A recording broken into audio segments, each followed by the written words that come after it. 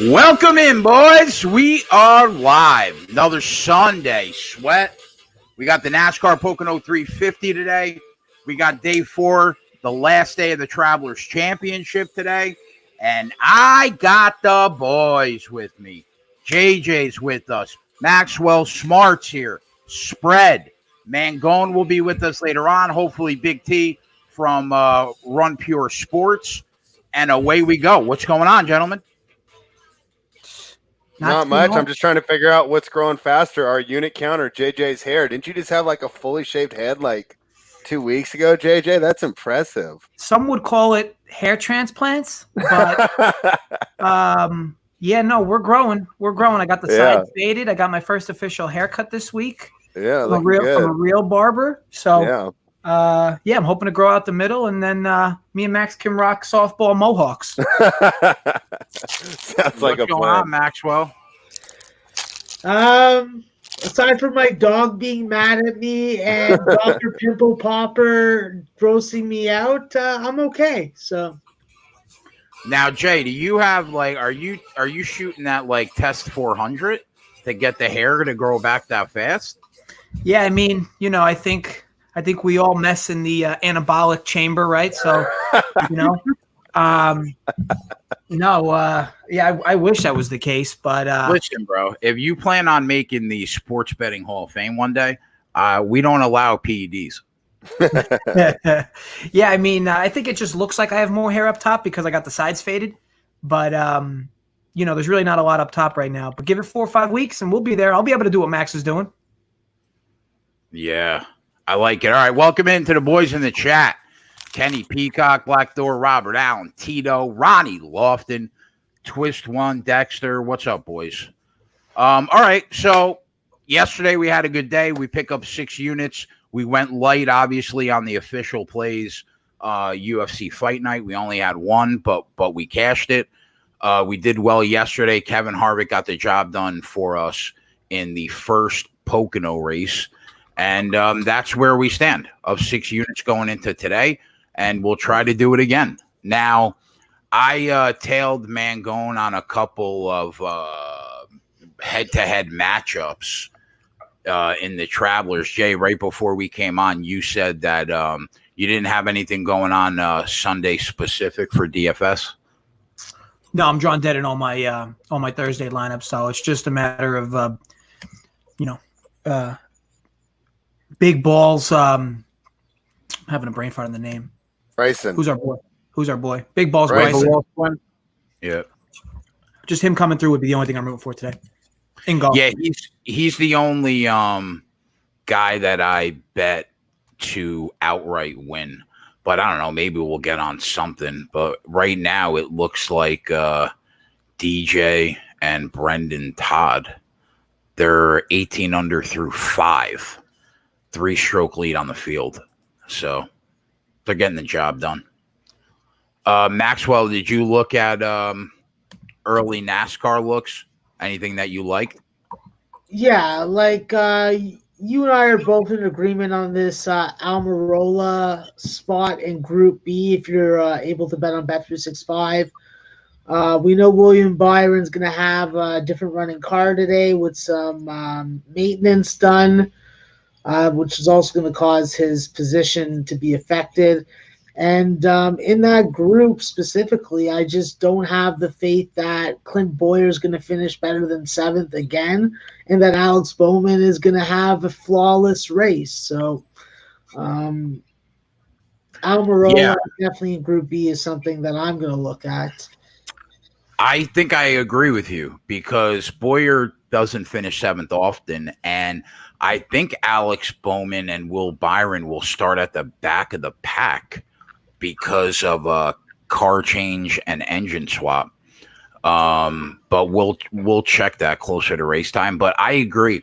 We managed to get that Ryan Blaney plus 275 in Group B yesterday, which was a pleasant surprise because Joey Logano shit the bed. Speaking of Joey Logano, he also starts at the back of the pack today because of backup car that he's going to. Spread, did you see anything on NASCAR?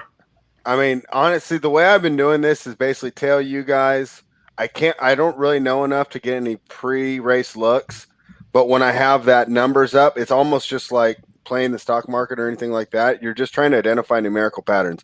So when you see a guy coming out of the pit, he's improving his times or his times are decreasing. That's kind of how I've been trying to learn this, but I don't have any pre-race looks for you guys.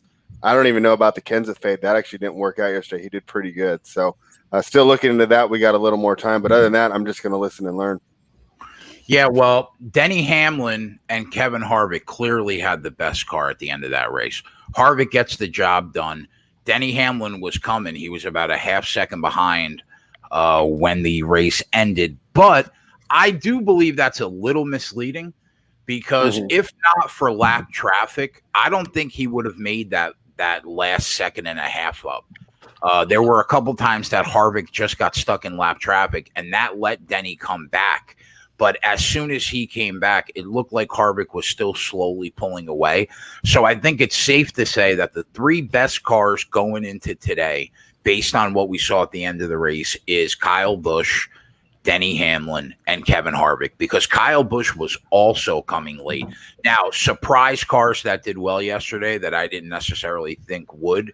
Eric Almirola cracks the top 5, which was impressive. Ryan Blaney was a little disappointing. I know Max said that he wasn't that disappointed, and I know that we did hit the group win, but I thought he would have finished in the top 10, and he didn't. Eric Jones, we don't know what we're going to get out of him today because he crashed early in that race. He was top 5 the last 3 races prior to yesterday, so he can make some noise. But all that screams to me is that Joe Gibbs Racing will be strong in this second race today, right? They finished 2, 5, 6 yesterday between Truex, Kyle Busch, and Denny Hamlin. So what do you think, Max? Do you see if you're naming 4 drivers right now that you like going into the race, it would be the 3 big boys at Joe Gibbs and Kevin Harvick, no? Yeah, I would definitely would right now. I think that the bet that I'm more interested in looking at and discussing is the winning manufacturer. This is a spot where I look at it as that you got 3 different potential winners that can win this race for Toyota versus one significant freaking challenger with Ford. And I think that at plus 140, Toyota is definitely the spot that I'm going to be looking in this race. Just based on what I've seen out of the other Fords that are available. And Blaney and Logano and Keselowski, they just really haven't wowed me. So, do we get any updates on who's moving to the back? Like any late engine check updates? Yeah, I actually, right before you came on, we were looking at that. So it looks like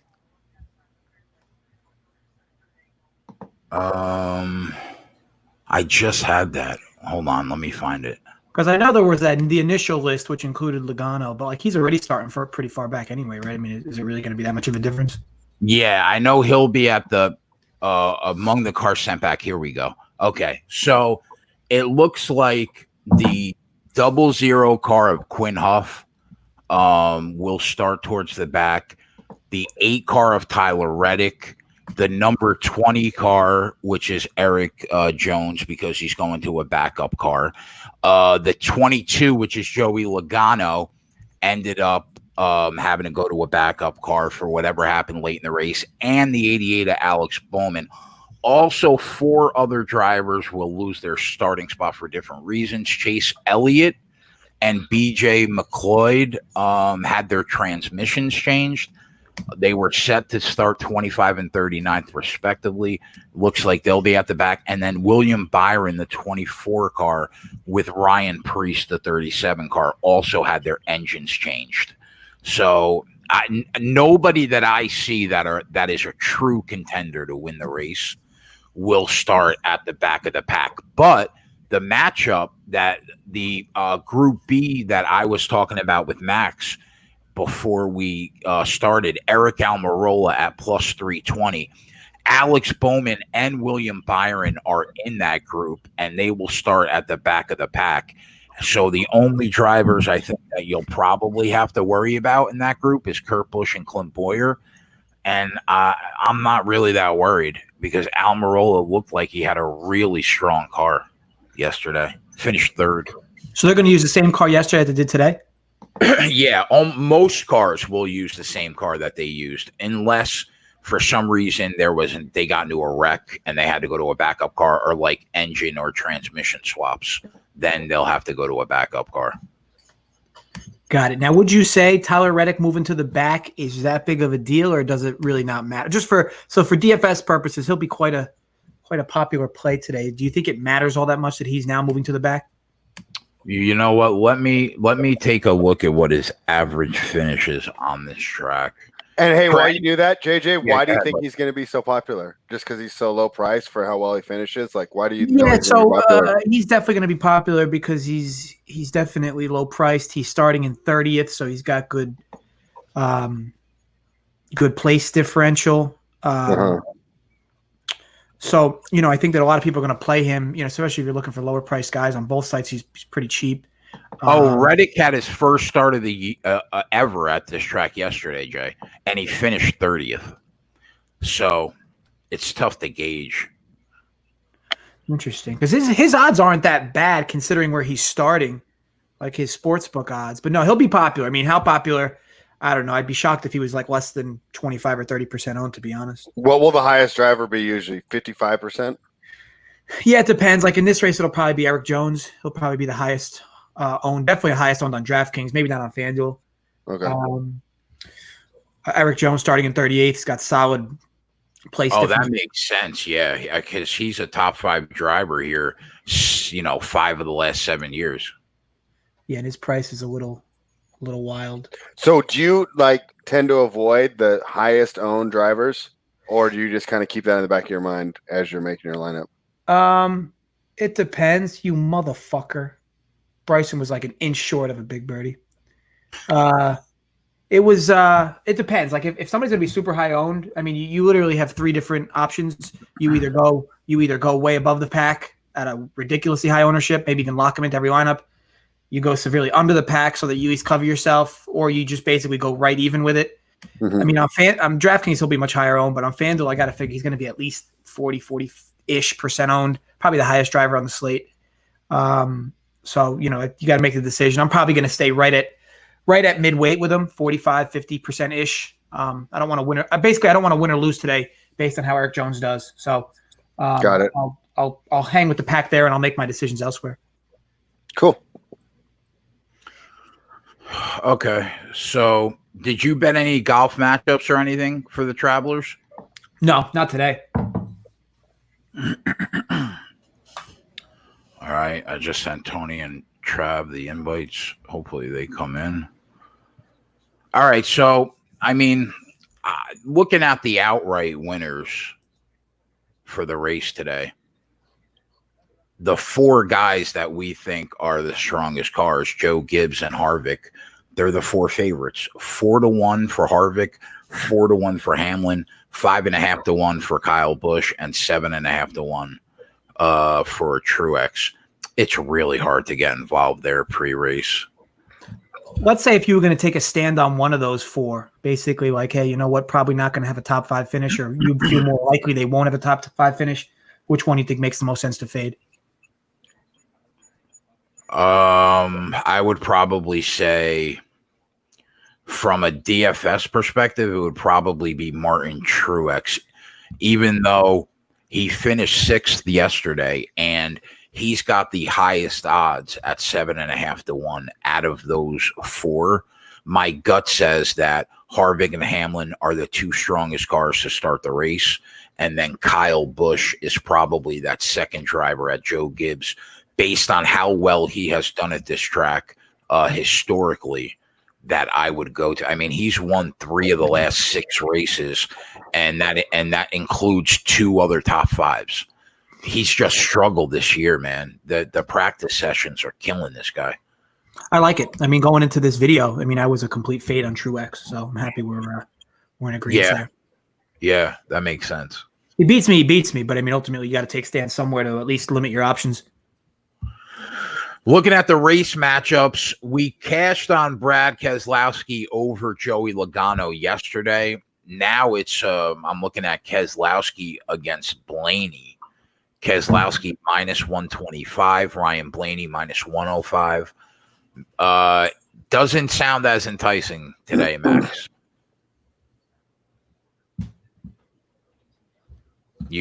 Are you fucking alive, Max? Yeah, he just muted himself. Oh yeah, sorry. He's trying to talk to Oliver. I knew you were talking to your dog. I was like, is he on the phone? I'm like, he's talking to his dog. Well, let's see if we can find maybe one or two pre-race bets that we can lock in, and we still got to probably, well, at least before start time, call it an hour. Yeah. If we were gonna, I know Max had said he was really thinking about targeting manufacturer. What specifically is there a price you think, Max, that makes sense for a specific manufacturer? Well, I think that anytime you can get over 120 on a winning manufacturer, it's worth at least half a unit bet. So at plus 140, it barely meets my expectations and my minimum requirements. But yeah, I think that's low. I think like we normally see the lowest is like plus 160 normally. Yeah, but having two races in 2 days, you know that you're going to see some freaking line reduction. And if you look at it, you have 3 drivers from Toyota that we know are going to have good cars, have decent starting positions, versus one really strong Ford. I don't think Brad Keselowski or Ryan Blaney are winning this race today. And what about Almirola, Max? I don't think he's going to win the race. I think that he can finish in the top 5. Yeah, I mean, listen, I gun to my head, I would agree with Max and say it would probably be Toyota at plus 140. I think it's safe to take both Toyota and Ford and scrape a half unit of profit because I don't think there is a Chevy strong enough in this field to win today's race at Pocono. So I think if you bet both Toyota and Ford, you can probably scrape out about a half unit of profit there. Yeah, I'm just going with Toyota. You can say I'm gambling here.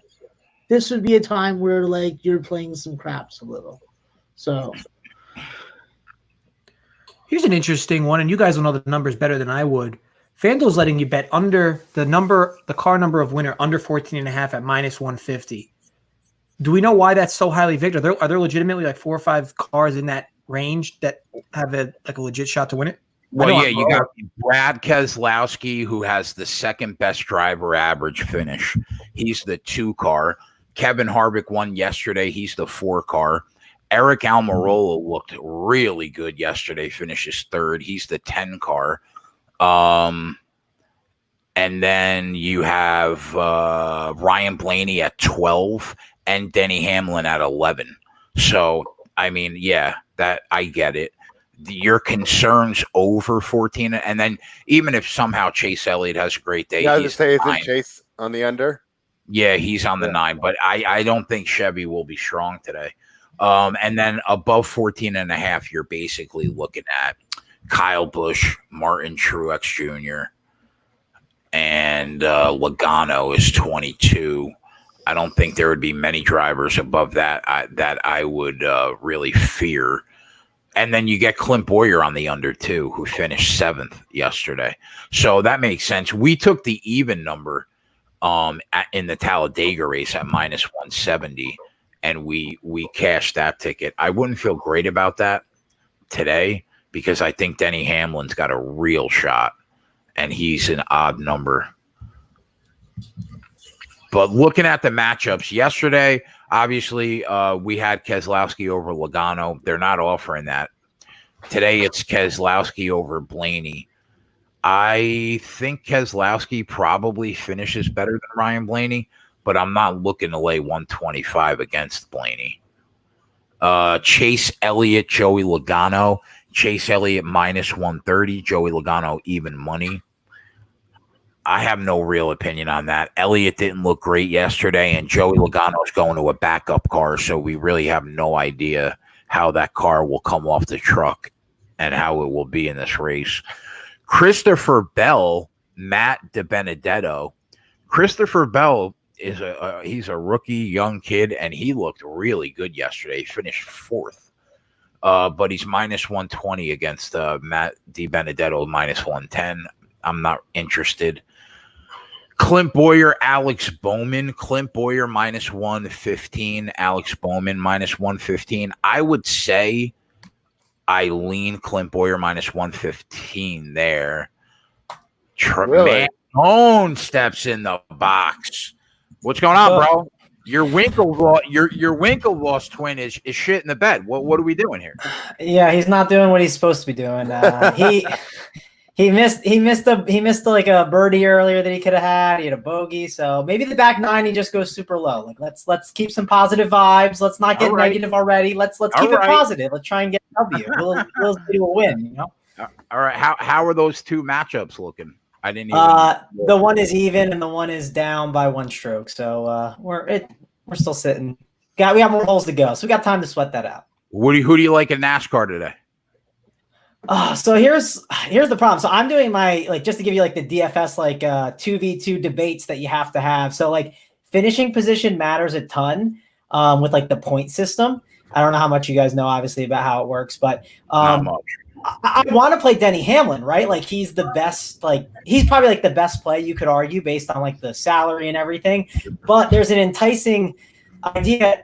I fall on my build. I fall on Matt DiBenedetto. And Matt DiBenedetto he's eighth. Yeah, he's in the 8th spot. So that's not as enticing. He's a decent driver, but I can get Alex Bowman if I go Martin Truex. And I heard you guys before just talking about Truex. And I'm not in love with Truex, but the idea of getting Bowman starting 27th, a guy who can finish high, if he finishes in the top 10, you get a point for every single spot you finish higher. And vice versa. If Matt DiBenedetto, he's at the 8th spot. If he finishes 24th, I get -1 for each spot he misses. So that's my real debate right now that I'm going through. But Alex Bowman had to swap a transmission, I think. So isn't he going to the back of the pack? I thought that was Elliott who did that, right? Wasn't it Elliott had a transmission, or was it also him too? I don't worry about that much because all those guys in the back, Quinn Huff, he's gonna pass all them. They're all terrible. So I don't worry about them having to pass those guys, I'd say. Yeah, he's definitely been one of the strongest Chevys this year, Bowman. Here's a question for you. Is having that transmission going to be a big difference where it would give a bump to a guy like that? Because the other guys are using old ones. I don't know. I'm not a car guy. I'll admit that. No, not really. And anybody that's going to a backup car, you have no idea how it's going to roll off the truck. So we have no idea how to gauge performance. And as far as the transmission goes, they're putting an identical transmission into what he had yesterday. So it shouldn't really matter much at all. Let the record show that 60% of this call is doing this from Jersey. I mean, wow, that is impressive. Jersey represent. Someone's got to represent us. And you got a Canadian and a Californian. That's a pretty good mix. Mangone, what's your take on Reddick now moving to the back? I didn't even hear he moved to the back, to be honest. I'm so dialed in on Bryson. I'm watching him. I'm fine with it, right? He's already 30th. Does it matter? He's gonna pass all those guys in the back. That's what I asked. None of these guys are. Yeah, none of these guys are good. I found a build where I was I didn't want to play Quinn Huff, but I was let me look at some other guys. And I was asking my buddy about Davison because he knows NASCAR. He's an 18-year-old kid. So all these guys are not good. So Reddick's gonna easily pass them. I'm sure he'll. Bowman's going to a backup car, so he's going to be in a different car completely today, and so is Tyler Reddick. So I guess a better question there is he's in a backup car too, Reddick? How big a deal is that? That could be huge because you really have now they could attempt to set the car up exactly the way they had it set up before they got either into a wreck or before something went wrong, but there's no guarantee. They're at a big disadvantage today because everybody that is in the car that they finished in know exactly where that car sits at and what adjustments they could make to make the car better. But when you're starting with a new car, you're kind of starting from zero all over again. Now, track conditions are a big deal. Now, if the track is cooler than it was yesterday or warmer, that matters a lot when it comes to handling. But I would say that Bowman and Reddick are at a disadvantage for sure at the start of the race. Bryson hitting birdies on par threes is like massive hard on for me. Is that what's going on right now? The golf coverage is showing me Dustin right now. So is that what's going down? Yeah, you missed it. Yeah, he birdied a par three. Yeah, when Jason said that, I got excited and I forgot I wanted to get some more FanDuel action, and FanDuel just directing me to the casino. They want me to play some roulette right now. Based on, and I didn't mean to interrupt you, Jay, but based on what he said, I'm gonna have to step away for like 2 or 3 minutes and redo some of my optimizers because I'm like so high on Reddick and like. Go ahead, brother. Do what you got to do. Yeah, I think that's a good idea. Like I actually made a build. Like I was thinking of doing like a main GBP lineup, and the thing it was doing, I was already fading Bowman in that, and then I was gonna make a Reddick fade because there's like some really good chalk on this slate, like just really good guys like in the back, like Logano, Jones. So I was thinking, should I play it? Should I not? But now I might play it because it faded Reddick and it faded Bowman, and those two guys are in bad like backup cars, and they might be the other two cars that are in backup cars, Joey Logano and Quinn Huff. Those are the other two guys that will start. I feel like I could finish higher than Quinn Huff though. Yeah, 100%. I mean, Logano in a backup's not ideal. BRB. God. Logano's the one thing I'm not like a racing expert, right? But the one thing I've learned about Logano from watching is he's like a strategy driver. It seems like he's a good all around driver. I feel like he could like manage that situation better. But a guy like Alex Bowman, he seems like a speed guy. We hate Joey Logano. He's dirty. He I just moves cars out of the way. So I was listening to the show yesterday, and I might get your guys' names right. I don't have them all down yet. Max is on top, and spread is all the way to the right. All I could hear Max, like I was playing some video games while I was listening to you guys at the same time, and like I was trying to like get some stuff while I was playing the game, and I had my headset on. I'm trying to listen to you guys at the same time, and all I hear is Max screaming "fucking Logano" like all over and over, going at it. That's all I could hear. So yeah, I'm well aware he is not a Logano believer. Oh, but that was because Logano blew his tire, and then we won our blaming matchup. So that's why I was that excited about it. You will never wonder. You will never wonder where Max is on something. Like his opinion will be known always. What game were you going for, Travis? What game were you playing yesterday? I was playing a Warzone Call of Duty. So yeah, I was trying to but you need to listen to a headset so you can hear people. So I was trying to do both at once. That's why I missed some of the bets too yesterday, but it worked out. MMA was good for me. I actually had Hooker as my MVP slot on FanDuel because just to give you guys an idea on like the DFS perspective, you guys talked about how that fight was really close. Like on FanDuel, I got Hooker at 5% in the MVP slot compared to he was like 50% over the MVP slot. So like the odds of like Hooker, beating him compared to that percentage is ridiculous. So I had a nice little leverage there. And even though Hooker lost, I got a lot of points because like Hooker put up some big numbers for me. Yeah. I saw the Instagram video of Hooker this morning after the fight. The guy literally looked like he got hit by a truck. I mean, his face, he was unrecognizable.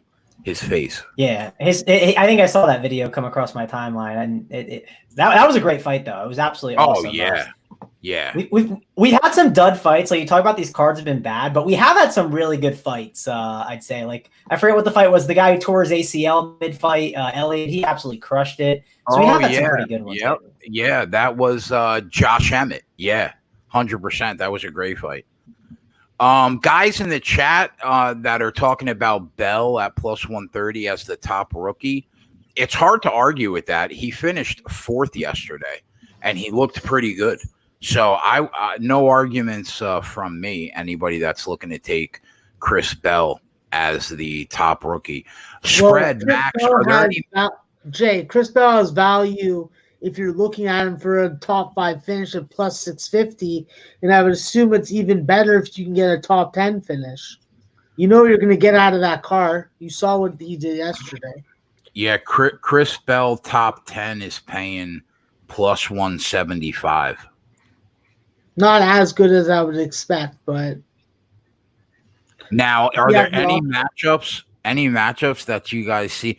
The only one so far that I looked at and I was like, oh, maybe I would bet that Clint Boyer over Alex Bowman at minus 110 so far, because Cole Custer, Chris Buescher, no real opinion. Kevin Harvick, Denny Hamlin. Listen, gun to my head, I think Denny probably has a better day than Harvick, but Harvick is even money and Hamlin's minus 130. There might be a little value on Harvick at even money head to head against Denny at minus 130. But another one that's not bad, Max. What about Almirola over Kurt Busch minus 110? I think that's a good one, but I'd rather play him in the group. At plus 320. Yeah, I think that if you can beat Will Byron, you can beat Kurt Busch, you can win that freaking group for us. So yeah. Kyle Busch minus 140 over Martin Truex. That's a little high, personally. How do you think Newman will do today? Where did he finish on Saturday? Do you know? I'd have to look it up real quick. he was at the front for a little bit. Ryan Newman 15th, which is basically his last 4 races: 8th, 16, 14, 15. So he's been consistent the last 3 races at the track. Is that backup car? How new is that news on the backup car? I'll admit, I wasn't in like the loop totally on everything. Do you know how new that news was? You know, the one website I go to, Trav, the go-to website is MRN.com, MotorRacingNetwork.com. That's where you can get like just the best NASCAR information, I think, personally. But that was directly off NASCAR.com. Okay, I'll look right now. I'm just curious. I was trying to say, one of my buddies plays NASCAR. I know he's at like an event, so I was trying to help him out with his. Yeah, lineup. if you look in our private chat, you can see the private chat, right? Yeah, on the StreamYard. I'm dropping the link right now in that private chat. Perfect. Just check out that link. Perfect. I'll grab it now. Spread. What do you think about matchups? Anything? I mean, the only one that stuck out to me. And you had just talked so good about Bell, but Newman at plus 155 over Christopher Bell. I mean, he is a rookie, so how does that affect? I know you guys were talking about him for top rookie and even top 10, but plus 155 seems like it's a pretty good price there. What would you guys think about that? I think there's probably a little value on that. I mean, he did not finish as good yesterday as Chris Bell. But plus 155 is pretty high for just for any matchup almost. Yeah. What about Eric Jones? Now, Eric Jones is going to a backup car. That's the only thing. But he's plus 105 against Eric Almirola. Harvick. I don't know. Wow, Harvick is minus 150 against Truex. Jeez. I noticed that moved. It was minus 135 earlier. It was minus 135. Yeah. I noticed earlier, like a lot of these lines. So like Truex and Keselowski, like again, like those names are good names, right? Again, I don't know NASCAR as well as you guys probably do, but that just seems like they're giving a lot of respect to some of these guys. Like Pinnacle Kyle Busch versus Truex was minus 160 to plus 120.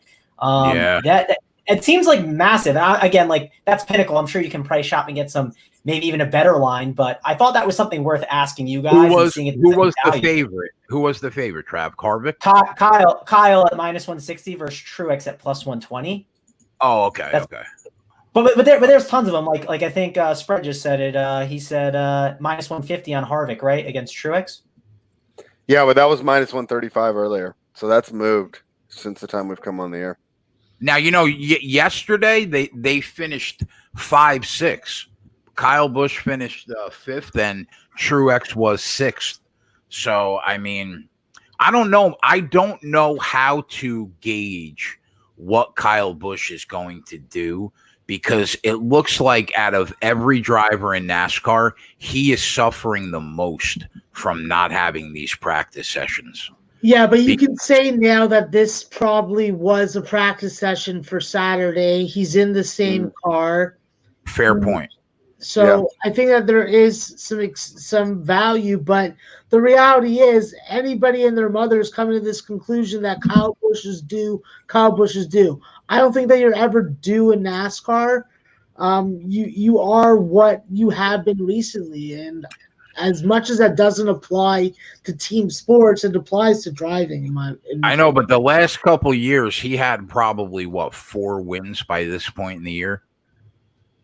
So can I play devil's advocate? There's all these good drivers and bad backup cars, right? How is Kyle Busch not going to win this one now? Like, this is his time. This should be his chance. Like, and I don't know what the lines are typically on a guy like Kyle Busch. I don't know if like the line is around 5-1. Around 5. Okay, yeah. So that's kind of the reasoning I was thinking. Like, for instance, I'm building a lineup right now, and I'm trying to figure out if playing Kyle is worth it. And I'm looking at like these really bad drivers like Joey Gase and all these guys, Quinn Huff, just to kind of make it work. And I'm trying to pick the winner. But I think the only 2 drivers that probably have a better car than him going into the race is Harvick and Hamlin. So, that's from yesterday's race, I'm assuming? Yesterday's race, they finished 1-2. And Harvick looked like he was able to maintain about a 1 second lead on Denny Hamlin, if not for lap traffic. But Denny was coming. Kyle had a really good car late yesterday. He was ticking fractions off the lead. So I think those 3 guys probably have the best car to start the race. And those are probably the best 3 guys for top 5 finish also. The number is terrible, but if you think about it. Can you parlay any of those like top 5 together? A couple of them? I mean, again, like I'm talking about how like these backup cars are bad. Not that they're bad, but they're obviously not what you expect. So there's just some type of value on it that's not normally there. Yeah, you can parlay top 5 on DraftKings. Yeah, you can't do it on 365. Is there any good ones here? Maybe I can throw one in if there's something. Maybe a Hamlin Kyle. Harvick and Hamlin are minus 130 top 5. But if you parlay it together, it's like plus 206, I think. Which is I'm sorry, that was Kyle. Harvick and Hamlin is plus 241. I don't think that's bad. I think something has to go wrong for those 2 guys not to be in the top 5 today. It says, sorry, the selection outcomes cannot be combined for me, at least on DraftKings, from what I'm noticing. Well, if that's the case, it should be for me. I'm in Jersey. I don't know why you're right. I see it now. It gives you the price of what the parlay would be, but it says, sorry, the selected outcomes cannot be combined. Yeah, I guess you can't. I think what I like is backing Almirola based on the car that he had yesterday. I think we take a shot, Max, in the group on Bet365. Yeah, I got it in my queue. I'm waiting for the frickin' go ahead. Yeah, I'm going to bet it. Group B, Eric Almirola finishes better than Kurt Busch, Boyer, Bowman, and Byron. I think I'm going to bet that right now for a unit. And I'm taking Toyota. Plain and simple. I like that. I don't mind that play, bro. I'll bet that. All right, I'm gonna tell you guys on that one. Can I ask you guys a question? And these are really bad drivers. Again, DFS, it's a little different. I don't want to talk about these guys, but I'm debating on playing Harvick or Quinn Huff, and then I could play Kyle Busch and Joey Gase, or like Timmy Hill. Like, can any of those guys get up there enough and get like, maybe like a top 25 or not even top 25, just get like the top 30? I can tell you exactly what they've done on this track. Joey Gase raced on this track one time. It was yesterday. He finishes 37th. Timmy Hill has raced on this track 3 times, and all 3 finishes were 36, 36, 35. Quinn Huff 3 times, 29, 31, and 40. So, I mean, Quinn Huff has had a better average finish than Timmy Hill and Joey Gase, but the sample size is really small. All right. Well, what about one last guy in there? BJ McLeod. What was his? He has the lowest average finish of any active driver in today's race. Oh, lovely. 40, 39, and 33.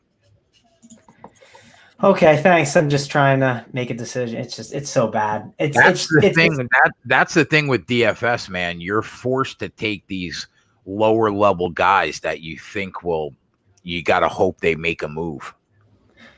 Yeah, it's just like a stars and scrubs way, and like the finishing position matters a ton. Just like how much you finish. If you're like in 36, like Logano's back there, just being able to move up to like if he gets like a top 15, he's like a lock, like to be on like the winner. So it's actually maybe not Logano at his price. There's other guys like Eric Jones, for instance, at his price. If he just gets up to like top 20, it's like going to be a lock to win. So Right. Yeah, it's tough to I'm just trying to navigate it and ask you guys the questions. But if you got any other questions, get that in before. That's why we're here. Just shoot. Jay, what was the group again? Was it Almirola over Byron, Busch, Boyer, and Yeah, Group Bowman? B. Yeah, Group B. Almirola over Busch, Boyer, Bowman, and Byron. And what are you getting in there? I'm seeing plus 320 on Bovada. That's exactly what I have. And you just put it in, it's official? Well, I bet it for a unit. I don't know if we should make. I think we I just should threw 100 on it. Let's go. I think we should make the top Toyota wins the race at plus 140 in official play. I agree there. Spread. Do you have a better number than plus 140? For Toyota? Yeah. I doubt it. I'm a little worried about Ford. Listen, if you're worried, you take them both and you take the half unit profit because I don't see Chevy being a threat. Dude, it's on Bovada, Toyota's down to plus 105. So if you got that plus 130, that's probably a pretty good deal. My Ford's plus 160 and my Chevy's plus 330. Yeah, we have plus 140. I'm looking on FanDuel, seeing if they have anything different on the FanDuel book. They have plus 130 on Toyota. Okay, plus 125 on Ford. So Ford's the favorite? Yeah, they're the favorite at plus 125. All right, so we'll go with the 140 on Bet365 as the price. I got that. Unit? Yeah, I threw that in for a unit. Now, if you're worried, I guess unless you can get 140 or 50 on Ford, there would be no reason for you to take them both. Because if you can't make at least a half unit profit on it, you just take the shot on one. Wow, John Jr. says he's got Toyota at even money. We're getting a really good price on that, Max. That's crazy considering where the price is coming from. Yeah. Can you, Jay, give me one more question? What was Mappy then MBD? What was his finishes here? He seems like he's not a bad option. His last three races here, all three have been in the top 20. 17, and then yesterday 13. Okay, thanks. Yeah. Connor, what's plus 160 on 5 dimes? Oh, Connor Butler says Toyota, Connor? If that's true, that's the price we're going to quote. If that's true, then I'm hitting that. Oh, no, he said Toyota's plus 145. It's still 5 cents. Yeah. Well, that's worth it then. I could even do the double up and just do the Chevy fade because I could get Ford at plus 160. That's what, on yeah, Bovada. I would do that. I would do Toyota that. plus 145, so I either get 0.45 units or 0.6 units. Yeah, I think you get it too because I don't see who. Chase is our main worry, right? Yeah, and he looked bad yesterday. He did not look good. Yeah, and I've always not liked the way that he gets in and out of the pit, so I feel even better about Chase. He wins a lot of groups, but he doesn't seem to do well by the end, right? Yeah. Or stages, I mean. Is Kyle typically good here? I mean, he's good everywhere, but like Kyle, not only is he typically good, bro. I mean, out of the last 7 races, he's won 3, and then he's finished 3rd and 5th in the other 2. He's a machine at this track. Yeah, it's hard to argue against him. Yeah, he's like the best. I mean, I think he's the best driver from what I've So even though do he's I. kind of struggling. He's been struggling lately, obviously, but I think he's I think I agree completely. I think talent wise, there's nobody as good as him. If you gave him an even car with everybody else, he wins. I would agree. So what sports are you best at, Trav? I'd say NBA. NBA is definitely probably my best, the one I like the most too. Like NBA and NFL are probably my two favorites for sure. Oh, nice! No You doubt. got to come hang out with us more often. Oh, and I'll be here for NBA if you guys want. Like, I mean, I'll be here from noon to noon till like whenever it ends, 11. I have no idea how long those are going to be going on. It seems like it's going to be an all be day like event. quadruple headers almost every day from looking at the schedule. It's gonna be There's so a lot good. of days that are between 4 to 5 games. And they don't overlap a lot because they're really trying to take advantage of the fact that they'll be the only sports on TV and the ratings will be through the roof. Well, you and Max are not getting paid double time for the quadruple header. All right. Hey, listen, bro. I got fucking workers' rights, right? Don't fucking. I'll give you. You'll get a paid lunch, bro. But aside from that, it better you're not be getting filet double mignon. Matt, I was on the one show where JJ was talking about Max having many faces. Does he have a union face where he's going to head up the union and rally everyone together? Yeah, actually, I do. It's the community service worker in me, but I try and keep that hidden in the closet like a dirty secret. So cool. Nice. I come back, and I see we got a bet. Yeah, we got one. Oh, we got two bets, right? We bet we have two. If you want to put the group up there, it might be hard to get under all the. I guess you could just write Almirola Group B. Yeah, we on Bet 365 we took Almirola over Boyer, Byron, Bowman, and Busch, Kurt Busch, at plus 320. Good. I'm heavy on. I'm definitely heavier than I think the field will be on Almirola, so I'm all for it. I'm looking to see if there's a matchup worth playing. I'd like to give another one out.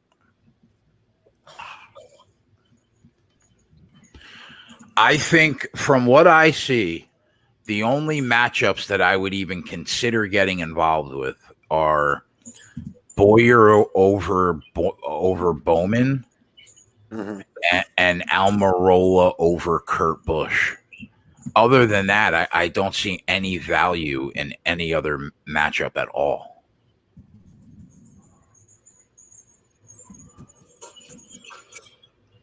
I would have taken Keselowski at a better price, but I'm not laying 125 against Ryan Blaney.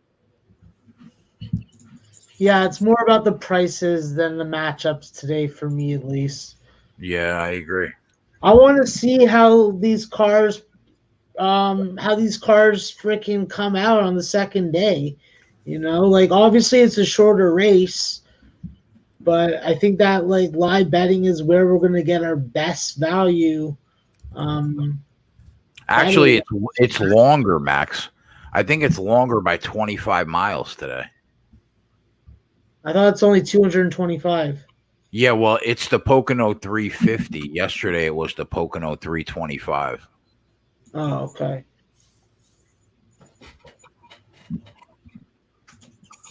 Larry McReynolds has such a shiny head. I just want to pat it. JJ, wait, what's going on in the chat? I want to put some Vaseline on that shit. Just fucking rub it. I don't remember that lyric in the John Lennon song, so you threw me off.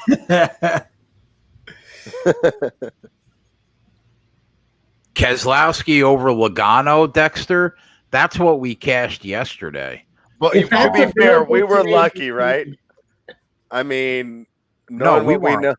We weren't lucky, were we? Oh yeah, no, Logano blew his tire with 7 laps to go.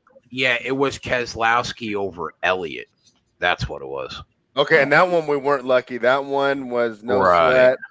Right. The Blaney one was a gift from Blaney. Yeah, that was a gift. Mangone, you see Rappaport's question, LaJoy or McDowell? Was that already addressed? Like, can we answer neither? I thought you said Ian Rappaport, like he's out here grinding DFS or something on Twitter. That's what I thought you meant. Like he quote tweeted, like Run Pure Sports was like asking a question. No, I didn't see it. LaJoy or McDowell. It's probably McDowell, but like the problem with McDowell is like the downside, right? Like he's starting at I think he's 11, so like it could get dicey with him. He's been racing a lot better. Max talked about it, right? Like how they're in like current form. Like McDowell's been pretty good, so it's probably McDowell. But I would lean LaJoy personally, but I know a lot of people like McDowell more. I think he can have a high enough finish. I think Keselowski probably finishes better than Logano, Dexter. The question is, do you want to lay 130? I mean, I wish you didn't have to lay 130. But I like the matchup in terms of who I think finishes. Almirola over Blaney at plus 150 is definitely worth a shot. All right, let me pull that one up. I don't have that. Dexter asked about it, though. I mean, at that price, you almost have to. The guy finished third yesterday and had a great car all day. Yeah, I'm actually looking at all the Almirola matchups then. Yeah, from a lot of the talk, it seems like Almirola is the guy that was quite interesting and could have a good night, could have a good day. Are they making you pay heavy for him in DFS? No, not at all. Very cheap. He's 7,200. He's priced only $200 more than Ty Dillon. So, basically on DraftKings, they're practically begging you to play him. Yeah, INDK's pricing is so loose. It's kind of ridiculous. But I feel like every lineup is going to be Almirola Jones, Logano. Yeah. That's why I'm saying, like, I don't know. I kept trying to find like I'm pretty good. I will admit, like when there's like a good chalk build, I'm pretty good at finding like that nice pivot, especially when it's so strong, like a really good pivot. And I just can't. I mean, I can't muster it up, man. Every time I keep trying to find it, so I'm probably not going to enter this the $400. But DraftKings, your best bet is to just complete fade the three chalkiest guys and just root for the worst things to happen. Yeah, I was debating on going Kyle, going a Kyle Keselowski route, and then like jamming it with like Logano, and then like putting like Jones, and then like some of the mid 7K guys like Almirola, and then like whoever the last spot is, just throw them in. I don't think that's a bad call because Kyle and Keselowski race really well at this track historically. Yeah. This one's good. I just made. I thought about throwing this one in. Maybe I'll throw it in, but we'll have to see. Hasn't Kyle's cars sucked though? He's been struggling from not having these practice sessions, but he's finished in the top 5 out of 6, including 3 wins at this track. And like Max said, he got a really long practice session yesterday. And that's what I was going to ask. I was like, isn't yesterday practice technically? Yeah. So that's a good way to look at it. RKE's jumping in with a very important question. What's the weather situation? I think we're good. Let me check race weather on Twitter, but I think we're good. My buddy said he thinks it's going to nip the track, but it's raining 5 miles. He's 5 miles from the track, and he said it's pouring over there, but he thinks it's going to miss. He said he thinks it's a little northeast. So cool. That's my boots on the ground assessment for you. Race weather says this is from 34 minutes ago. A severe thunderstorm warning has been issued, which includes Pocono Raceway until 4 p.m. 60-mile-an-hour winds and quarter-sized hail are possible, but only up until 4 p.m. Right now, it's favoring missing, but still needs to be watched for lightning in the atmosphere. Listen to this guy, a fucking meteorologist. Yeah, but he thinks that they get the race in. So I think I'm taking a shot. I never back Clint Bowyer in a matchup, but because Alex Bowman's in a backup car and he's going to be starting at the back of the pack, and Chevy was not impressive on this track yesterday at all, I think we take a shot and back Clint Boyer at -110 over Alex Bowman. What site? I'm in.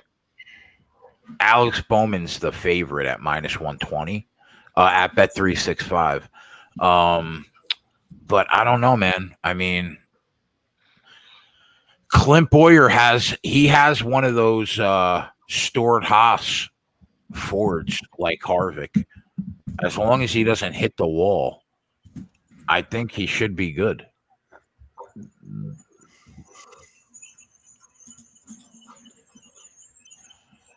Otter on the over says Chase Elliott fade. I don't disagree with that, but your only option that I'm seeing is like Joey Logano. Who do you have spread in matchups against Joey Logano?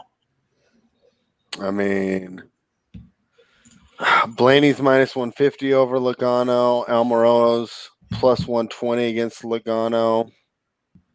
No, against Elliott. Oh, against Elliott. Let me see what we got here. Logano -115 over Elliott. Keselowski's -130 over Elliott. Truex is +115 against Elliott. Truex? Yeah, Wait, that's what I see. what? Truex is what? +115 versus Elliott.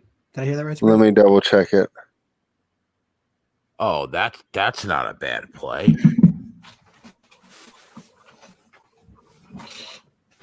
The tilting part here, man, going with Bryson's day is like he legit had a shot today based on how those top two guys played. The sick part with Bryson is like you could legitimately argue. I know he hasn't won in these three events now, but like you could argue between all three events, he's been the best golfer. Oh yeah, it's super tilting. You know, I did hear an interesting take that was, from his mouth, which makes me like wonder, like maybe I shouldn't have bet it this weekend. Was like he said all these courses now with the way he plays are new courses to him because he plays different. He's still shooting like 4 and 5 under every single day. He just doesn't have that. He just doesn't have that like 9 or 10 under on those one days that you kind of need to win one of these tournaments. But he's just consistently 4 or 5 under every day. I told you the stat showed that he had a top 8 and a top 3 in the last 2 events, and they were all floor games based on his stats. And he's kind of showing you it again. I actually bet him top 10 also, just in case he doesn't win doesn't hit. I got him at like +125, and I might just bet him top 10 like all summer long. I mean, it seems like he's just gonna be up here every single week. His consistency just all around has been incredible. And you could argue, like, I don't know if he's losing strokes putting, but I can't imagine he's gaining all that many strokes putting. I like those make the cut parlays, man, with 2 or 3 guys that are like, top 30 guys in the world. It just seems like free money. I will say you got like of the weeks like to do that, like you picked the wrong week, but you got the right guys because so many good guys like missed the cut. It was crazy. Oh man, between Morikawa and Thomas, my God. Yeah, I mean there were so many. It was wild. It was, I had two of them. It was Answer, Bryson, and Rory, and then Schauffele, Bryson, and Rory. It's just with the way Bryson's playing, like it's hard to imagine him like not going top 20 for like the next few tournaments. Obviously, one day can blow it up, but like his driving, he's not even driving the ball that well, but like he's giving himself makeable birdies. Like it's just a matter of his putting. Like he's this close to a -9 day. I don't know if he'll get it because he's just not consistent enough putting, but he's always in position to have those days. He just hasn't had them. Spread, are you still here? Is that plus money? On which one? I was wrong. So Elliott. Jesus Christ. You can't read, bro? What are we doing here? Yeah, no, I know. And I put it in the chat that I read it wrong. So Truex is actually -160 to beat Elliott. Oh, okay. That would have been a 5-minute max. Yeah. But yeah, I explained it in the chat real quick because I didn't want to interrupt. So yeah, No, Chase Elliott. It looks like the books are on it too. Blaney's minus 140 to beat Elliott. Logano and Elliott are minus 115. So the book knows Keselowski's that minus 130 to the beat book Elliott. knows to fade Elliott then today too. That's Yeah, you got to lay juice on all of them. Which it also could be. It also could be that Vig's kind of switched with him moving to the back. No.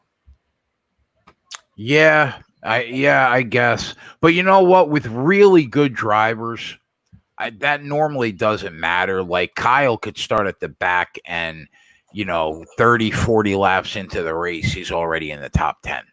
So normally with the best drivers, that really doesn't matter. But Elliott just doesn't. He did not have a good car yesterday at all. So, but okay, never mind, spread. We would have definitely made. Yeah, no, I was all over it too. And then someone in the chat was like, "No, I have it at minus 165," and I said, "I really completely read it wrong." As I was scrolling through all the names, so makes sense that they're on it. I mean, the minus 130 might be worth a look, but I just think it's really tough to be profitable on these head-to-heads laying the minus 130. Although Keselowski over Elliott at minus 130 seems a little enticing, but I also you know what we paid overrate for that? Keselowski. We paid yesterday at minus 110 for that exact matchup. Right, and it makes sense because it was a no sweat matchup. Right. Yeah. Yeah. Okay. So the only matchup I feel comfortable with is Clint Boyer minus 110 against Alex Bowman. I think that's the matchup that we take a shot on and make official. Cool. Let's throw that on the bottom. I've already placed it. Okay. All right. So I'll put that. Bet365 has Boyer minus 110 over Bowman. We locking that bet in as a play? Yep. Let's get it. Love that. Boyer for Bowman. I need Bowman to not do on DFS, so. Let me ask you guys a question. Do you ever take a shot at these short prices to win a golf tournament on Sunday? I'm definitely not the person to ask because this is the third golf tournament I bet. I'm not. I'm not someone that I don't live bet the what's it called? I don't live bet the outrights too much on Sunday that much. I typically like to look at matchups. I think that's where I like to live. Just betting those minus 110s and stuff. I have like a unit or like a unit and a half I do of just like betting on the winners that I kind of just sprinkle throughout. Depends on the week, obviously. But I don't want to like extend myself because then I think you can get in a habit of like every Sunday you want that sweat and you want to just like be doing it. Obviously, if you're hunting for value, there could be some there, but I just typically stay away from it. That's just me though. Yeah. Now I got to figure with how the futures work and how quickly odds can swing. I got to figure sharper dudes on golf specifically can make themselves a lot of money on future bets day to day. Just like where like you're going into Sunday afternoon at 3:00 and you're basically holding 3 or 4 tickets that are all going to pay more than 5 to 1. I could see that happening. I will say if I was someone that was like going to live bet, if I was someone that was going to live bet golf, right? If my idea was I'm going to live bet the Sunday and everything like that, I would want to know the holes. I would want to know like, I just finished, 8 holes. What are the next 10 holes ahead of me? And try and like calculate, okay, this was let's say like hole 12 was like an easy birdie hole and someone just parred it. That's like something that they could have capitalized on and they didn't. So that's something I would really want to like know if I was going to get into the business of that. That's just my personal opinion. I'll admit, like, I don't like study up on like the holes like too much. I read some stuff on it when I do DFS, but I'm not out here knowing like all 18 holes, like which one's the good one, which one's the bad one. So that's what I would do if I was live betting golf on Sundays, with the outright winners. Because I think that obviously the line might calculate some of those things, but I think that'd be something maybe that could get missed or overlooked. Makes sense. Max, do you see anything else besides that? He left us. He muted it. He could be listening, but he cut his camera. So my guess is he's still trying to get Oliver not to be mad at him. I'll say when you mentioned like live betting on Sunday, like I said, I never do that, and I'm still tilted about Xander because I hedged a little bit when I was up. I put like $200 on Morikawa at like plus 150 just to hedge Jay. And I thought you had it, man. I thought you had it. So I thought I had it too, and I didn't even think Berger would be like there to win because I knew Morikawa like would probably close it out. They just both choked it, so I just got I needed to borrow JJ's Vaseline for the night. It was not a pretty scene. Yeah, I mean you got to figure. I mean between Mango and Xander last week, I was on Simpson. I mean Xander 2 weeks ago. I was on Simpson last week. Just to have a sweat with Bryson here is nice, but I mean it's not really becoming a sweat anymore. But I mean, look, crazier things could happen. Yeah, just this has been my since we've like been back. This has been my worst golf week. Like even the matchups I gave you, Jay, they're struggling right now, but they could turn obviously. Yeah, I got ripped a new one this weekend. It was bad. The first 2 weeks were great, but this week was rough. But we'll have to we got to just like get back on the saddle on Monday and get researching and. Listen, bro, it's all good. I'll never get mad at anybody for giving me something that doesn't win. It happens. The best in the world hit at 59%. Oh yeah, for sure. Yeah, DJ has a putt right now. He's like not on the green, so I'm wondering if this is. I don't know what he's going for. But if he's not on the green, it could be a spot where maybe he loses a stroke. This should be shot number 2 for him on a par 3 maybe.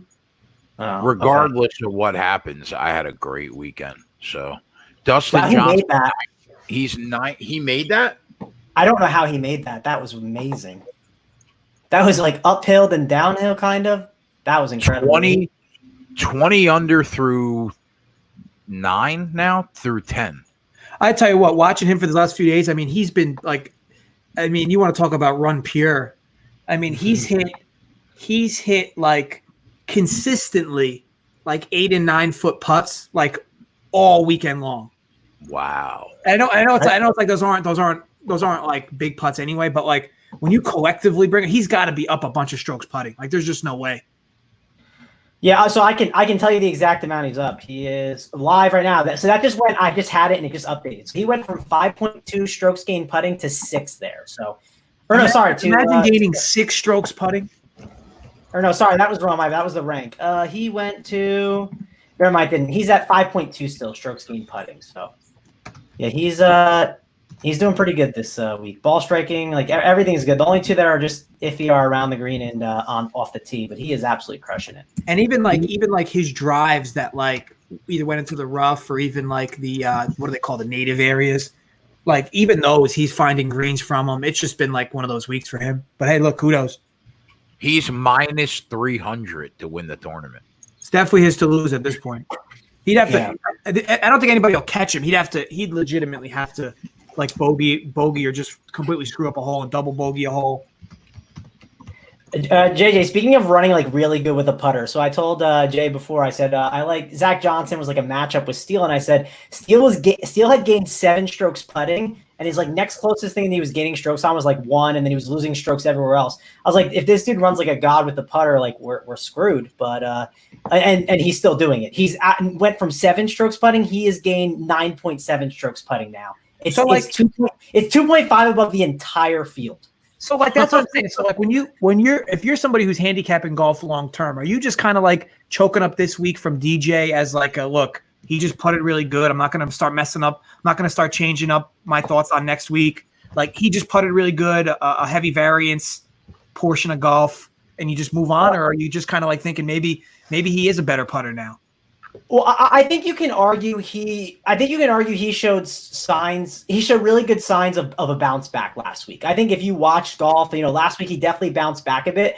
And I'm not saying you could have like guessed this would happen, but I think that this was in like the range of outcomes that easily happen. Like it's not out of left field that he just kind of started playing really well. If you're going to win a tournament, you have to putt well. Most guys don't win a tournament without putting well. So, yeah, of course he's not like going to run like this all the time. But I personally think seeing last week what DJ did, on the weekend, we shouldn't be too surprised at what he's doing now. I mean, he's Dustin Johnson, right? It's not like he's a scrub.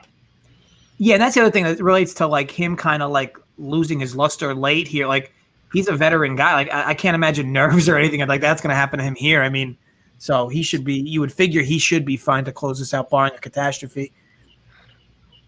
Yeah, no, I would agree with you on that. Like I said, we're not banking on like Brandon Todd to And what's going on with Rory? Like, I'll tell you what, there's no player, at least over these last few weeks, that I've seen that like you'll be like, okay, wow, like he'll eagle a hole, birdie a hole, and then you're like, okay, wow, here we go, Rory's back, and then like double bogey followed by a bogey, like it's almost like he gets in his own head.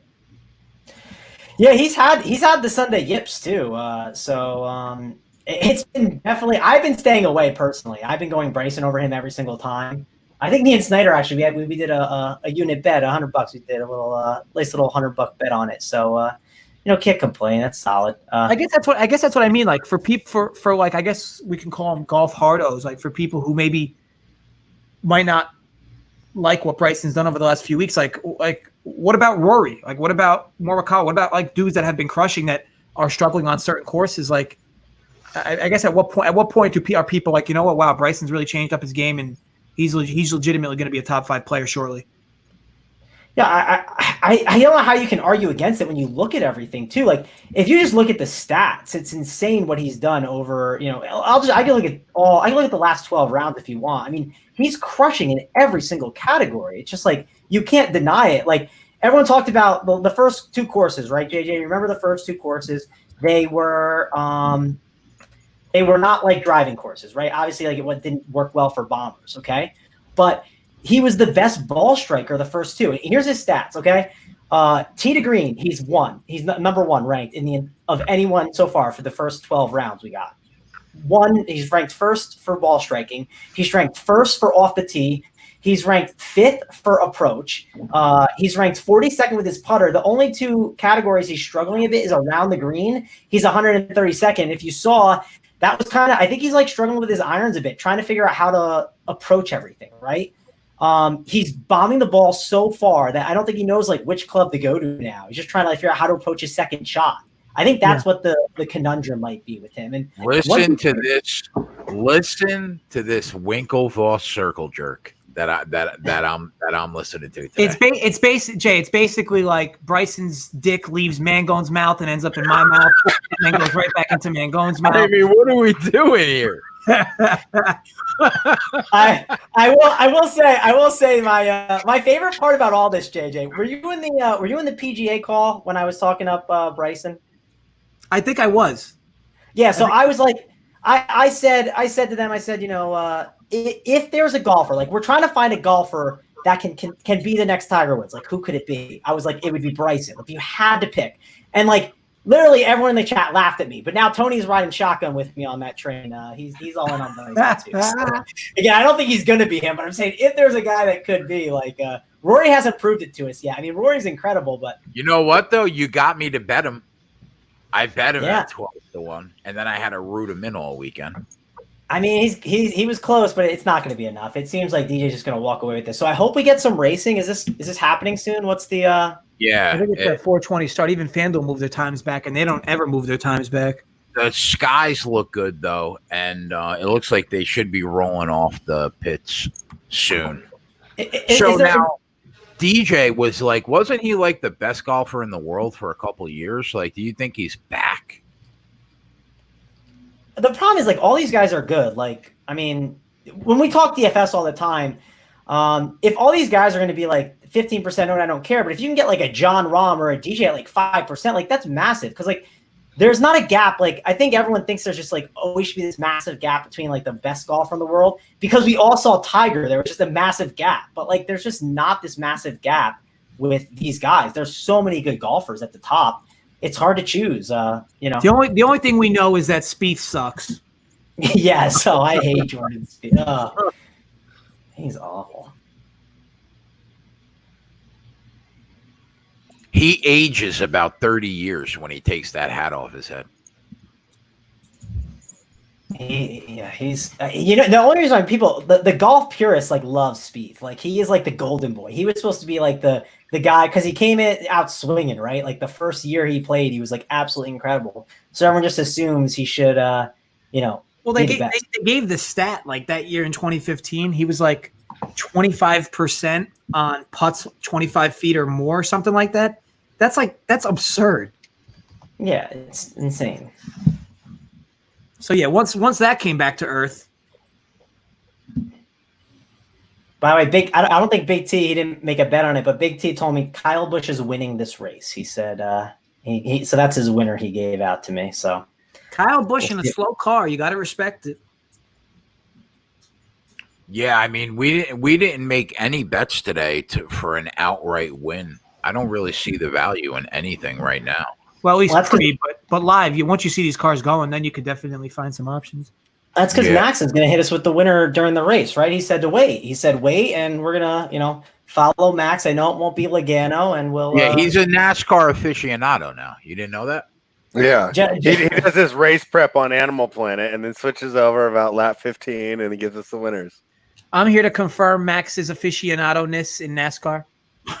Hey, listen, I've won the last 3 races. I'm pretty secure with that.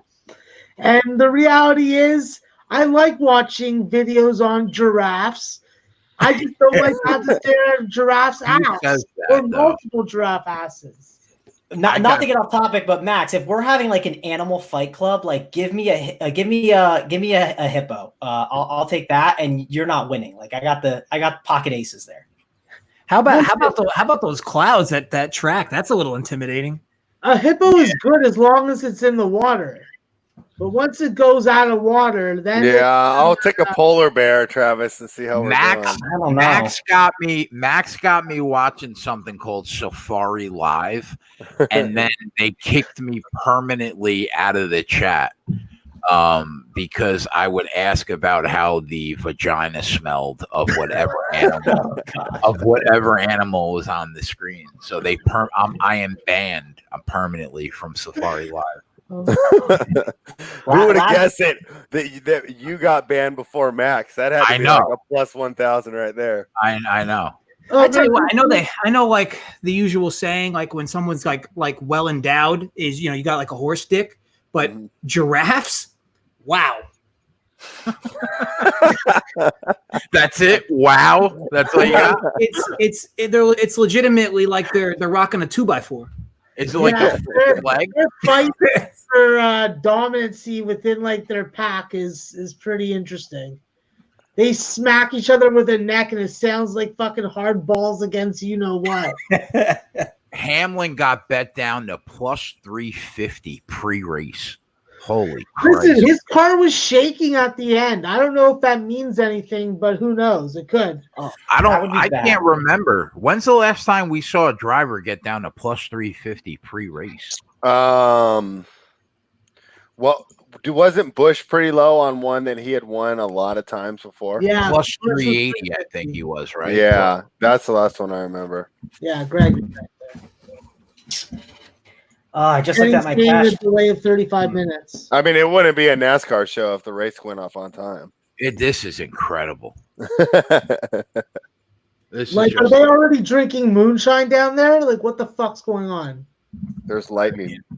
And if it is, I hope it's can't get through one race without a weather delay. I told you guys. I think I tweeted on the Run Pure Sports account. I got to bump it now. There's no better duo than Rain and NASCAR. I got to bump that. Yeah, name a more iconic duo. Yeah, I got to find that one again and bump it real quick. Yeah, Twatty and Kamchatka might be up there, but let's see if I can find it. Kamchatka. It's got to be here somewhere. I'll find it. That Cavassier. So, JJ, what do you have in the glass today? Is that some keto apple juice? It's it's empty right now. But it was white wine. I'll probably fill myself up with a little rosé. All right, there we go. I only take the rosé out during NASCAR delays. So twice a week. So in other words, you're an alcoholic. Basically. All right, I just hit the bump on it, so the people can get we can get all the engagements, the likes, the retweets, all the good stuff.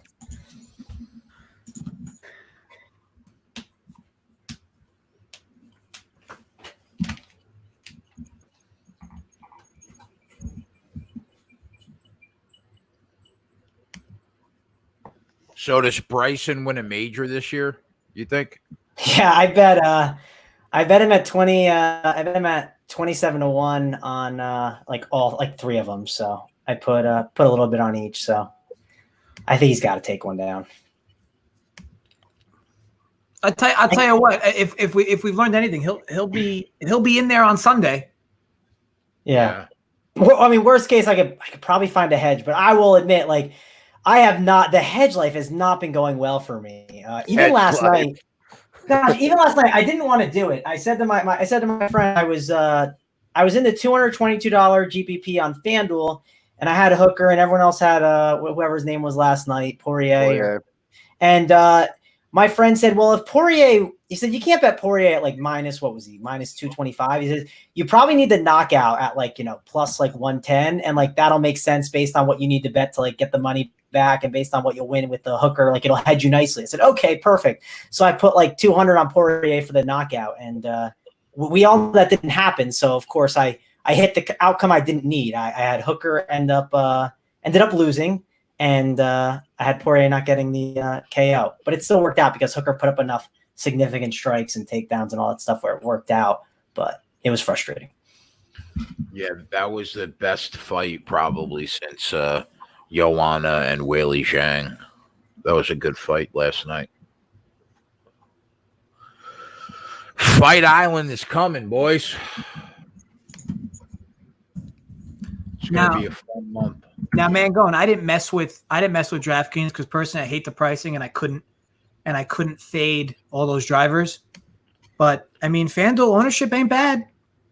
Yeah, I haven't looked at the FanDuel ownership yet, but like I'll say this. So my 2v2, I'm on the I typically play like the highest owned stuff, and like I did not take the highest owned combo. It was Bowman and Truex versus Matt DiBenedetto and Hamlin. But I just think Hamlin is going to be better than Truex by enough. Like I think he's, going to be like in the top 3 and be one of the best drivers. So I wanted to make sure I had him on my lineup. And I know DiBenedetto at 8th could obviously fall and struggle a bit, but I don't know. I think DiBenedetto could be fine. And Bowman could have some worries, right? Like he'd easily have issues with that backup car. I think there's some concern there that people aren't weighing in there. So I got DiBenedetto in cash at 3.5%, which I'm not happy with, but it is what it is.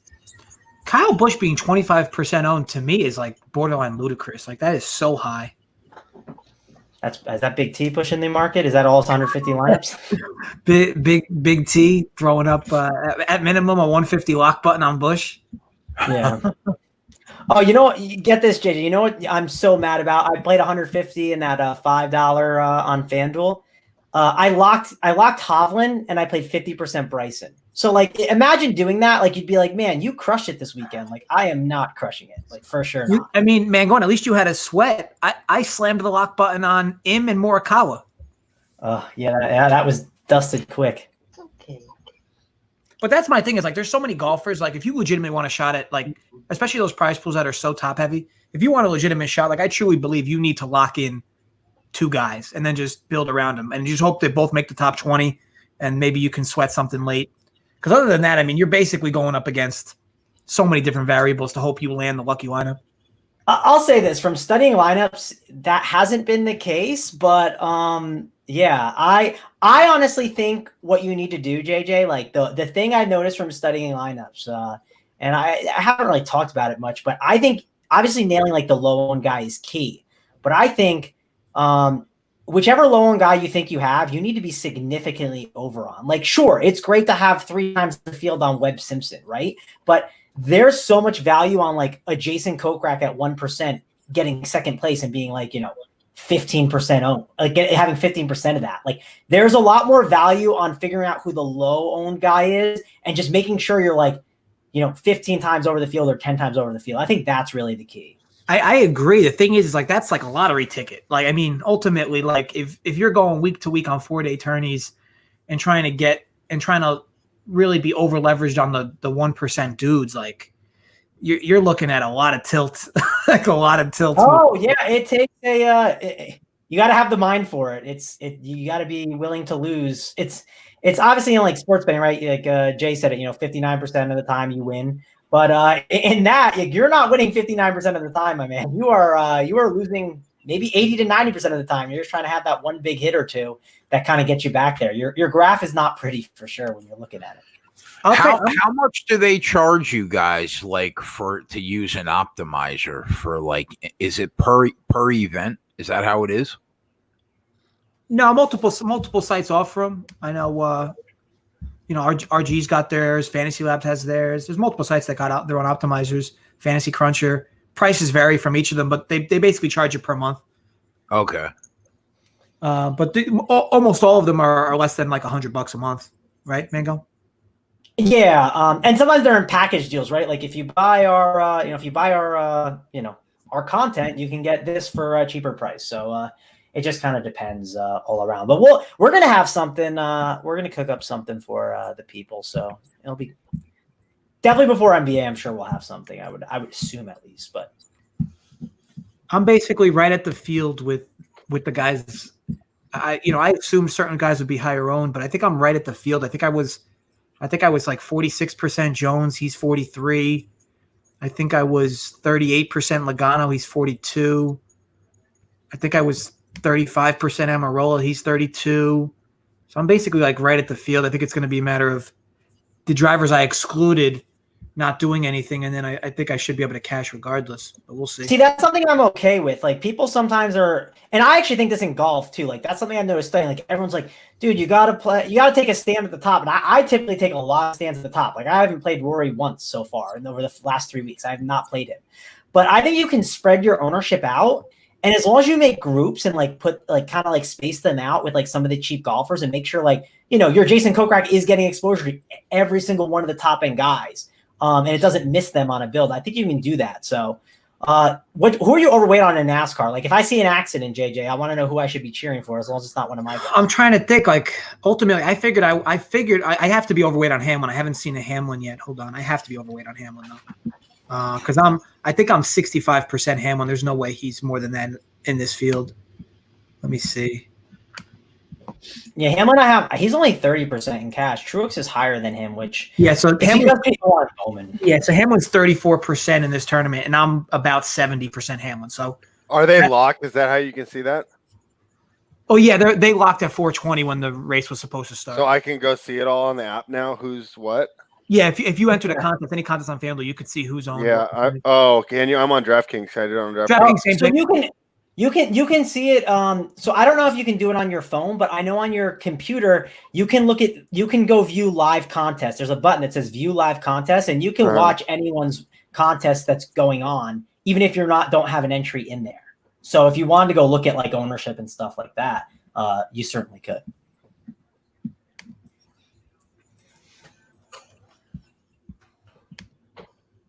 Okay, wait. I should look at the fan. But it's the ownership is for the contest. Yeah, it depends what contest you're in. Like which one are you looking at? I can even link you to one in this chat if you want, but you're on your phone, so. Yeah, I was just looking on my phone. If I do too much on my computer, it'll crash. And it sounds like my computer problems. Yeah. It's probably because you guys have Macs and you're not three-legged Windows users like me. Do you think that's a better idea to go Windows? Because I gotta get a new one real soon. No, I don't. Usually I say that and that riles people up. Oh. No, I mean, at this point, I think there's advantages in both. I think a while ago, maybe, that'd be like 20 years ago, you could really make an argument that the Macs were superior, but I think the PCs have really caught up. I mean, like if I'm doing video editing at all, if I do a video and I need to edit it or anything, like I love using the Mac for it. Yeah. But, if I'm going to use, my Windows computer is just better than my Mac. So I'll use my Windows computer for building lineups and research and stuff. But as for shooting content, I'm always doing it on the Mac. Oh, okay. Like I'm on this on the Mac. Yeah, so my Mac broke. I had it for 3 months and it just broke on me. So it's actually sitting here in the box. I need to like kind of get it back moving, but they fixed it for me for free, so that was nice. But I had two computers. Apple Care for the win. Yeah, but it was annoying because I had to send it in. I couldn't just go to the store because they were closed in New Jersey when it happened. So I had to mail it in and then send it back. And I had I bought a gaming PC in November, and I was super excited about it. And that thing, the power source cable didn't work. And then I got the next one, and like the fans were all messed up on that one. So I went through 2 computers in like a 3-week period and was so tilted. And then the Mac broke on me. I mean, I've ran so bad with computers. So I don't ask me what to get because I can't figure it out. You have an Ascend that back, like reminded me of, it must have been like 8-9 years ago. I don't know how big the TV was, but it was a big plasma in my living room, like when plasmas were cool. And I bought the warranty for it, and the plasma was getting all spotty with red dots and whatever. So I called the company for them to come fix it. And they're like, well, no, we can't fix it. You need to give it to us, and we'll take it for 3 to 4 weeks, and then we'll bring it back to you repaired. I'm like, okay, well, like, what am I going to do with my living room? Like, this is my TV in the living room. So you're just going to take it? I don't even, like, no, we can't even give you a TV. Like, why would anybody get a warranty for the television knowing that they're just going to take it? They're just going to take it with them. Like, they can't fix it for whatever reason. They can't fix it at your house. It's the biggest hand job. Yeah. So the different kinds of DFS is what? The cash, the tournament, the showdown, and then there's something else that you guys always say, GPP or whatever it is. Yeah, GPP same as tournament. It's called guaranteed prize pool. It's just like a shorter way to say it. That means it's like guaranteed to run, and they have like, a payout structure where they it's already listed what's the first, second, third, so on and so forth. Got it. How about Brendan Todd showing his true colors? You hate to see it. Yeah, that might not be good for the showdown contests. I ended up playing him, and this could be costly. We'll have to see here. It's rough. Wow, DJ minus 1,600. Well, now he has to be. After Todd was really the guy who could catch him. And now what is Todd's got to be 5 shots back now after that, right? Yeah, something bad. Oh my god. Yeah, he's 80 to 1.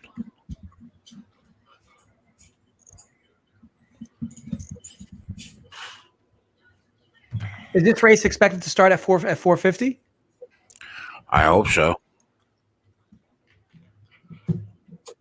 They have to when there's a lightning. I think it's when there's a lightning strike within 8 miles of the track. It takes 30 minutes of delay.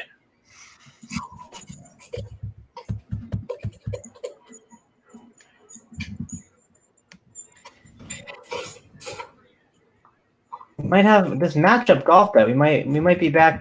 Stallings may have crawled to get us back within 1 on this bet. I gotta look now. Oh yeah, I'm looking to see. Connor, we're ahead now. Hughes is -1 on the day, and Stallings is he's 2 under. So we are ahead now. Baby. Let's go. Connor, the other one lost. If you're gonna start DFS, DraftKings is probably your best bet to start, just because it's the format's the easiest. The prize pools are the biggest. The contests are the biggest. You could probably start on very small. But DraftKings. Yeah, the one thing too, if you're going to start playing DraftKings, is play, and obviously there might be a prize pool, like there might be an entry above the $3 range. But if you play in like the $1, the $2, the 25-cent, all those different things, anything below $3, like certain people can't play in. Like I can't play in it. Big T I know can't. Like so you're avoiding like certain players, which is nice. So that's a plus for what DraftKings does. I didn't realize they still have the beginner contests, Mango. They probably have beginner ones, but just in general, like the 1 and 2, like I don't even see them on my screen. FanDuel, I think the rule is if you're above, they have a bunch of different rules, but I think one of them is like if you've won more than 50K, and there's other rules that are in there, like based on the badges, that you can't join anything below, I believe, $3 as well. So I think they have the same exact thing too. But DraftKings is, I don't know. It just depends. DraftKings makes sense, though, I think, because you can limit your head-to-heads. If you want to post head-to-heads, for instance, you can at least limit people. You can get scooped on FanDuel, technically. That makes sense.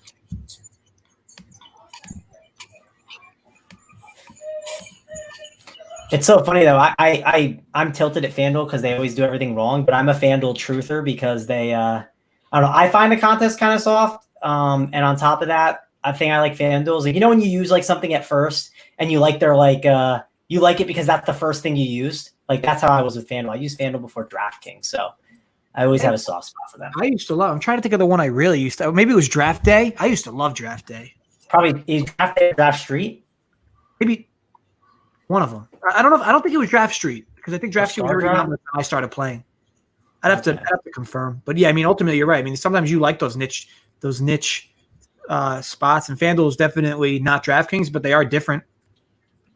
Yeah, I actually like their NBA product a little bit. Like some people, I like how you have to are forced to pick between a point guard. You can only play 2 point guards, 2 shooting guards, 2 small forwards, 2 power forwards, and 1 center. Some days it's bad though. Some days it's just like you get kind of boxed into certain builds. But I am kind of curious what they're going to do for the NBA season, right? Because they don't have late swap. That is one thing. If you guys are going to play any NBA.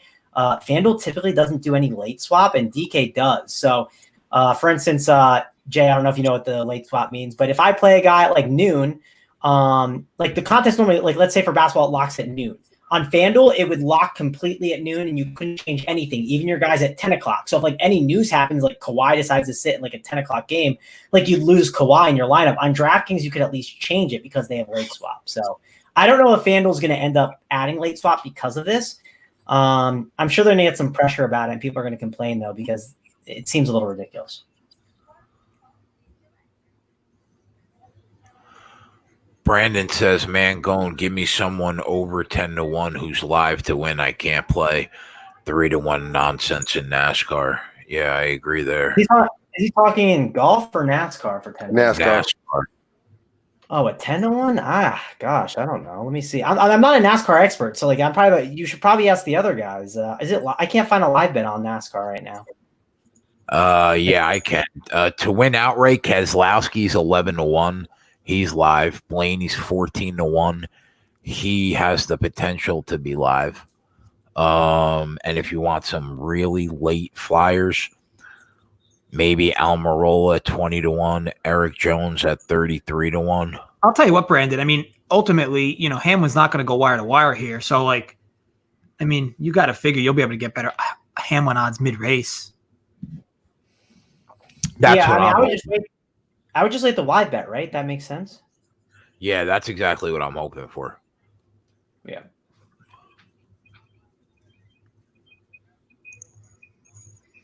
One guy said, I talk more than my mom. Yeah, I could do a live show by myself. Literally, I could just I could be here for 8 hours. I could talk to myself the whole time. So, Mangone's like that guy from the movie Split. He can just be different personalities, have convos with himself. Does this track have lights? I know it's an obvious question, but no. Here we go again. Yeah. I'll tell you, the weather looks okay, but the fact that one thunder rumbling within 8 miles is kind of annoying. Because at least looking at the weather, there's only 30% chance of rain. Yeah, I know. I mean, this is brutal. Do we need to get a race island so we have no weather? There's just it's a bubble where nothing can happen. Did they at least say anything about race island? So drivers will be called to their cars at 4:50, assuming there's not another lightning delay. Yeah. You guys want a good betting story? My friend, we do futures bets for NBA, and he was really mad because he was in on the Knicks under bet. I forget what games he had it at, what the win total was, but the win total was a lock to basically win. Obviously, there were 16 games left in the season for the Knicks. And my friend hit up customer support trying to get paid for it, but they voided it, and he was not happy. And he said, "You're really not going to give me this Knicks bet?" He goes, "Well, they could have won every game." He goes, "Buddy, the Knicks aren't going 14-2. You live in this area. They're not. I should get this bet. This should be a winner." He goes, "I know my friends are Knicks fans, but I can't give you this one." Could you imagine? That's such a brutal beat, right? Having that bet and the Knicks, the support saying to you, the Knicks could go 14-2 and win. You want to kick that guy right in his throat. Yeah, just hook him up with it, The Knicks could go 14-2. Yeah, come on, bro. I could fuck Angelina Jolie tomorrow. I mean, come on. Could we fucking live on Earth? I'll tell you what, crazy gambling story for me. This had to be like, I guess nearly 10 years ago, maybe 9 years ago. I was in Vegas. I had a round robin 14 parlay. I think it was 150 away. So the total bet was 750 to win. I don't know. I paid like 4,500 or $5,000 if every leg came through. And 3 legs in, 4th leg in. This was college football. I think Ole Miss was playing Mississippi State. The spread was like 3.5, and I forgot which team specifically, but with like 4 seconds left, it was 4th down for this one team in the back of their end zone, and you were figuring they were just going to punt it to win the game. Like they were winning, they were just going to punt it out of bounds to end the game. And instead of punting out of bounds from the 15-yard line, 4 seconds left, the guy calls hike, they snap it, and he just runs backwards out the end zone for a safety. For a safety, but that hit my parlay. That 2 points covered the spread. I forgot how it landed, but that extra 2 points in favor of the other team ended up covering the spread because I had the dog, and that ended up hitting the 4th leg of the parlay. It was just I've never. I mean, I guess you almost like party is like sports has to be fixed when you see stuff like that, but it's like when you think about it, like there was no way they could lose if they just did that. So it's like, okay, kind of makes sense. Right. I mean, unless the guy literally tripped over his own 2 feet. Like, I mean. Yeah, that's rough. JJ, I've only been to Vegas once, and I'm the idiot. Like, I showed up, I didn't bring enough money, right? I had to Wait. You went to Vegas and didn't bring enough money? Oh yeah, I forgot to hit the bank before. Like, I'm an idiot. Like, I was just like, obviously you can go to an ATM, but like I just didn't. You're supposed to get it beforehand or whatever. So you're one trip to Vegas and you're rocking like 50 in your fucking wallet. Like, no, I had like 500 or something, but you gotta have more than that going to Vegas. And I was going there for 7 days or 6 days. It was a ridiculous amount of time. You need $20,000 if you're going for a week. Nothing like paying $14.99 at every ATM in Vegas. Yeah, listen, I experienced it, so I didn't want to keep doing it, but so I was like probably on my 5th or I was on my 4th day, and I hadn't hit the sports book yet. Me and my friends were doing other stuff, and I said I want to go watch the baseball games and hit the book. So I walked in, I had about $800 in my hand.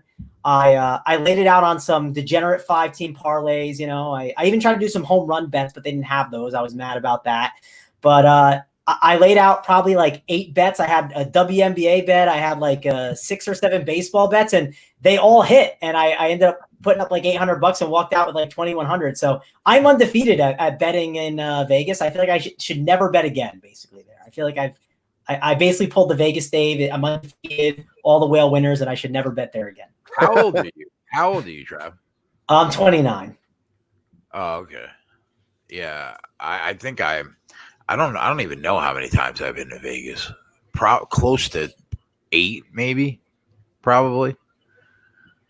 Yeah, I got married, bro. I got married in the exact spot that Clark Griswold renews his vows in National Lampoon Vegas Vacation at the Chapel of the Bells.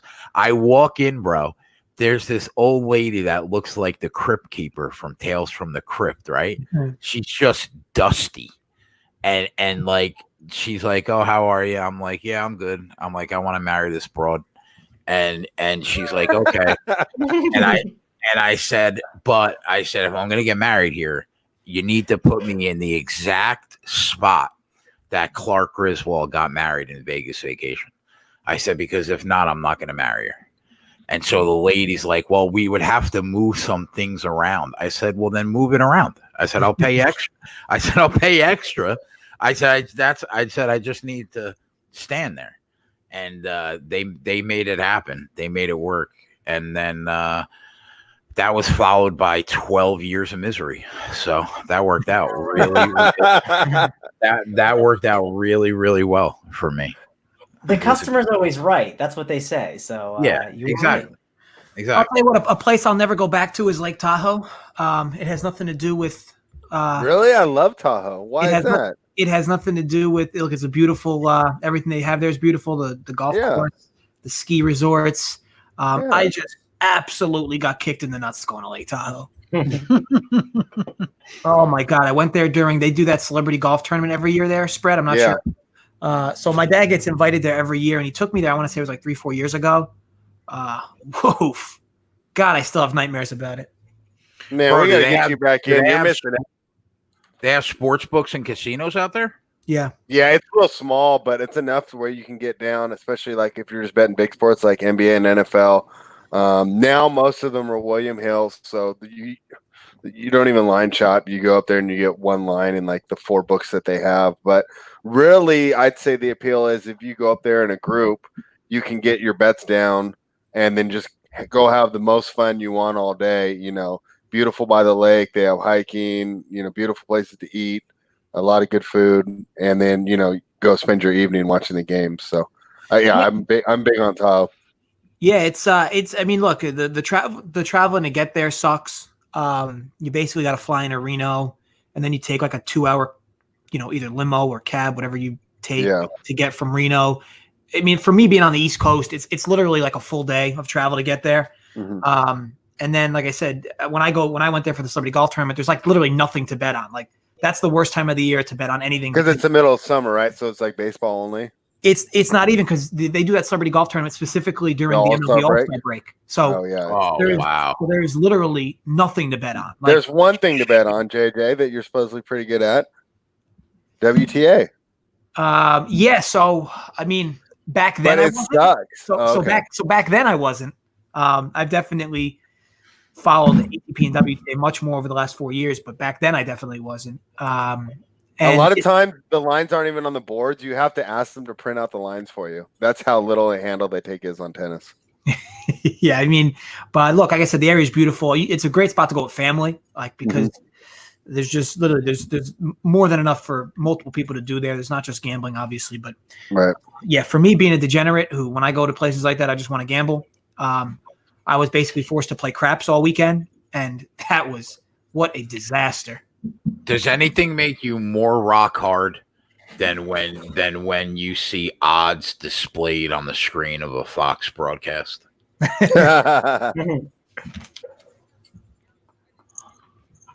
Are they starting soon, or should I still be watching golf?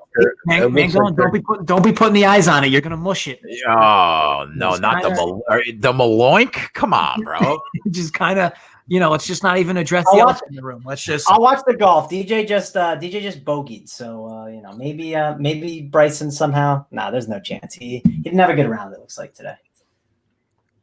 Well, it did seem like he was kind of going along, and then maybe looked at the scoreboard and just started thinking I needed to do a little extra on, because it seemed like on his drivers he really went all out on one of them, and I think dunked one in the water. And not to like make excuses for him, because I know it just constantly seems like we gargle his balls, but like he was like 5 shots back, and I think he was at a point where you basically got to start taking shots. Well, the one thing I'll say, like, that I don't think people sometimes calculate in it, and I'm not saying I know how to calculate it as well, but it's something to think about. Is like a guy like Bryson, he might be like, hey, like he might see a hole and he'll be like, man, like let me try and just drive this one. Like I'm out of it already. Who cares? And like some of these guys are at the top, like Kevin Streelman, like he's holding on to his balls and being like, I want to get this purse. Like he might play something super safe. So yeah, I think that's worth talking about. Like even like a guy like Matt Kuchar. In showdown formats, if it's round 4, and you're playing showdown and Matt Kuchar's like at 20th place, that dude likes his money. You better believe that man is trying to get that T10 money. So, so that's something that sometimes I think about when I'm like doing some tiebreakers on some DFS stuff. Now, this track, Jay, is this a fact? I'll say this before I say what I'm about to say. Like, the race that was last week on Monday, the one that got rescheduled, that was literally like NASCAR porn. Yeah, well, that's Talladega. It's a super speedway. I just like it was like first through 20th is like less than a second behind each other. It was like roulette in automobiles. Like just pick your number. You get paid off like 20-1, and like literally everyone's first got a and 20th shot. were like going up and down every second. I know. So it's there crazy. seemed to be a lot more separation yesterday on this track, right? Yeah. Now this is another 2.5 mile track, but just the way it's set up, it's an actual triangle. They call it a tri-oval. And yeah, you'll see more separation on this track. It will not be like Daytona or what you saw last week in Talladega. What is it that causes that? Well, they take the restrictor plate off the carburetor, which allows the cars to go as fast as they can possibly go on super speedways. And they all draft each other like in one long train. But on these tracks, handling matters a lot more. Even though this is a 2.5 mile track, the same distance, you're not going to see them like they are at Daytona and Talladega in like one long train, because handling matters. Like they never take their foot off the brake off the gas at Talladega.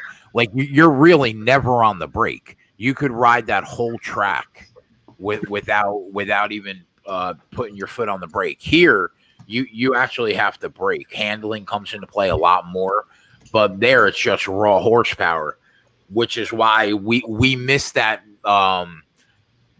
Ricky Stenhouse Jr. at 16-1 by 2/1000ths of a second, bro. Amarola crashing into third was pretty epic though. Yeah. That was. I hate that prick. We're going to racing. JJ, you know what they call these races? The one my friend's dad calls it follow the leader. That's what it is. Just all the guys just in line with each other going and no accidents. We obviously like the Daytona ones more. If you're not like a big NASCAR junkie, like you want the races where there's all the accidents. It's more fun to watch, obviously, from a viewer's perspective. And you know what? You usually get the big wreck at Daytona or Talladega. We didn't really see it though last week. Yeah, that was the issue with that race. That's when you see that Ricky Bobby shit.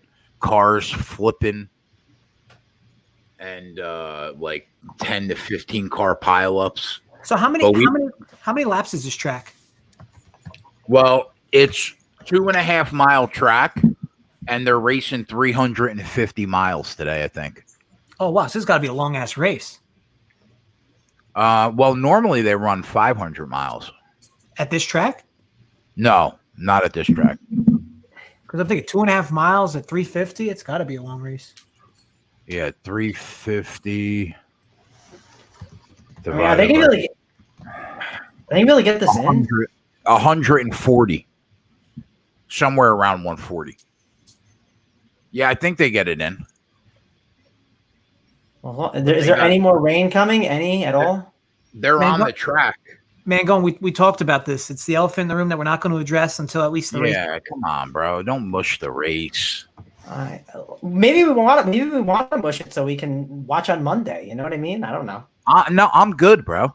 I'm good. No, because you know what's going to happen? This thing will get delayed again, and then we'll sit here like jerk-offs with our dicks in our hands, and then they'll start the race. They'll start the race at like 6 o'clock. Yeah. And then you guys will go about your life, and tomorrow me, Spread, and Max are sitting here like three assholes at 2:30 in the afternoon. Listen, I can sit here with you. I'm sitting here anyways at 2:30 tomorrow. If you send me a text at 2:30 tomorrow, I'll probably be right here doing nothing. Okay. Mangone lives like a bachelor. He goes to sleep at like 4 a.m., wakes up at like 3:30 in the afternoon. That's pretty good. It's a good life. I will say I went to I've definitely been inside more, right? Like grinding out, DFS and some Run Pure sports stuff. And I went to my friend's house Friday night for dinner, hang out with them, and they were like, "Dude, do you get outside anymore? Like I'm white as a ghost. I think I need to like hit the tanning salon Jersey Shore style." Because it is rough out here for me. I'm going to be going to those 4th of July parties, and people are going to be wondering who the new guy is because I'm white as a ghost. I'll tell you what, Mangone, you partying it up with your friends doesn't really sound like social distancing. Yeah, not at all. Well, outside, right? We kept our distance. Talk about unlike JJ, who was endangering older people yesterday. Oh yeah. I was at my mother's house. Yeah, that was I was a threat to everyone around me for sure. Grandma JJ's actually back in town. I wasn't allowed to visit her this weekend. I was told during the week I can come. So Grandma's back from Florida. She flew back on Friday. So hopefully the airport didn't get her of the COVID with all the kids being crazy with no rules in Florida. One of the highlights on your resume, aside from multiple 5-6 digit DFS hits, is you power washing the grandmother's house once a week. Oh, that was horrible. That was not a good 6-week stretch for me. Oh, we're on the track, boys. Let's go. Skies look okay, I guess. Yeah. See, now I'm falling victim to it. There I am. Now I'm mushing it. You see what you do, Mango? You create this culture here.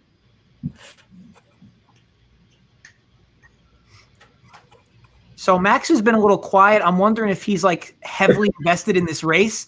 No, this is just No, Max. there's goes something in good the going on space Animal Planet for an hour at a time. Listen, there's nothing going on right now. If you guys want me to say what's on my mind, we're gonna lose viewers. So he's being quiet for the good of the show. If I want a Caucasian or Asian lady of the night after I win money on this race. Simple as that. Do you want to hear about that? No, you don't. Because I don't want one wearing fucking stilettos or lingerie. I want booty shorts and a leotard. Do you hear this? That track is gigantic. My God. Yeah, it's 2.5 miles long. See? Exactly. Now go back to being quiet. JJ, have you ever been to a NASCAR race? No. And before quarantine, you couldn't pay me to go to one. I've been to one. I went to Dover actually. I enjoyed myself more than you'd think. Oh, the Monster Mile? I like those. No, but now my tune's definitely changed. I mean, this sport's very cool, and it's not just a quarantine thing. Like I know moving forward, I'm going to be watching a lot more NASCAR. Yeah, you can watch. The thing that's nice about being in the stands, like you can see the whole track. You're not just a victim to what the camera shows you. And you can also ahead of time you can like rent a headset. My friend had an extra one, but you can get a headset and like listen to the pit crews and what's going on. So I enjoyed myself more than I thought I would at a NASCAR race. Yeah, I've definitely been wrong about NASCAR for years. So I'm. The sweats are epic, bro. Yeah. Here we go. Let's go racing, boys. All right, so I completely faded Kurt. So let him. I mean, he can lead his laps early, whatever. But hopefully, he drops. Yeah, I don't expect him to be up there. Hopefully, Joe Logano crushes, and then his fucking never mind. I was gonna say something grotesque. I stopped myself.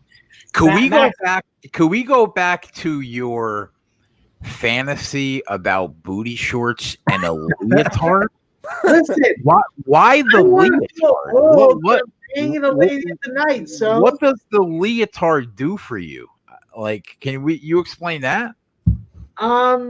Whenever I go to fucking work like digital music festivals, there's so many blondes with fucking white booty shorts. So I'm into that. And That still doesn't answer the question about the leotard specifically. Yeah. Listen, I have a taste and now I'm into it. What do you want from me? I'm an easily addicted human being.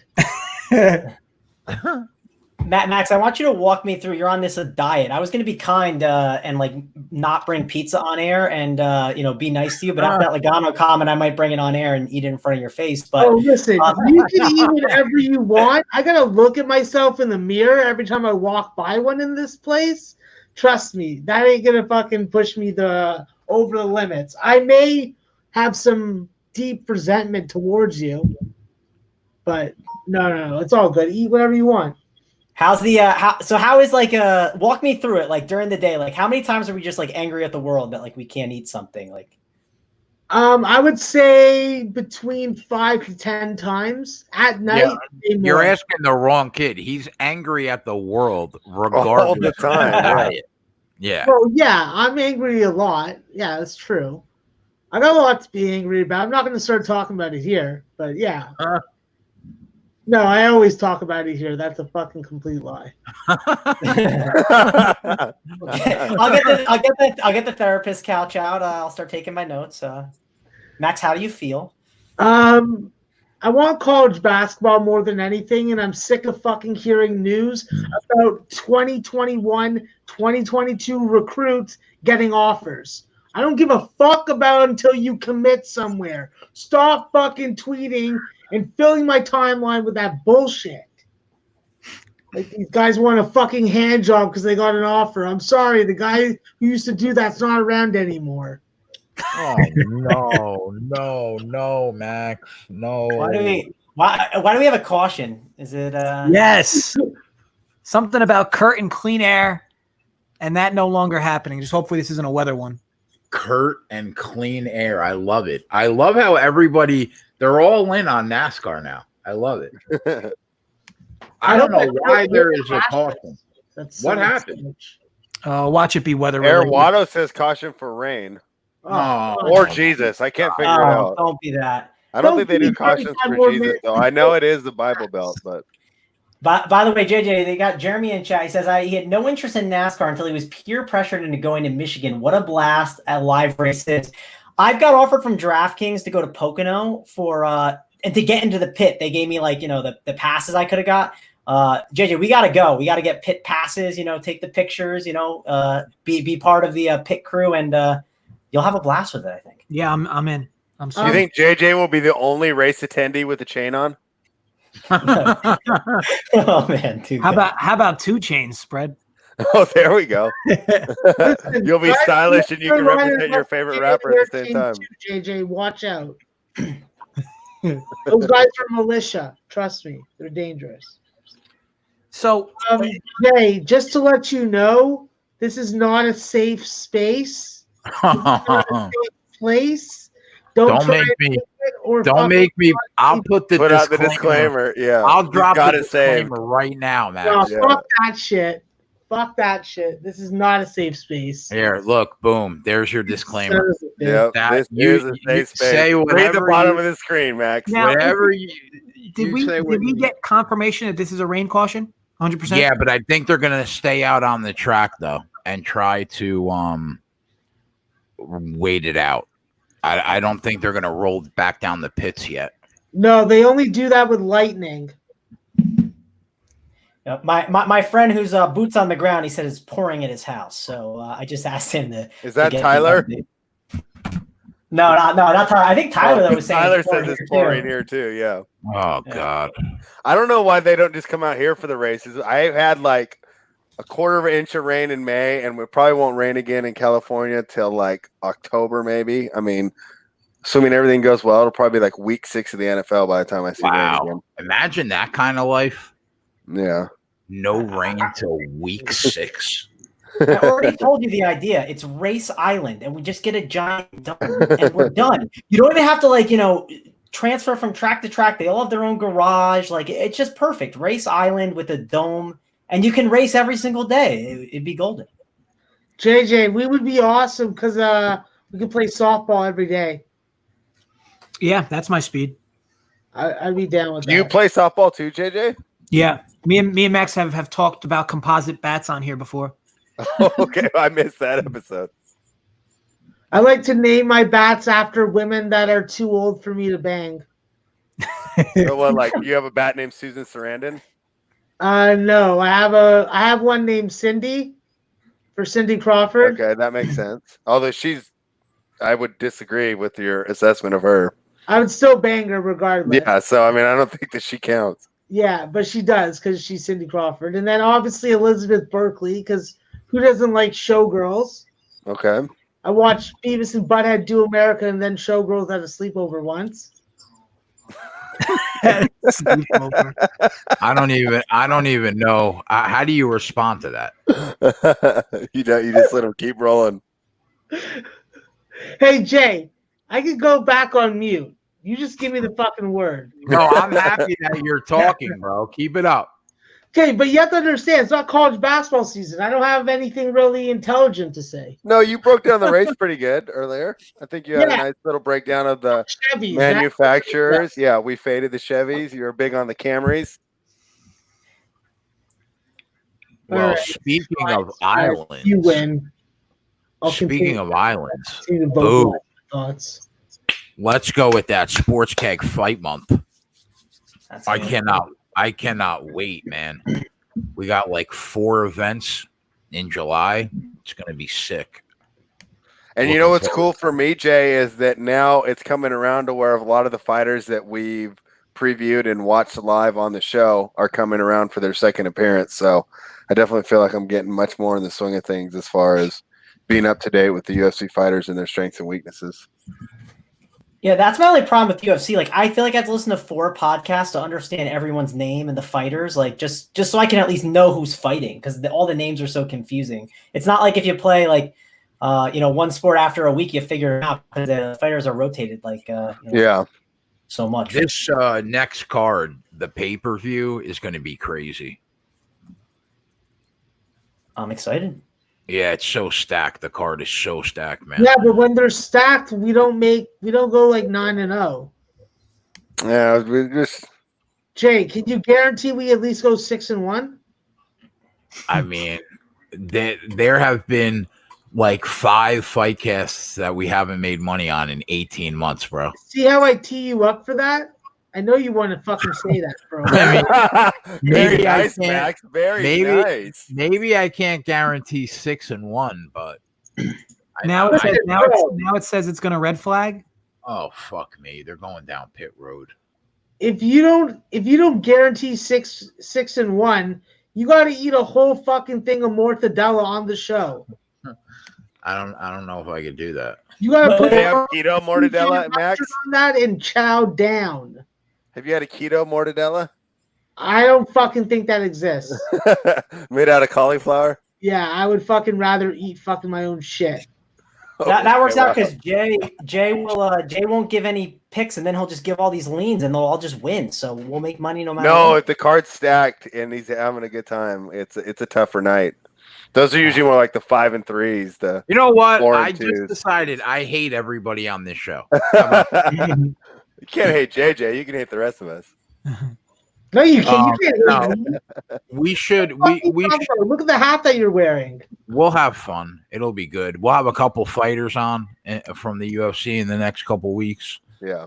Is this It'll- is this that It'll be common good. with I mean, obviously this is the first year I've been watching NASCAR. Is this common? No, this year is just crazy. It's never like this. Well, we're talking about the sport that the crew chiefs can't even calculate how much gas you need to finish the race. I don't think that has anything to do with the weather, though. Yeah, but that just speaks to the quality of fucking individual involved in the industry. But I mean, I don't think that changes the weather. Listen, I'm generalizing. Can you not let me have my fucking spotlight? All right. God damn it, Spread. Why don't you just fucking cut my fucking ear off? I don't Max know Van why Gogh. you weird. Maxwell Van Gogh. That'll be an interesting one. Then you'll have an excuse not to wear a mask. Listen, just remember, Spread, if someone offers you bat soup, you call the department and report their ass. All Okay? right. It's, So- I know it sounds like something they would eat like on the 60s Batman with Adam West. Like, Robin, my electrolytes are depleted. We better have some of this bat soup. We'll be able to beat the bad guys. Is that Dustin Johnson hitting it with his legs with his feet in the water? What Yeah, the he took his socks off. Oh my God, what's happening? Yeah, Brian Smith says it's a lot because the season started so late. So they're getting different time of the weather. Did you hear why fucking Blake Henson left Mississippi University? He's like, No. I don't want to be associated with a fucking school that has a Confederate flag on its fucking state flag. So now, as already the state of Mississippi's at a disadvantage for fucking things that I'm not going to fucking start bringing up right now. But now they're losing fucking transfer and impact players because of that Confederate flag. A governor can't get rid of that shit soon enough. I'll tell you that. Oh, God. So JJ, you've only been watching WTA for like 3 to 4 years. Yeah. Yeah, about probably closer to 4, but yeah. I wonder if you'll be able to get. So I got a trivia question for you because I knew we would be killing some time during the race. So I named my cat after my favorite tennis player. All right. It's almost like a riddle. Now, there's another cat in the neighborhood that fights with my cat. I named that cat Naomi Brody. So who is my favorite tennis player? I don't know where I am right now. What's happening? So, okay. Can you repeat it? So I named my cat after my No, favorite no, tennis no. player. Can you repeat it? There was It's a a good lot. riddle. I was expecting it to be like a one-liner. Yeah, I named my cat after my favorite tennis player. There's a neighborhood cat that fights with my cat all the time. So I named that cat Naomi Brody because it's my favorite tennis player's enemy. Who's my favorite tennis player? And this is really obscure. It comes from an obscure incident, probably like 3 to 4 years ago. At least. Debatable. Well, we know that Poom Poom has no face. So. I'm not going to know it, spread. It's Jelena Ostapenko, and it's from the incident when they played at Eastbourne. I think it was about 4 years ago, and Ostapenko threw a racket, and then it accidentally hit a ball kid, but it was like an accident, so they didn't disqualify her. But Naomi Brody was really upset because the rules state if you hit the ball kid with your racket, you're supposed to be automatically disqualified. And they made all these funny faces at each other that became memes. I'll send you some of them. So can we fast forward to the point that you named your cat Elena Ostapenko? Is that what you're telling me? I've named my cat Penko, but yeah, I named her after my favorite player. My Awesome. other cat's named after Daria No, Costakina. James Perry reported him to the police for being a child molester. So thank you. Oh God. RKE got it. Well, the good news is you'll know if this race is going to start within the hour. They better fucking tell us that. It'll have to. They won't be able to get it in. Good. I can't. I mean, you want to talk about the opposite? $500. You want to talk about the opposite of running pure? Coming into today, this golf tournament looked like it had no shot to finish today. There hasn't been a cloud in the sky. Meanwhile, and where's the tournament at? Meanwhile, NASCAR was like 15% rain, and now I'm looking, it's like 50 and 60% for the next 2 hours. It's like these tracks are like a magnet for it. It's unbelievable. It's the Confederate flags, guys. They fucking attract fucking rain, I'm telling you. Kenny Peacock, that's a strong dog name, bro. Gizmo? I like it. Dustin Johnson's going to wind up parring this hole? My Lord. Where the fuck is Mackenzie Hughes talk? Where's the Mackenzie Hughes talk?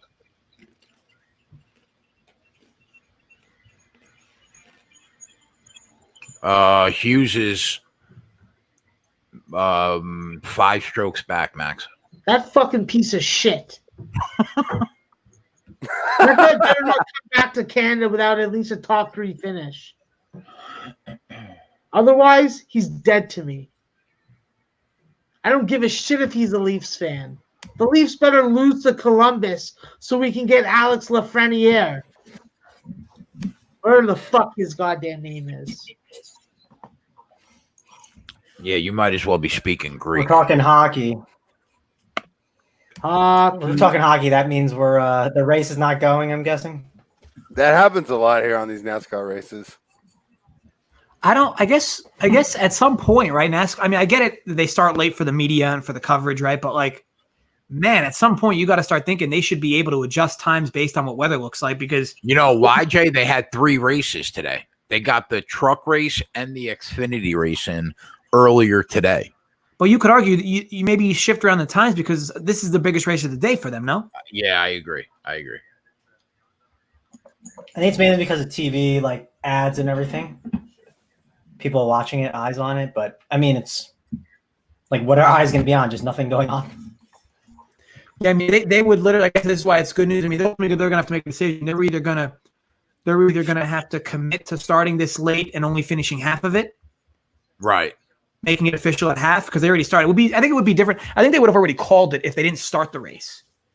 The fact that they started it, they might be willing to complete it at half distance. Yeah, one lap over the halfway point, and it could be called official.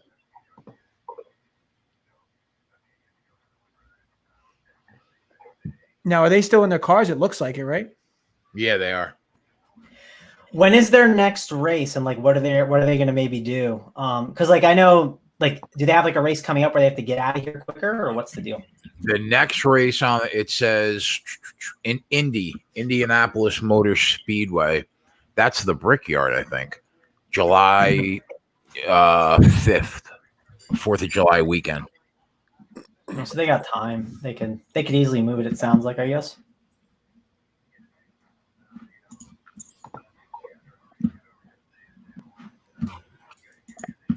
Consigliere, I'm looking this up right now. I don't remember this happening.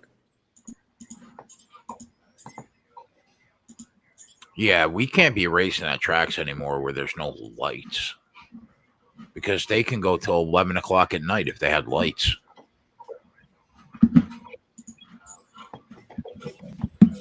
I want to see the pictures, Consigliere. I'm going to try and find them.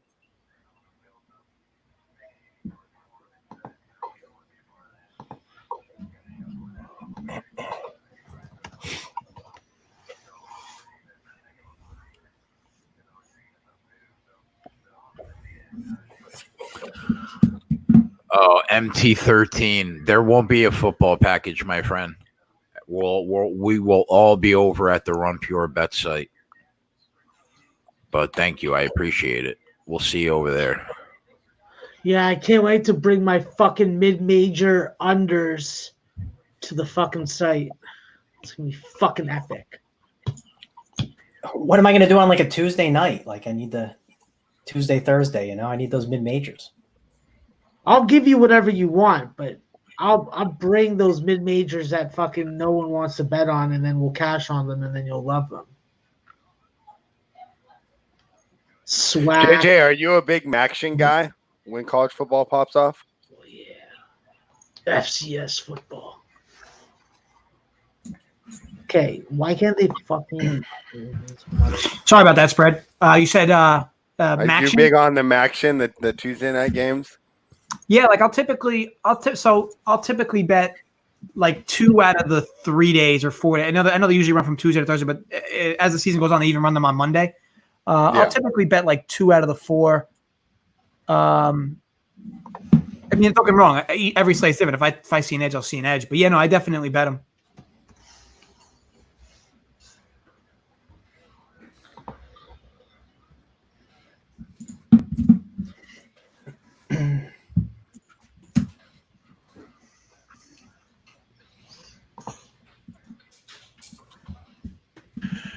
Yeah, I can't wait, man. July 11th, we'll be over on that Run Pure Bets YouTube channel, kicking it off lovely for UFC 251 in Fight Island.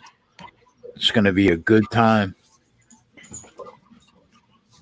We just cashed the Stallings versus Hughes ticket. So Let's go. There you go, Travis. Good job. Yeah, small victories. We'll take it. It wasn't. Well, a I good can pay the rent now. Thanks. That a boy, Mangone. And remember, folks, Mangone plays DFS. Travis fucks. Okay. Thank you for clearing that up. Just want to make sure. I know that there's been some questions about it. I just want to make sure it all gets cleared up. I want to clean up a fucking cauliflower pizza. But they can't make a large. All they can do is make a medium. Fucking cucks. Now, does the cauliflower actually taste like crust? No, sort of. The day after, it tastes like shit. The day of, when it's hot, you're tasting the cheese sauce and the toppings. So it's more edible. But I don't want to just jump myself. Yeah. Cauliflower pizza's alpha, Max. Don't let anybody fool you.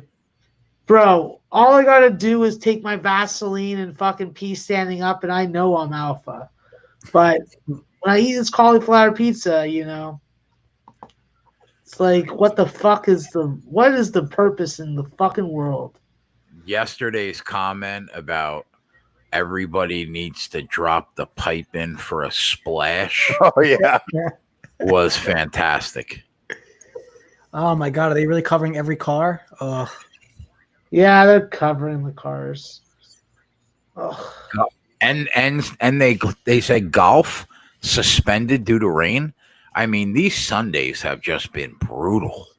Like, don't they know there's a pandemic and they're trying to get people to stay home? Give us some fucking sports. Well, the golf was just foolish because the rain was pretty clear for golf. Like they should have, and they purposely chose to use the later times for it. They definitely could have started the earlier players 2 hours earlier at like 7 a.m, and then this tournament would have been already over. You would have basically had your top guys teeing off at about noon instead of 2:00, and this would have been done. So they're either going to say, you know what, let's race tonight. We'll go to the shortly past the halfway point, and when they call it for darkness, whoever is leading wins the race, or they're going to call it and they're going to race tomorrow. Those are the two things that will happen.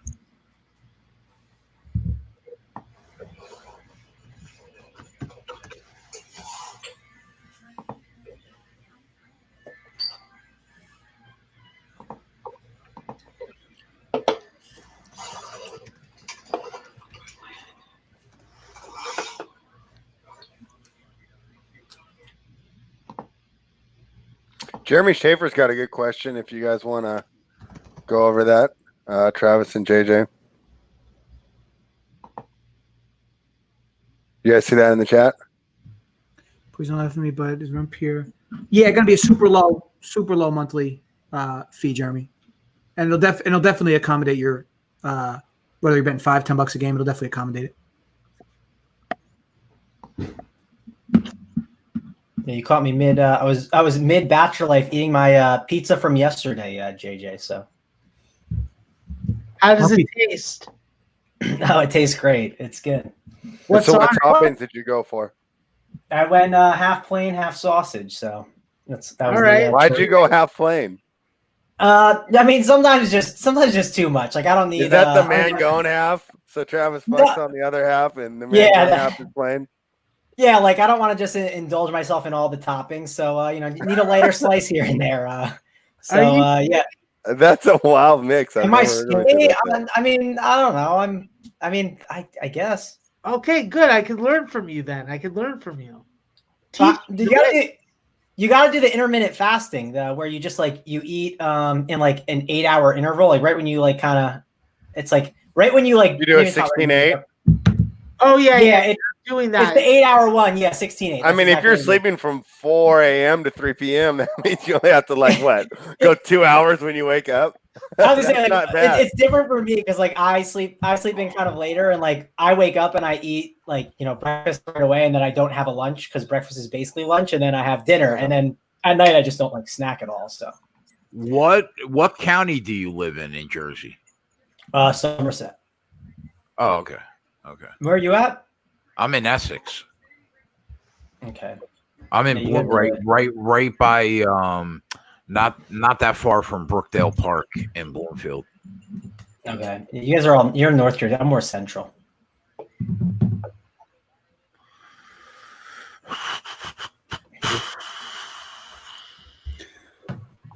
Like I said, the good news is versus them starting this at 1:00 and us getting this delay is that they're not going to be able to even complete half the race if they start by if they don't start by 6:30. So this is a total shit show. We're gonna have a show tomorrow. Oh, come on. Hey, bro, what do you want me to tell you? Why can't you and I just make money quietly in the corner together? Because then everybody that watches this show will be hurt when that means that I have to shave my face and you don't have to do anything. Trying to save money and water right now. Is that confirmation Max is the pretty face on the show? That's why the people show up. Max is that's why we're in fucking trouble. Yeah, definitely not the pretty one on the show. Max is the pretty face, and Chwadi's banging people's wives. Wait, what? I missed that part. There's nothing wrong with banging other people's wives. Yeah, I mean, I was speaking English, spread. Oh, okay. I'm just kidding. Twatty, you want to hear this man going? Twatty's go-to pickup line when he walks into a bar is, "Hey, I'm new in town. Any chance that maybe you could show me around? Are you from around here?" Meanwhile, him being new in town, he's lived in Pittsburgh his entire life, and the bar that he goes to 5 nights a week. That's amazing. and every time he walks in and sees a pretty face, it's, "How you doing? I'm new in town. Is there any chance maybe you could show me around?" That's why his Twitter handle is like Mr. New in Town. That's his go-to line. I have so many questions. Like, has he ever sat down and, gone up to a girl and been like, "Hey, I'm new in town," and then all of a sudden, like, this guy walks up to him, he's like, "What's up, my man? Like, haven't seen you in 10 years." What? You're in high school together in the air. Has that ever happened? Like, I don't know, but occasionally I'll get messages from Matt at like 4 a.m. that say like, "Bro, it actually worked." Like, I'll get that every once in a while. Shooters shoot. I want to be there. I want to be a fly on the wall for when he sits down and he pulls that line. He's been talking to the girl for 30 minutes, and then the bartender walks up to him and goes, "Hey, what's up, man? Do you want the usual?" Like, I want to be there for that one. And you know how it all came to light? One day he was like, he came to us live from the bar on video while we were on the show, and then he put the phone away thinking that we were gone. Like, he put it in his pocket, but we heard everything. And then he came back after the encounter with the lady, and all of us at the same exact time were like, "You're new in town, bro? What is it? You're new in town? You've been living in Pittsburgh your entire life. What do you mean? You're new in town?" I could never, like, I don't got the balls to use that one, because if, God forbid, like, someone I know walked in to say hi to me, I wouldn't know what to say. I'd have to like bolt out of the bar. So it takes some cojones for him to pull. And it's not like that's like listed as one of the desirable qualities, right? I like, a man who's tall, dark, new in town. I mean, it's just not. But yeah, is he also like the Joakim Noah? Like, why is he out here visiting Pittsburgh? Like, who's like, "I want a vacation in Pittsburgh"? Yeah, he's got no shame, bro. You got to see his shoe game. He rocks shoes that look like they cost like $2 a pair. I'm gonna have to check it out. Maybe I need to learn from the new guy in town. Yeah, it works sometimes too. God bless him. I don't know. I'll stick to telling people that I'm the nephew of the mayor. I think the job. Just have to have. Is that after or before you pay for the night? No, actually, in those situations, I only supply the yayo, and then hopefully they put out afterwards. Oh no, Max! No. Hey, listen, you asked. I told. It's your own fault. I picture Max as, like, after the deed is done, Max is like a confider in his lady of the night. No.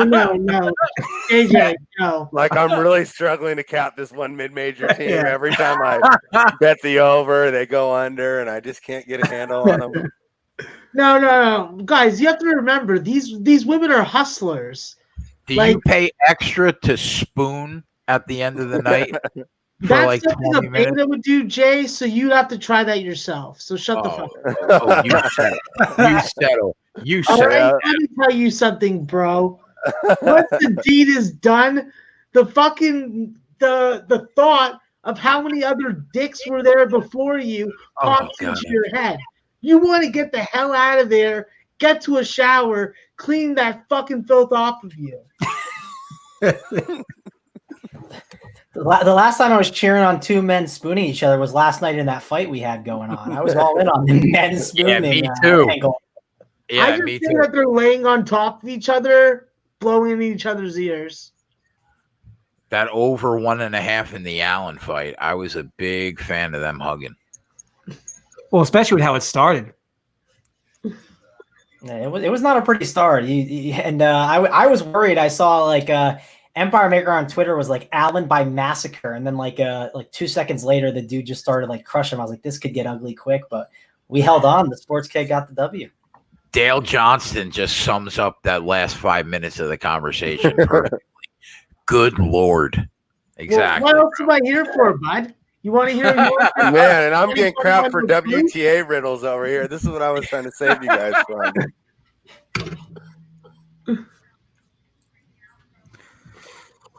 How does Kyle Busch pull that for a wife? Jesus Christ. He looks like are they doing love stories again? I don't even have it on right now. Yeah. Look at him next to her. He must have hit her with one of those twatty lines. My God. Yeah. Yeah, She may he's be new in town. Catholic. 100%. I Thinking can't see that the shoe marriage, game. never leave me, and that's it. I tell you what, the part that sucks is like if you're like, especially me, like somebody who really just started watching NASCAR, like the one thing I'm definitely going to remember about NASCAR in this small sample is going to be that like so many delays, like, and it's a shame that that's what it ultimately comes to, based on how poorly the weather's been. Because like this has really been great for the sport to be back, getting more fans like myself. But man, this is just a tough blemish to get off. Oh, it's Consigliere frustrating. says there's no shame in Twatty's game and no game in Max's shame. I pretty couldn't good agree comment. more.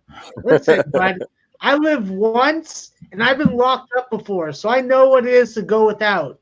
I'm not trying to fucking only get my dick wet in the shower.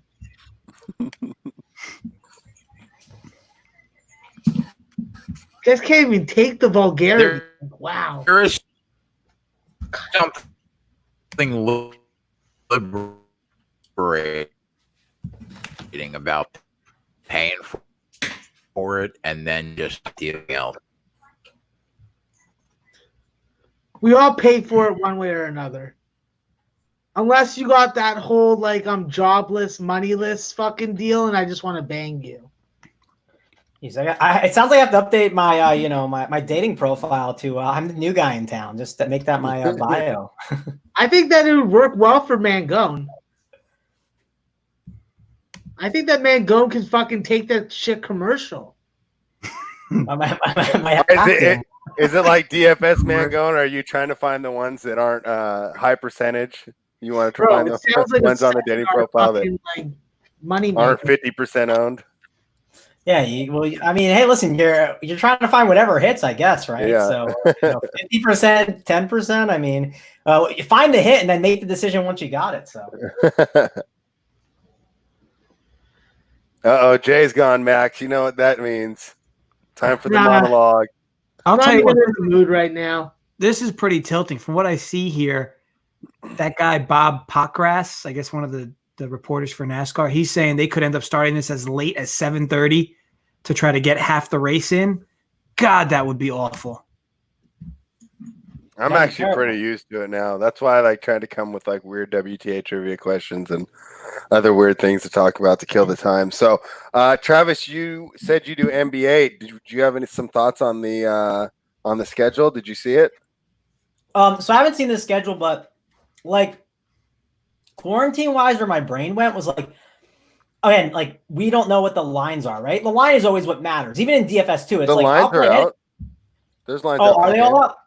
Probably for the early games. Well, I was wondering, so what are the Nuggets and the Jazz, right? Like they are typically have really big home court advantages. So, like what is their, like they're obviously not going to have as big of a line jump at sometimes. Obviously playing back-to-back too was something that was big. I don't know what the schedule is and how they are shaping it out, but those things are going to matter with the line. So that was something I was going to look at once lines came out. I should see. You said they're out on, are they on the DraftKings book at least? On FanDuel, I know they have lines out. All right, let me look at them real quick. The one thing I'm worried about betting is like the betting people like to win the finals. Like I don't know if I'd be touching those because who knows what can happen with like the. I'm not touching anything till Yeah. I'm not touching anything until we confirm the rosters because I don't want to get screwed on like Lou Williams, deciding he's not going to play, and so much can happen. Even with the corona, someone could want to play but then test positive. I know that 4 Kings test positive. What's up? I got the fucking winning ticket for you, bro. Oh, let me guess. Toronto Raptors. Back-to-back champions. Masi Ujiri is the best ever. Fred VanVleet's going to have another kid. We know how it goes. And he's going to make 30 out of 34 3-pointers. Insane. Yeah, so what's going to be your idea for totals? Do you think they're going to go up or down? I personally have no idea. I'm like, I don't think they're going to shoot as well, but I also don't think they're going to defend as well. So I don't know how that really plays in for the total. I mean, maybe first half under, second half overs would be like the way I'd be leaning just to start. But I mean, this is so unprecedented. I don't really know how I'm going to be approaching the season right now. Yeah. I also don't think we know, like, there's going to be some guy that's like a practice hero that just comes out there and is like shooting lights out. Like some of these guys are going to be different based on the scenario too. Like a guy like Russell Westbrook, like he probably thrives off the crowd and like the situation. So I'm sure he's perfectly good in practice too. The guy like tries a ton, but there is going to be like that type of thing going on, right? At least defensively, maybe giving some more effort. You might give up on some things. So, and I think you're going to see some wonkiness, right? I don't know. Something I probably have to like do and I haven't dove into yet is looking at like what the exact games numbers is going to be on everything for like how far ahead teams are. Because I can see teams just like quitting on the season, right? And just like kind of like easy. That's definitely going to happen. Like a team like Portland, if the Pelicans win their first 2 or 3 and Portland loses a game, I mean, I think they're going to be out. I mean, there's a lot. That's going to be real interesting for those last 5 games. And I'm a little worried because now essentially I'm boiled down to an 8-game model because I'm throwing out all my old information. And I'd hate for those numbers to be skewed by teams that aren't trying. Yeah. One team, like, again, this was like where my brain went right when I first heard it. And again, this is like definitely not something that's like calculated into models and stuff, but like, how are Donovan Mitchell and Rudy Gobert, like, if 2 guys aren't on good terms. No, they're paid central. They're not on good terms. Gobert said he's not even 100% back from the COVID yet. I mean, I think I already thought the Jazz were overrated to begin with. My numbers, the Jazz were a lot different towards the end of the year on my numbers because I felt they had that one little like 13-game win streak that completely skewed their numbers on the model. And then if you took it out, you got really more what the team was. So I thought that you were getting like a 2 to 3 points of value fading the Jazz there right before all this happened to begin with. Then you have the fact that the 2 stars of the team don't like each other. And from what it sounds, I don't think they're going to get over that. I mean, if I'm telling JJ like, hey, don't touch my stuff. Hey, stop joking around, do that. And he keeps doing it. And then I get sick. I mean, you're not going to get over that quickly. So I think the Jazz are fade central. Yeah, like Pelicans -1, right? Like at the start, like that's something I might be on. Like that's where my brain kind of went. But I think you brought up a ton of good points with the Jazz and reasons I'm definitely staying away from them. I'm not touching them. That was one team I was thinking of. And I agree with you. If you talk about that 13-game stretch, I don't know if you looked at those games, and I'm sure you did at the time. They just beat up some really, really bad teams. Mm-hmm. And just like to kind of piggyback off of what your thoughts was, I had a ticket that I bet my bet was the Rockets to win the division. I forgot when I got them, like sometime in February or January. I bet the Rockets to win the division, and I bet the Nuggets to win the division based on some of the scenarios, kind of like that Jazz win streak.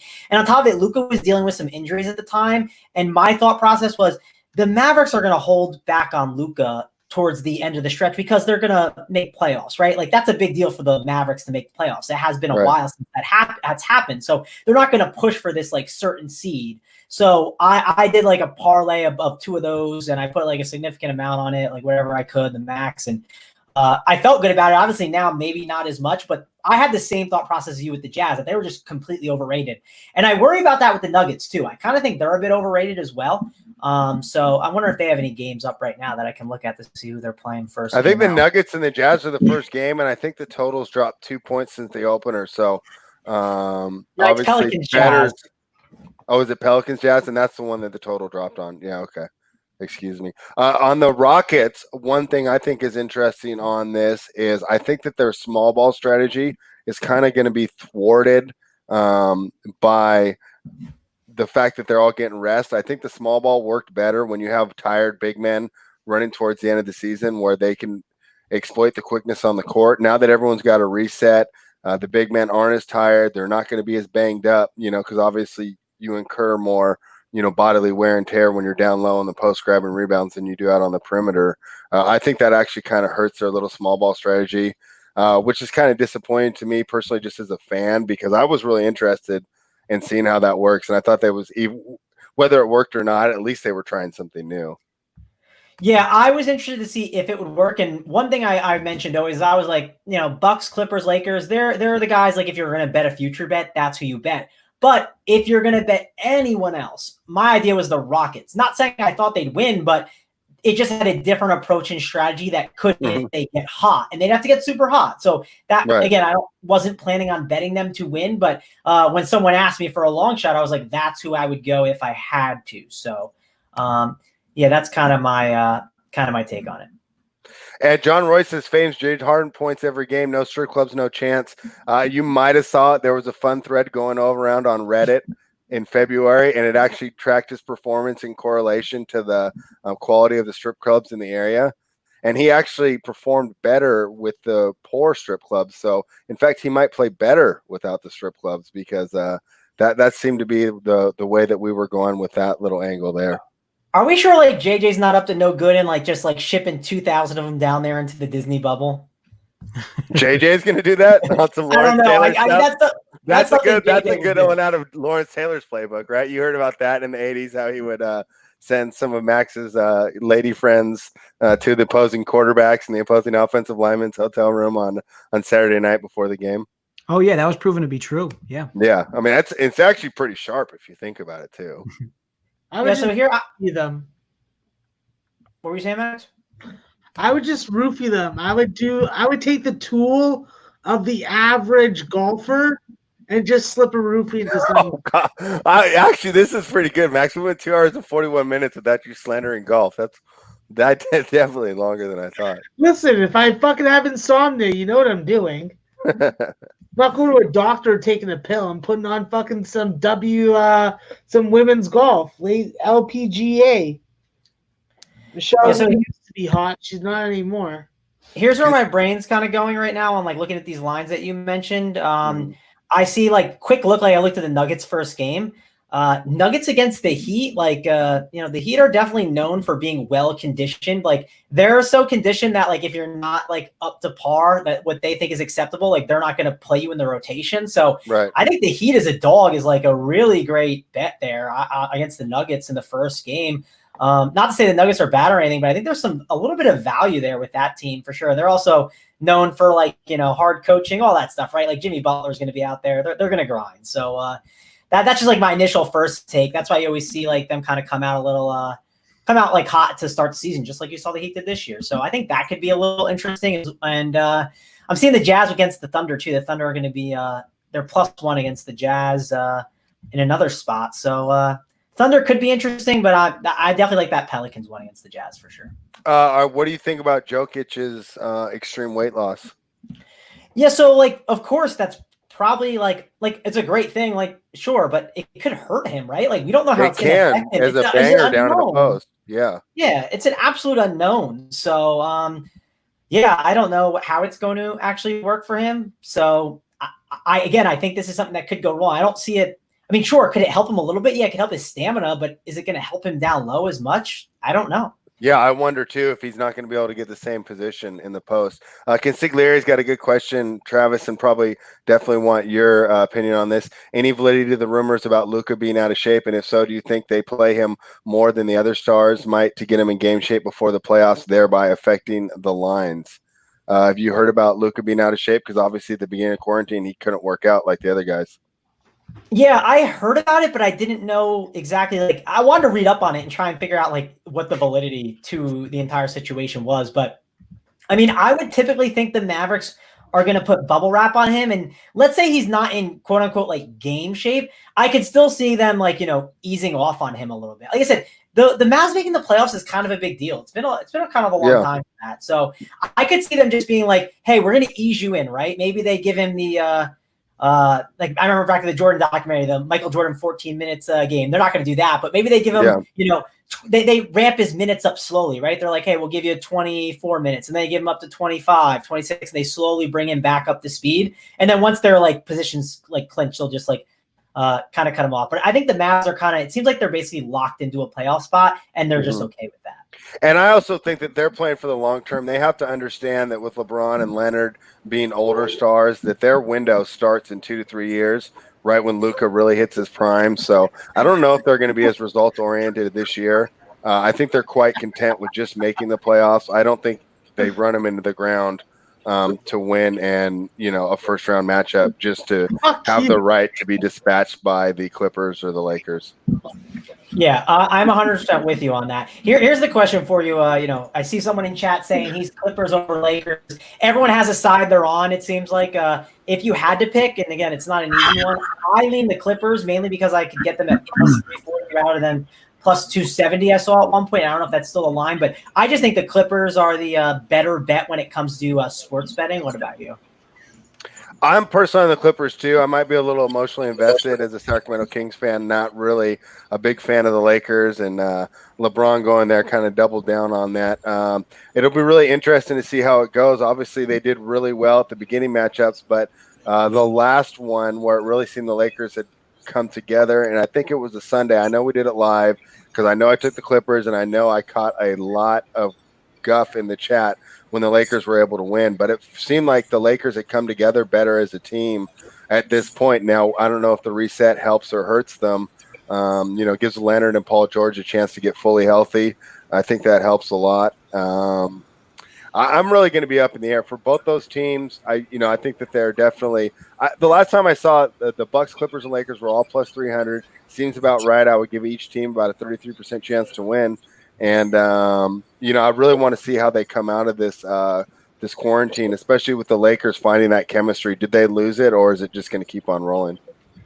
Yeah, I also worry about I'm not trying to say Avery Bradley is going to be the difference, in them winning a title or not, but everyone always talked about how, the Clippers have 2 stars and the Lakers do, and they're talking about like the benches.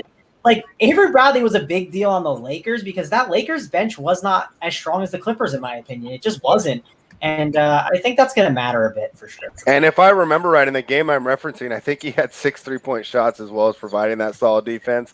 So that was pretty much, the epitome of a 3-and-D contribution that you pretty much need when you're building these teams now with 2 stars and then a bunch of 3-and-D guys. So I agree with you. And that's why I don't want to get involved right away just with the COVID tests and people coming out and then teams – or players not trying to decide. I mean, some of these the depth can get really wacky because I saw articles about the free agents that were available, and I didn't really think any of them were impact players, even in that 12 minutes off the bench role. So I think that if you do lose a player because either he tests positive or doesn't want to play, that's going to affect your depth a lot. Yeah, and the other thing I don't know about, and I don't have the answer, and maybe it's something I research or figure out, but like Malcolm Brogdon's a guy, like he got the COVID. Like, do you worry about him first game back? Like, is the team just going to be like easier on him? I don't know. So like looking at like some of those games, like those guys first coming back, and I'm sure we'll get answers from like media sessions. I don't know if they're going to have them. They might talk about, hey, this guy was sick. What's your plans for him? And maybe you can catch like a quick nugget from the coach, and that could be the difference. If obviously like a guy like Brogdon goes from playing 28 minutes to only being eased in, you could maybe get like half a point or a point of value in the line, and that's definitely something you got to look for.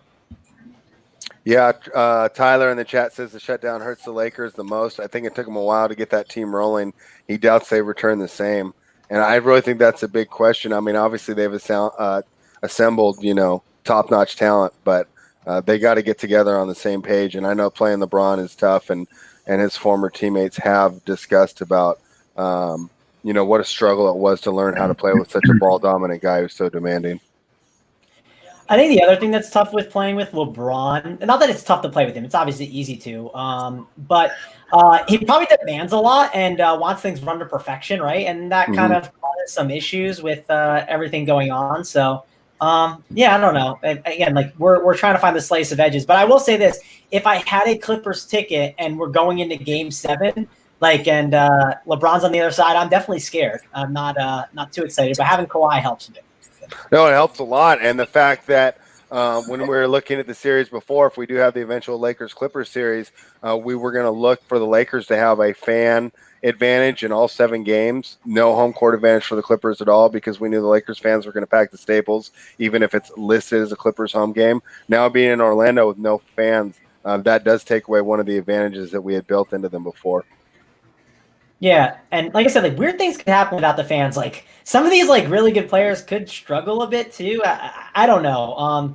I just expected there could be some wonky stuff. I'm gonna attack a little bit of things early on. Like I said, the Jazz thing, some of those like small angles, and I'm gonna like evaluate things as we go and just like kind of make bets based on that.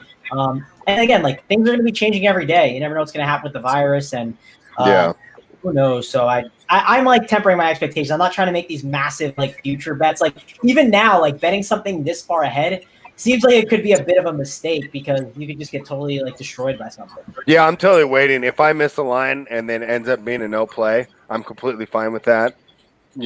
Rather than me getting something down and then having the line move against me because of news that, I wasn't aware of when I made the bet. So I think the strategy is use the 8 games to refine your model. Then you should have a sharp model going into the playoffs and basically just hope that we don't have an outbreak within the bubble that would shut down the season.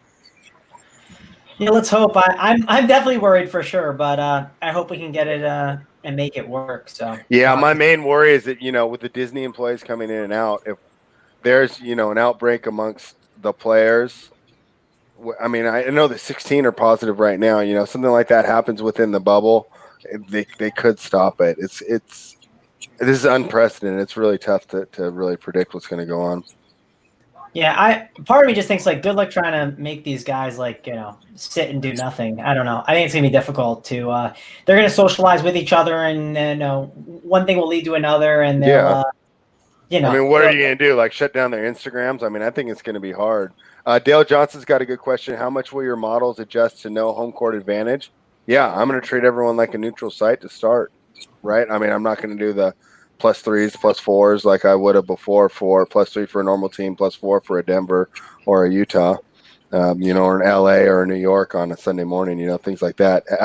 Those suck because those were some angles that I really like to hit that I almost thought were undervalued sometimes. Yeah, and I don't know how they're going to do. Like, again, I haven't looked at the schedule. I'll admit, like, I haven't really like gotten into the NBA streets since it stopped. I definitely haven't looked at it as close as I normally do. I was just waiting for it to like, all get official and really like have some time to look at it. But yeah, like, what are we going to do with like the schedules? Are there a lot of back-to-backs? Like, are there any back-to-backs? Like, there's back-to-backs, but they set it up so no one will be like on a back-to-back like close to the playoff time. So on that 8th game, they kind of spread out a little bit.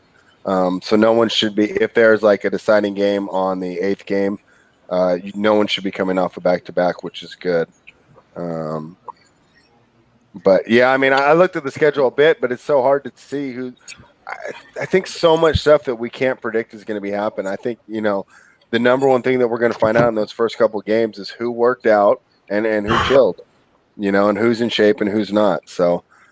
Yeah, I think looking on Twitter, like scouring Twitter, just making searches on like some of these guys, like Luca, right? Seeing what a beat writer says, following those guys, and maybe get some like insight on things, maybe to like push on like a bet that you have a lean on could be interesting for sure. So that's something I'll definitely be doing, trying to lean on beat writers and news.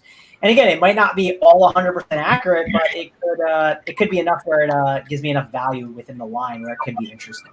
And that's going to be something else that's different, right? Because the beat writers will not be in the bubble. So I don't know if we're going to have that same awesome source of information. I'm just like you. I love following all that stuff. But, especially when I'm writing, I read a lot of the articles from the local guys on the teams. And without them having the direct access, I wonder how much watered down the information that these beat writers are going to be providing us. Yeah, that could be something too. So like I said, I'm not taking the rent and just putting it all Yeah, on definitely the starting NBA slowly. season. Yeah, starting slow and just with things that I kind of feel like are just simple things that I've been thinking of, right? The Jazz, the Nuggets are two things I'm looking at. I actually love to see that the Nuggets are playing the Heat the first game, because if there is a team that I feel good about that's conditioned, out there grinding, probably them. If you had to pick one in the entire league. Yeah, I definitely agree with you there. I was a big fan of the Heat too, and they definitely paid off because they got off to such that hot start that you got to get 10 or 12 games there before the books really adjusted, where they were completely undervalued, and we were able to take advantage of that. Oh yeah, they were fun. They were a good bet for sure. And then you could fade them on the road too, which was interesting. They weren't very good on the road, and a lot of times it looked to be effort, which was weird why they were not, a team that you talk about being so disciplined and so in shape wasn't taking the road game seriously. And then they kind of doubled down and they made a team effort to do better on the road, and they did. So it made you think that, boy, they really were blowing off some of these road games earlier in the year, and I was just wondering why they would do that. Yeah, no, that makes sense. I actually do a lot of player props. I probably should have mentioned that earlier when Jay was like, "Oh, what do you specialize in?" I used to do a lot, pretty much did 5 times a week did player prop articles. So I'm a big believer in them. Obviously, you can get limited on them, right? That's the one thing. I'm limited in some spots. You can get limited quick, but if you're out here betting, right? If you're not betting the max bet, if you're out here betting $20, $30, there is so much value in betting player props. Trap, they took them away from me. FanDuel took my live NFL player props away halfway through the year. All my bets on Bet365 that are on player props don't go through automatically. They get referred to the desk. They decimated me, bro, because we absolutely destroyed NFL player props and NBA player props last year. More spread and Tyler on the NBA player props, and I just murdered NFL player props live the first half of the year. That's the thing about books that I can't stand, man. They have enough people that lose. 99% of the people lose, and they can't even deal with the 1%. That's what bothers me. Yeah, it bothers me too. But the thing that you mentioned with that too is again, if the people in chat, if they're not out here betting, the max on it, just take advantage of it and just bet it. If that's what your bankroll is, please bet on those over games. I think it's so much better. And we're in the business here of trying to win you money, right? And I'm going to offer that to you and say this is a good bet. Of course, I wish I could get max down on it. I would love to get the max down. But I can't. Some spots I can. DraftKings, I'm limited all my props for sure, and a bunch of other things. Bet365, I was a little, but they've lightened up a little bit. And even FanDuel, what about FanDuel? The only place that hasn't given me an issue yet is DraftKings. Other than that, everybody else breaks my balls. So FanDuel, I was at first, but I think they decided to switch it up and ease off of that. I think they did that at some point, because my props just got lifted, the ban on it, and I had no money in the account. I wasn't even playing on there because I was so tilted about the situation. So, I think that's one of the most valuable things, and especially with we were talking about spread with the NBA, when a guy like Jimmy Butler gets ruled out, right? All the guys get bumps. The 3-pointers made, right, for someone that's at 0.5 or 1.5, that gets a boost. All these guys get boost because they get so much volume and usage upgrades. So I just try and hit them all. So getting notifications to your phone when someone is ruled out instantly. Listen, the books will do their best to close them off, but you got a 2-minute window sometimes to get it off. So if you're sitting at your computer at work, have a notification go through to your phone that says hey, this guy's ruled out. And I know it's annoying, obviously having those notifications get pushed to your phone could be a pain, but when you look at it from a perspective of you're making money from it, I think that notification is just an alarm that's a free money machine in a way.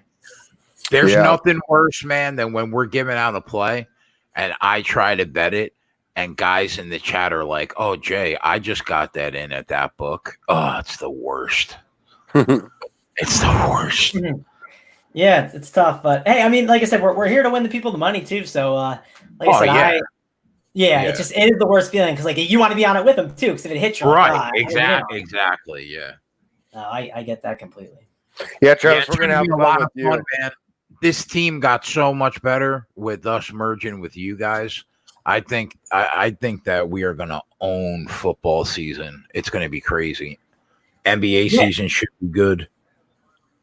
Yeah, and I'll admit, like the one thing you mentioned earlier about like talking like MMA, like oh man, we got to have you on for Fight Island. We have to have you on one of the DFS shows again because that was my best DFS card so far of doing my DFS stuff. And the reason why is I like the way you gave your takes on it because, I mean, some DFS guys like the touts in MMA. Some of them are really good and they give good takes and I like their breakdowns. But some of them just like don't take a stand. They're like, well, I'll play 70-30 of this guy because of the outcomes. And I understand why in tournaments, but like I just want to know like your take on the fight and like I genuinely want to know like who you think's going to win. So I don't know. I feel like you gave like a good analysis on that. Like I liked hearing that type of breakdown. And I told the guys whenever they want me on Friday night, I'm in. I just got to do it after we interview the UFC fighter. I could go right over to the Run Pure DFS side and do it if you need me to. Yeah, I'll be talking to Big T about it, trying to make sure we nail down that for Fight Island. I thought it was great, and like I said, just like to prepare you for like whenever you talk about the DFS side. Like one thing that's nice is getting guys who can score high.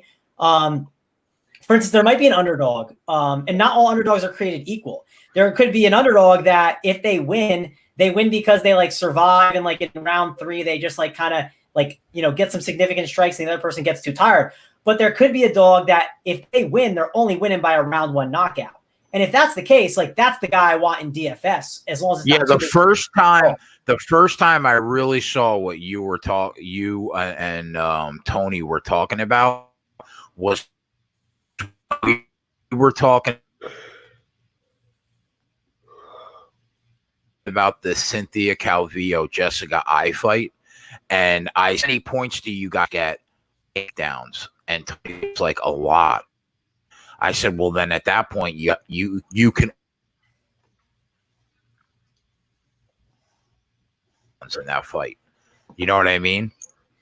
Yeah, you were cutting out a bit, but I caught most of it. But yeah, that makes sense. We're talking about the Calvillo and I fight, and that's exactly like what in DFS we're looking for. We're looking for those types of things. Like they're just super important. So, like I mentioned too, with like, leverage play with like, sure, if you looked at that fight last night with Hooker versus again Poirier, whatever his name is, their line was, you know, a lot further than the line actually should have been based on the ownership. Like you could take an advantage there at a 5% versus 55%, at least in the one contest I was in that I saw for the MVP spot specifically. So those are things that we're always looking for and trying to figure out scoring as well, how they'll do, because it's super, super important for, you know, trying to calculate things because the industry keeps getting sharper and sharper and sharper. And we need to keep, gaining those type of edges.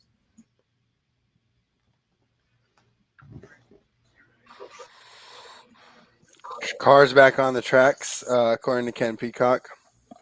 Yeah, they're on caution. Yeah, buddy. Yeah, we're looking good. And it's 6 o'clock. Can you guys hear me better now? Yeah, you were cutting in and out before. At least for me. Was he cutting out for you guys? Yeah, you must have heard more than me. Right now, they're only on lap 8, but we have plays at the bottom. Toyota. Boston Nick's asking in the chat. We got Max. You're the NASCAR live betting aficionado. He says Almirola, is he in play at plus 2,000 or are there any other live bets right now? Nothing live right now, guys. It's way too early to be making a live bet. A lot can happen in 132 laps. And as far as Almirola, listen, I'm already invested in him.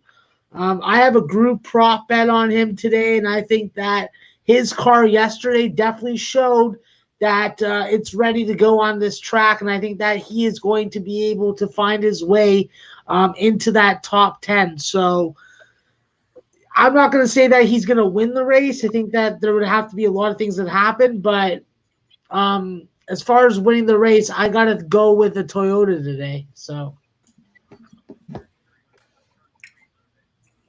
the guy that I'm interested to see is Ricky Stenhouse Jr.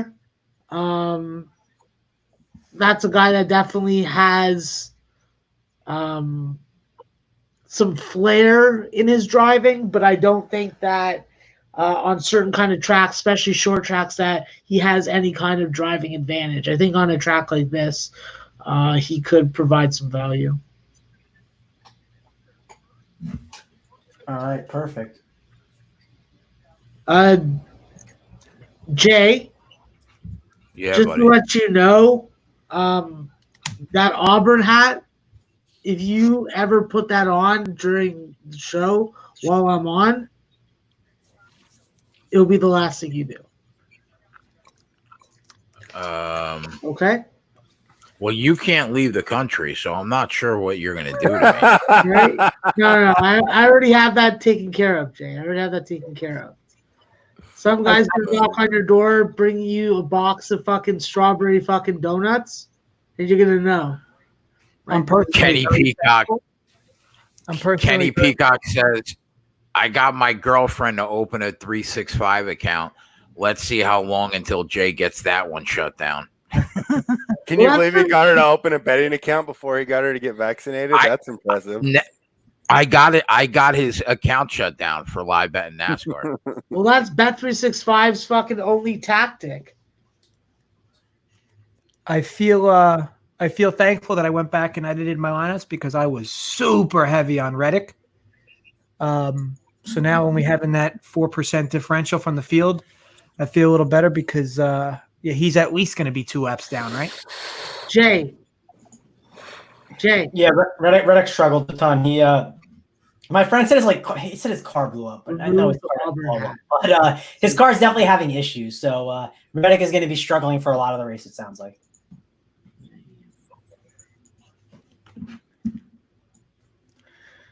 Well, I mean, as long as he still runs, you got to figure as long as he still runs, he'll be able to pass up those schlubs.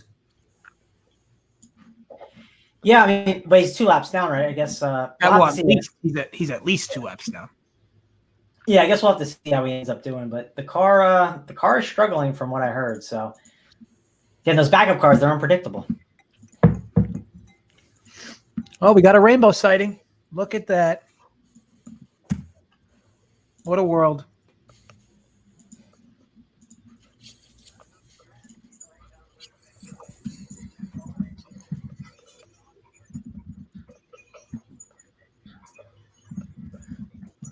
So, Jay, what'd you say this race is about 3.5 hours? Yeah, I mean, if everything goes well, they should be able to get it done in probably slightly less than 3 hours. Yeah, so they shouldn't. If there are a ton of accidents and a ton of like yesterday, it went pretty well. A couple cars hit the wall, but nothing crazy. So there was no red flag stops. As long as they race somewhat like they did yesterday, I think that they could probably get this race in, but they're cutting it really close now. I think there's that point out they just want to get it in, no matter what. Like after half, it's done, right? So if they have to shut it down at like 9 o'clock because of no lights, they'll just call it. That's where I think you'll really see accidents. Yeah, and if that's the case, once they get past the halfway point, if they really do plan on doing that, that live betting that's going to come into play. Who's leading this race at the halfway point?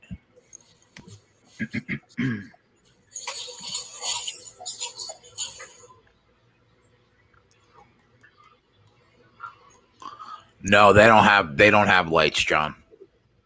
Unfortunately. Now, in Reddick's situation, Jay, let's say they fix whatever's wrong with his car. Is being 2 laps down the end of the world for him, or is it crazy to think he could still top 15 finish? Is that official? Did he have to go in the pits for something being wrong? He's at minimum 2 laps down. I see him at -5 and in 40th place on the NASCAR website, JJ. Now they got him down. Oh, he's done. Yeah, my friend chance. said, this is what my friend said in the text earlier. He said, bro, Reddick's power steering, he's got none of it anymore. He thinks his engine blew up. Smoke is coming out of the back. He says, good night on lap 2.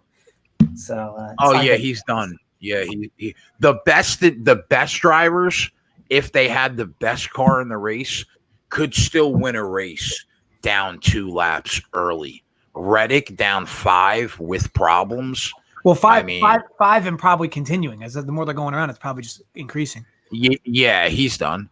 He could finish literally dead last. By the way, it's no competition cautions, they said just now. I think TH said it in the chat. So Okay. That's Tyler. You'll get to know Tyler because he kills the player props too on the NBA. So you guys Yeah, I are gonna remember get along hearing real it say well. that. So I was like, oh, I'll get Yeah. along with Tyler for sure. I love diving into those. Yeah, definitely. Man, We're gonna have Mangone's limited at what, 6 books in Jersey on player prop? Yeah, yep, I am. Only because I beat you two donkeys, you and Big T on the sports betting show. 2-0, man. Gotta take it. You love to see it. Listen, this is the longest. This will be the longest win streak between the three of us, man. I gotta ride it out. I don't blame you. I'm still good at DraftKings. If they take that away from me this year, I'm gonna be so sick to my stomach. I will say I have to look. I made a bet with Big T. I had Sung Jae Im versus all of the guys in the 8K range. It was like $100 a pop per golfer. I have to see if I even won that. I may have. My guy may have made the cut, and I still lost that freaking bet by and I'll only lose $100. But is Big T getting on here, JJ, or no? I haven't spoken to him about this show at all today. He told me yesterday. Yesterday he said he was going to come on, but I sent him the invite, but he hasn't answered me. No worries. I think I broke even with him actually, to be honest, but I'll have to calculate it later. Oh shit! At least I'm still alive then. Thank God I went back. Like I said, I'm only 4% ahead of the field on Reddick, whereas before I went back to make edits, I was probably 35% ahead of the field. Yeah, that's massive. I was going to fade Reddick in my main GPP team too, so I'm mad I didn't play that main GPP team now. Well, as I said for DraftKings, if you were going to do it, just fade guys like him, Jones, and just hope for the worst to happen. All right, we got to avoid Busch and clean air again because this has just been bullshit. Blaney should be able to smoke him, right? Blaney should, but Custer I'm not facing. Blaney, well, the car on the outside's got the edge going around the first turn. They'll carry more speed off the corner. So my guess is that Kurt gets the lead in the second corner. Wow, Blaney with the speed though. Yeah, he looks good though. He looks good. Bro, I was talking about this kid last year when nobody knew who he was. He's going to be so good. And these Penske Fords are really good, especially this year. We got to get Kurt's old ass out of here. Kurt Busch. Yeah, see, that's the thing. This clean air, man, it's hard to draft. That's what I'm saying. It's not like talent. See how they're following each other? Yeah. Because they're trying to draft off each other. And you can't do it like you can normally do it at a 2.5 mile track.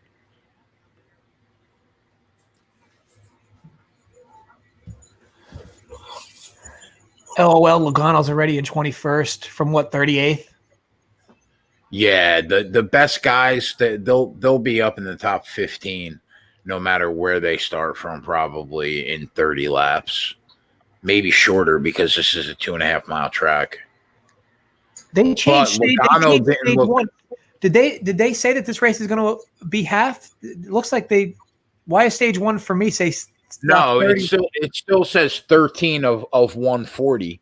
So that's 350 miles, 140 laps. That's interesting because in bold on mine it says 14 of 30. That's for the first stage. Yeah, that's stage one, Jay. Got it. Oh, that's right. This track is only 140 laps. Right. Got it. Okay. Now it makes sense. Yeah, so laps led isn't going to really mean much unless somebody literally dominates this track. Harvick's got a nice car, man. Where's Hamlin? It doesn't look good. Yeah, it's going to be this way though for a while because they started 20th and 19th. They inverted the top 20. Yeah, I forgot about that. My bad. I'm just tilting my TV too. The good thing with this man going to laps led probably won't mean that much on DK. I mean, on FanDuel it practically means nothing anyway, but on DK it's not going to mean much. Like I said, unless a guy like Kurt literally leads like half the track.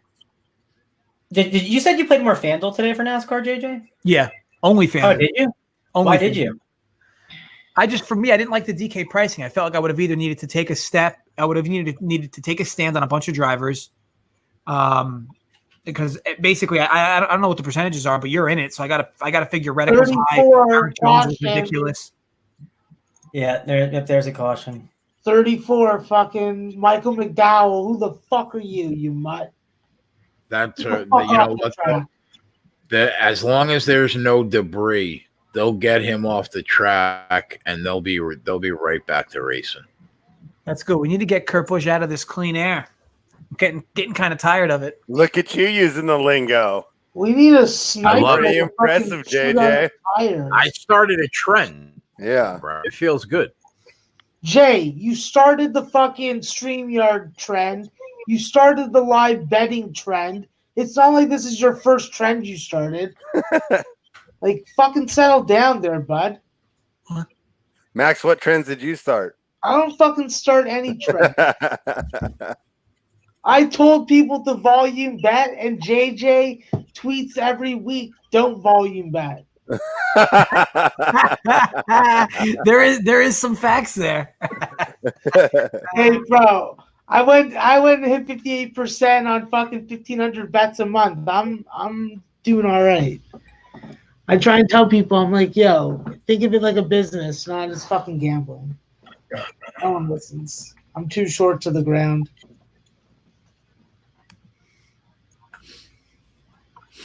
Fuck, Keselowski looks like he's running well. Yeah, that shouldn't surprise us. Yeah, he's a cow sodomizer, though, so take that for what you will.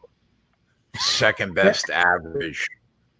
Actually, really the best average finish. Yeah, I know. What do we got numbers on McDowell? Oh, Mangone's gone. I was going to ask him what we got for ownership numbers on McDowell. People usually like to play that prick. I mean, he wasn't a good play today, but people usually like to play him.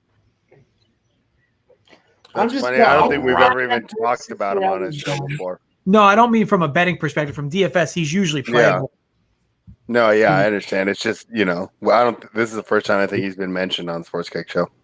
He's usually super Ronnie cheap. He's usually from the back. Yeah, Ronnie had McDowell over Wallace in one of his matchups. That sucks, Ronnie. Right from the door. Look at Logano. What a mutt.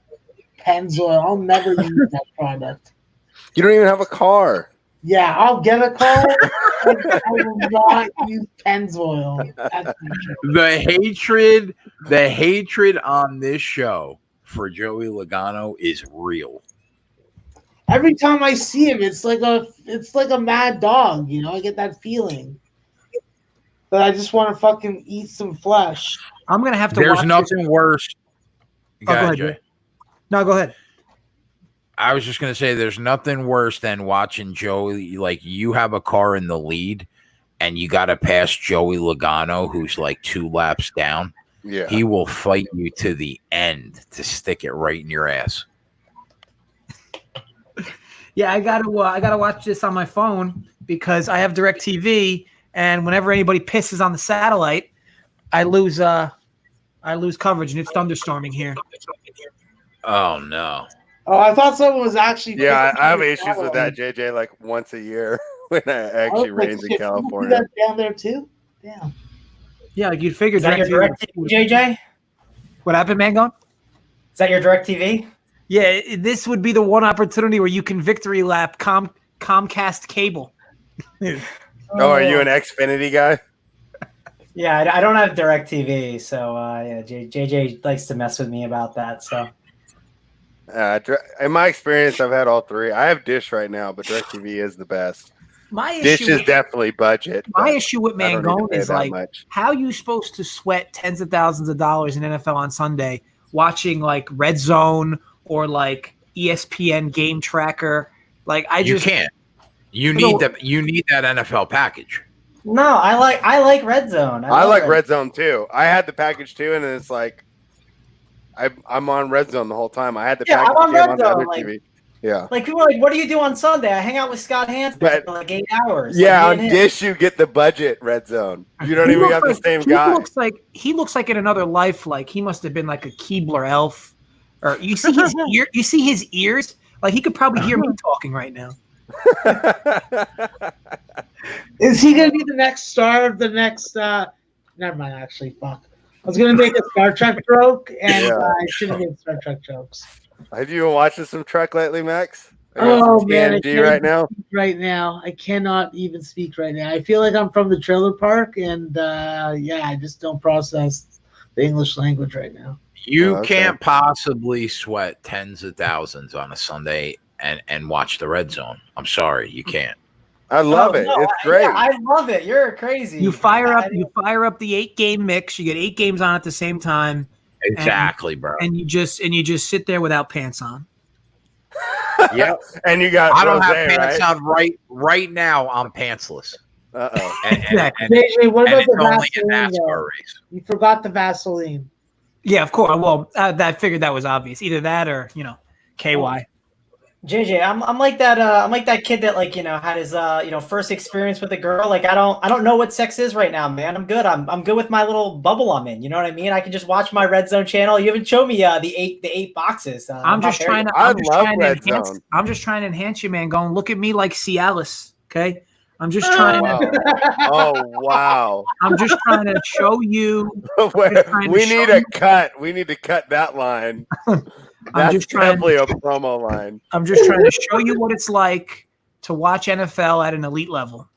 Yeah, he's just trying to get you stiff, bro. Yeah. Exactly. That's all he's trying. Maybe I just like the vanilla stuff. Maybe Yeah. that's where I want to be. Yeah, but Mangone, it's probably better for your heart and blood pressure if you stick to the Red Zone. Yeah, sometimes ignorance is bliss, right? Yeah, you guys will laugh. So I used to.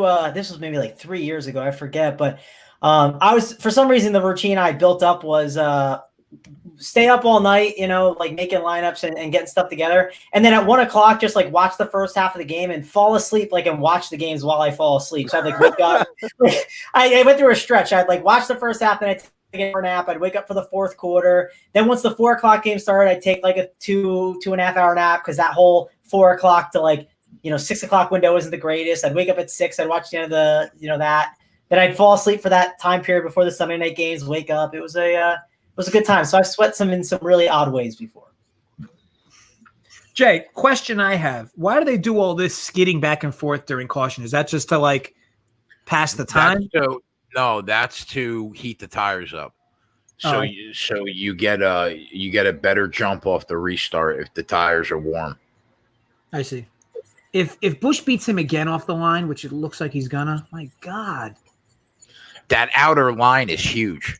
He carries the speed coming off that second corner. Kevin Harvick is looking good, but obviously it's 11 laps in. I mean, Yeah, 20 but you know what? He's passing cars. He's one of the only yeah, I people know. I'm watching it. But visibly passing cars. yeah. Look at Chris Bell again. The Sitting car is there. good, that's for sure. Yeah, that Toyota's strong. Jay, I have a question for you. This is also DFS related too, and I don't always play this angle, but it's something I've thought about. For instance, we like the Toyotas today, right? That's one reason the keg is on them. They like Toyota to win.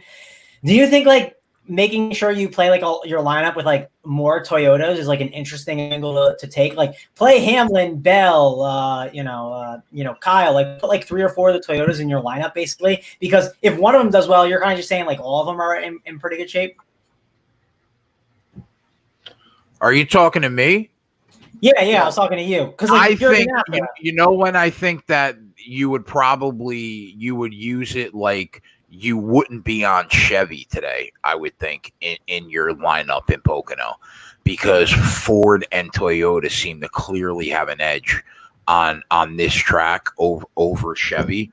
So I would think you would use some type of strategy into your DFS lineup like that. You guys would know better than me because of the scoring system. but I would not be on any Chevy today from a sports betting angle. I don't know how that would translate to DFS though. Gotcha. Yeah, I was just curious because I've talked to some of the NASCAR guys that are placed with it, so I was just curious, trying to pick your guys' brain too as well to just iron out my process a little bit because like JJ, I might be playing NASCAR a little bit more going forward. Yeah, you won't be if Kurt Busch keeps finding ways to enjoy clean air. That's for sure. But you know what, Jay? He's 0.3 of a second up, which means that he can't pull away. Now, the best car on that track right now, if they had clean air, they'd be up 1.5 seconds already, maybe 2. So I think that Blaney's probably got the better car right now for sure. And I think if you see Blaney in clean air, he takes off. He's up 1 second, then he's up 2 seconds. Because the fact that Blaney is like 1/10 of a second behind him right now is a bad sign for Kurt Busch. That means that he does not have the best car. Now, with regards to when stages end, when a stage ends, because it usually goes to commercial break, I know this is somewhat of a naive question, but when a stage ends, do they somewhat do a restart like they do with cautions, or does the race just keep running? It's a caution, basically. Everybody will go down pit road. Most of the time, they take 4 new tires and gas, and then it'll be a restart, just like a caution would be. Got it. Because usually by the time the commercials end, they're already restarted. Right. Yeah, he can't pull away from Blaney.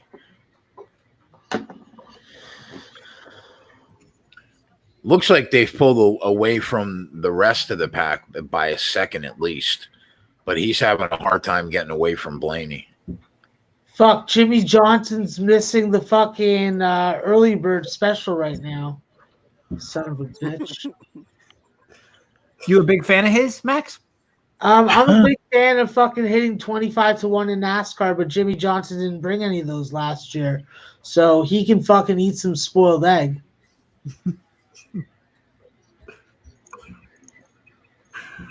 Keselowski's coming up. He has a good car so far. Yeah. Where's Almirola spread? Yeah, I was actually just thinking that for our group. He's in 26th. Okay. He's literally fucking taking 2 dicks in the mouth right now. Literally? Probably. And pissing I would say it's more figuratively. I was going to say, that's impressive to be in 25th while doing that. I mean, I'll tell you what. he's being Quinn Huff still. He's talented. At least 39 for Reddick.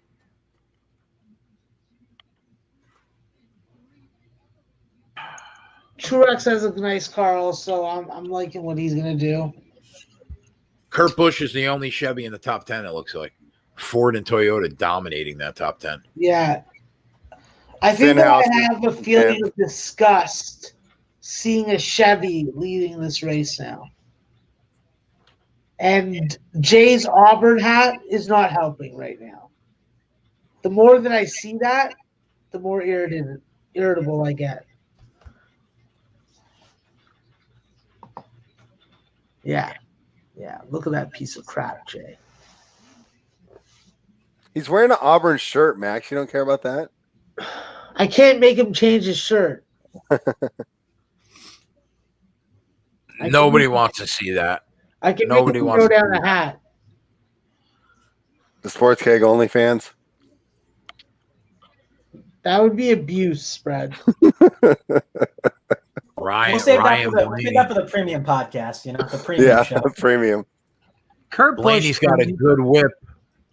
Kurt Busch for me is like golf's Jordan Spieth. As soon as I start building my lineups, immediate fade. Imagine having a younger brother that's the best in the sport. But Kurt used to be good, no? I mean, like... Yeah, he won a NASCAR championship one year. Yeah.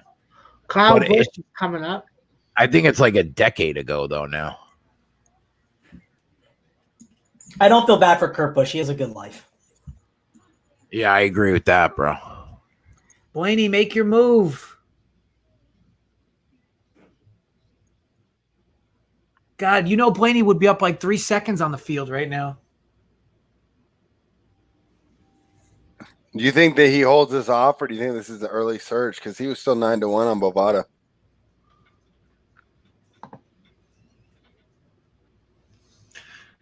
I mean, all I know is he probably would have had a much bigger lead than Kyle Busch has right now. I mean, Kurt Busch, sorry. Yeah, you can get Blaney at 12-1 right now at Bet365. Still early, but he's clearly got a good car. Can you imagine all the jokes would make if Kyle or Kurt married a woman named Hillary? Did you just mention the If Kyle or Kurt married a woman named Hillary, would that the be one of your... woman with the last name Clinton, who also is named Hillary? Well, With it'd just be a great name for you right after they sign that marriage certificate. With a certain size Amazon bush, metal wiring to keep it under control. Blaney is on his balls, bro. Jesus. He's going to pass him right now. Jimmy Johnson, get the fuck out of the way. Blaney's going to use Jimmy Johnson. Oh, Kirk got away from it. I thought he was going to use Jimmy Johnson. Yeah, Blaney looks strong. I hate this fucking track traffic. It's boxing him in. Just box him in for half a second. That's my argument as to why Denny Hamlin picked up a couple seconds on Kevin Harvick late in that race. Well, he's gonna have a second lead at this point. Close it back down again, like a lion chasing a fucking gazelle in the fields. Yeah, the lap traffic is definitely a concern. That's the only reason why. But you know what? That's the stage is over already.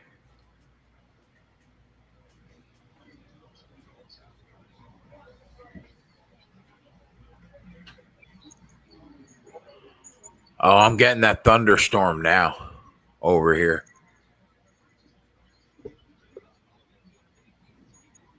Hopefully your internet fucking stays in.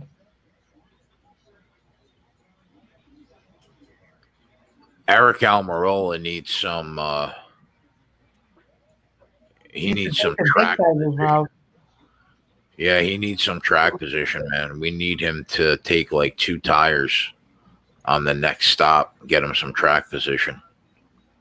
He just pitted, didn't he? He might have. I thought I saw him on the pit. If he did, he'll stay out when everybody goes to pit road, when the leaders go to pit road. So that should gain him some track position.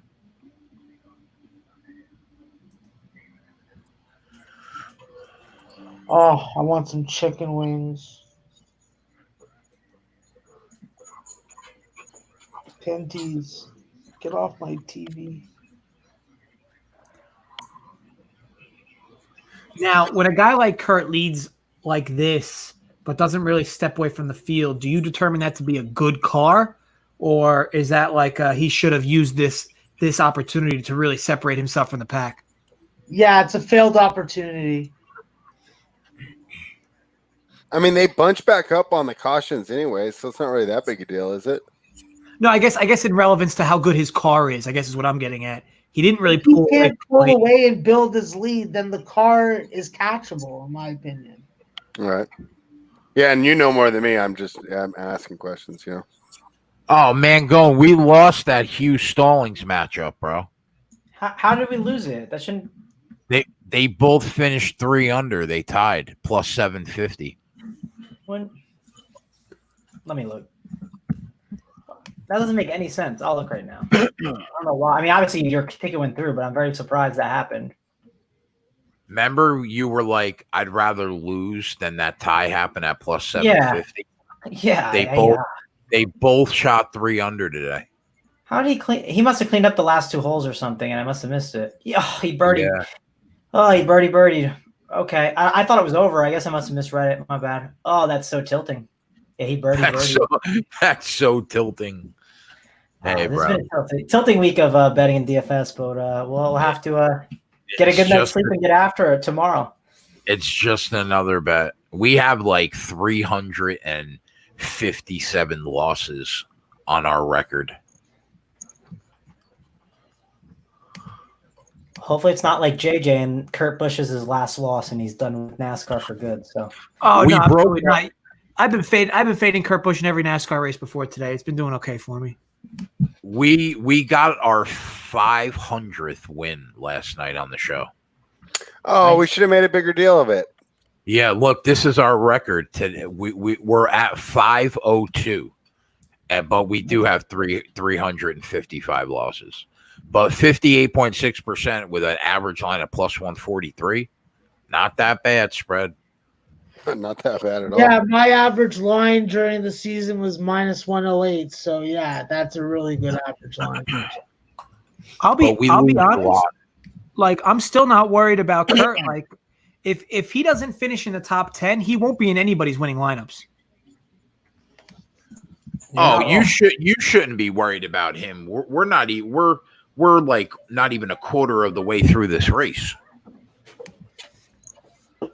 Yeah, because he started in second or third, he would literally need to finish in the top 10 to outdo his difference with the laps led. Yeah, you're not a DFS player if you're not tilting the first second of the race, JJ. You know that. You got to do that. Yeah, well, I didn't envision him taking all 30 of those initial laps. No, that's true for sure.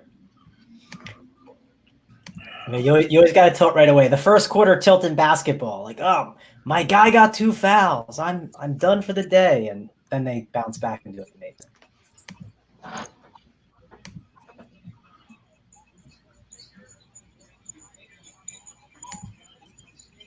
Jeff Gordon is just trying to hide his dismay for not being in the 24 car and having to watch Byron. That was his first stage win of the year. He sucks. He's terrible. Yeah, he's pretty bad.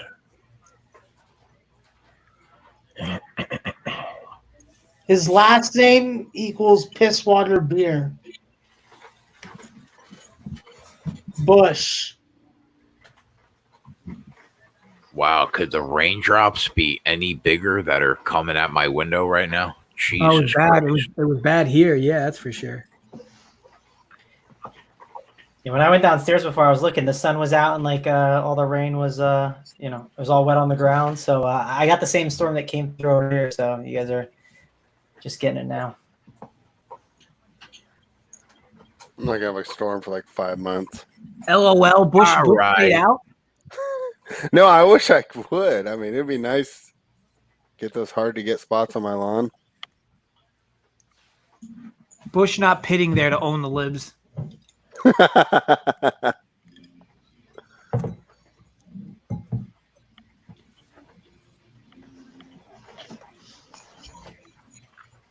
That is a punchable face right there. I will say, like, the tough guy angle for like the picture of him, show him like that he's in first place. Like, can we just like mix it up and do something totally different? I don't know what they need to do, but like no one's buying the tough guy look from Kurt Busch. No. DJ's just got to hit par to win it.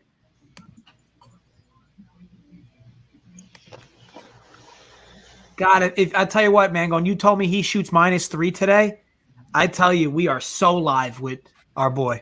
I know. It's it's frustrating.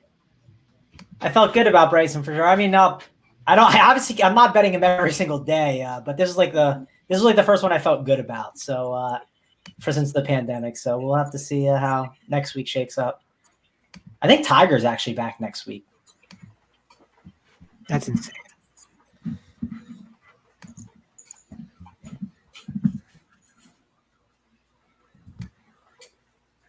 Mango, did you do FanDuel? For what? NASCAR? or no? Yeah, I did. Do you see? It's basically impossible because I don't have any of McDowell, and since he's in last, and I can't look at places that deep. Are you able to see what his ownership is? Yeah, I'll go. I can find it in the monster. Hold on. I'm sure I can get all the way back there and find it. McDowell, he is 19.4 in the monster. No way. That'd be awesome if he'd be that high in this. Reddick is 47.8. Again, the monster is obviously different than that contest, but it's not too far off, I'm sure, either way. So, yeah, Reddick's 47.8 and McDowell is 19.4. That is things you love to see. Yeah, that's pretty good. I got I need Ty Dillon. Ty Dillon's my difference maker over there, I guess you could say. I got him at 8.2%. Yeah, I hate Ty Dillon, so not really the guy I want to be on. Actually, now I'm thinking about it, I don't think Tiger is back this week. I gotta figure out who's playing this week coming up.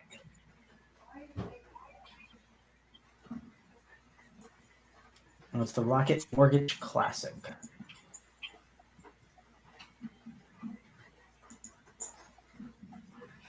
Eric Almirola is up to 12th now with Hamlin 11th.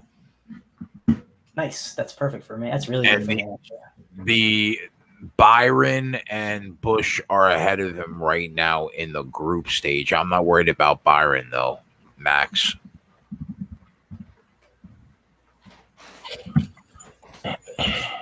There's Truex. Toyota's sitting 3.5 right now. Joe Gibbs sitting 3.56.11. Let's go, Toyota. Yep. Yabba dabba.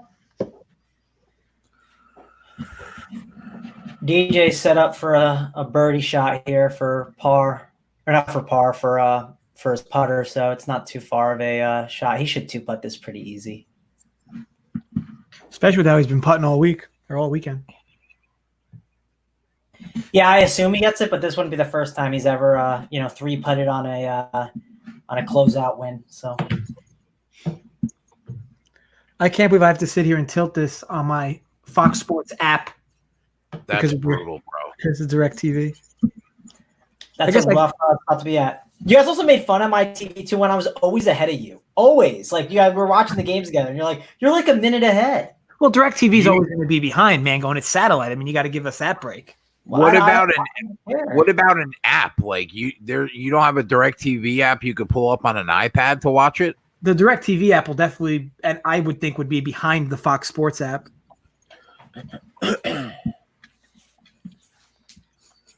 So Kurt Busch doesn't pit. How about that? Neither does Blaney. And here we go again. He's going to get the corner coming off at turn 2. Although Blaney got a nice push. Blaney clears him. Now we'll see how good Blaney's car is right now. Oh, thank God. Hopefully every car just teabags Kurt as they pass him. Yeah, Ryan Blaney 14-1.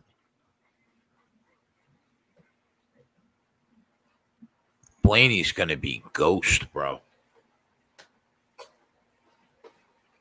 That car looks so strong. I mean, he's 14-1 right now. It's early, but man, I'm tempted.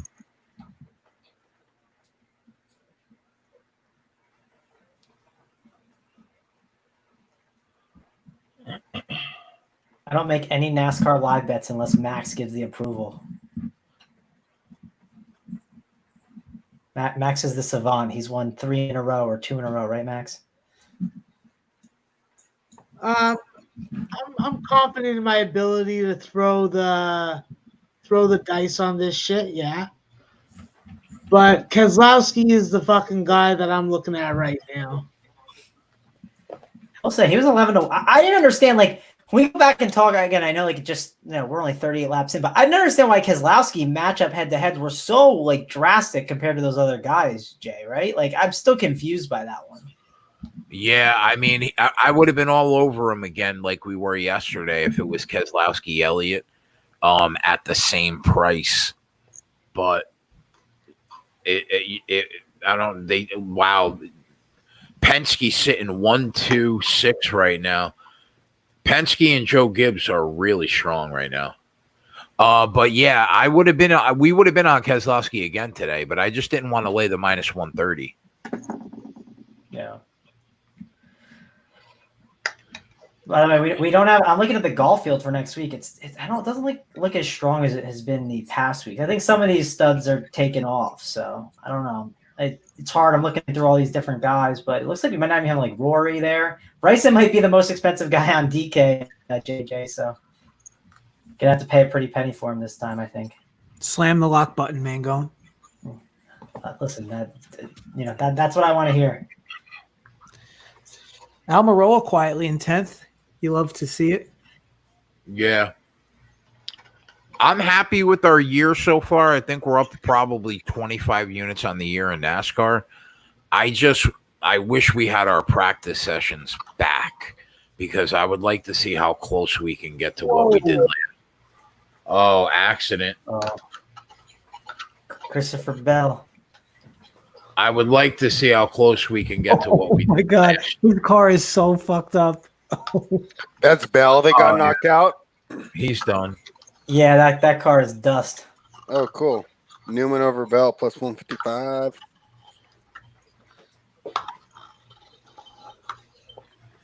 Oh, you took that spread based on the value? Yeah.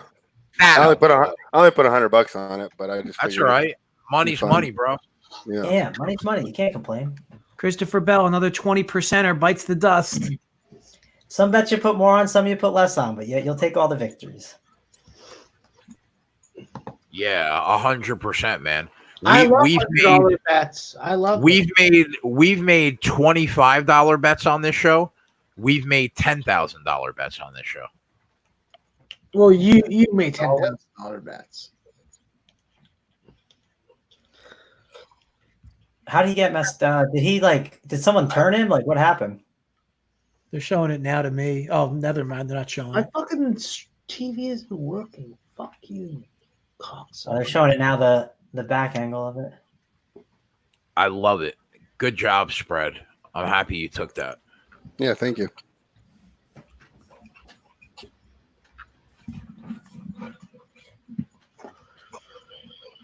Some boys in the chat were on it too.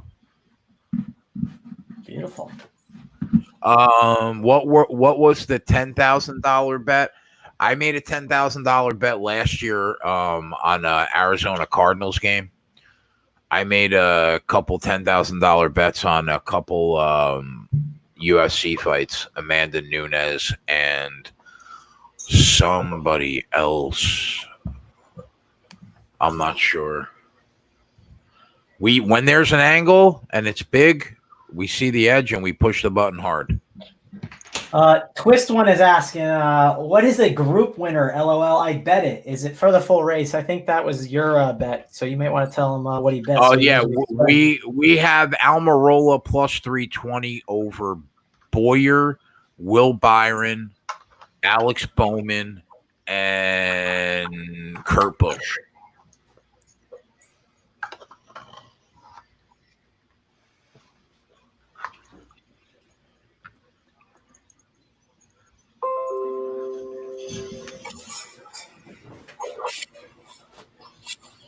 James asked if we did any outright winners. There were no outrights bet yet, right?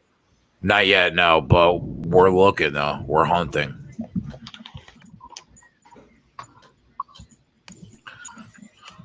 Adam said $10,000 bets don't lose. So far, you're right on this show, but one day it's gonna happen. Oh, I just realized that really played to Busch's favor because he never pitted, so that caution helped him, right? Yes. Ugh, this fucking guy, run pure. I can confirm I haven't seen him, try and get access to the Discord chat or sub here, so he's not a Run Pure member. But things are going well for him. Mangone's like, I won't officially say he's running pure, but I mean, yes, things have been going well for.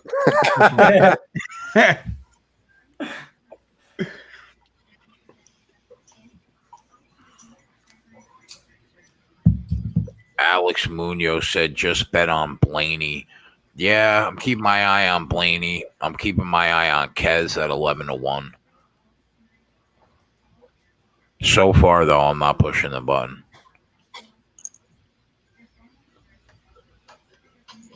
The good thing about this race is there's more time to think about your moves before you make them. Talladega, you got to react a lot fucking sooner than normal. So, Is the worst beat we ever had on this show, Max, the plastic bag?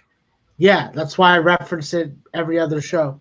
Will that go down in history, you think, as the worst bad beat of all time on this show? On this show, yeah, but not of all time.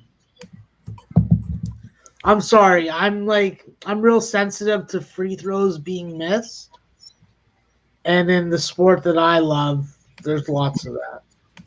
We bet last year. We had a crazy run, but we also had practice sessions and consecutive lap average times going into the race that we don't have now.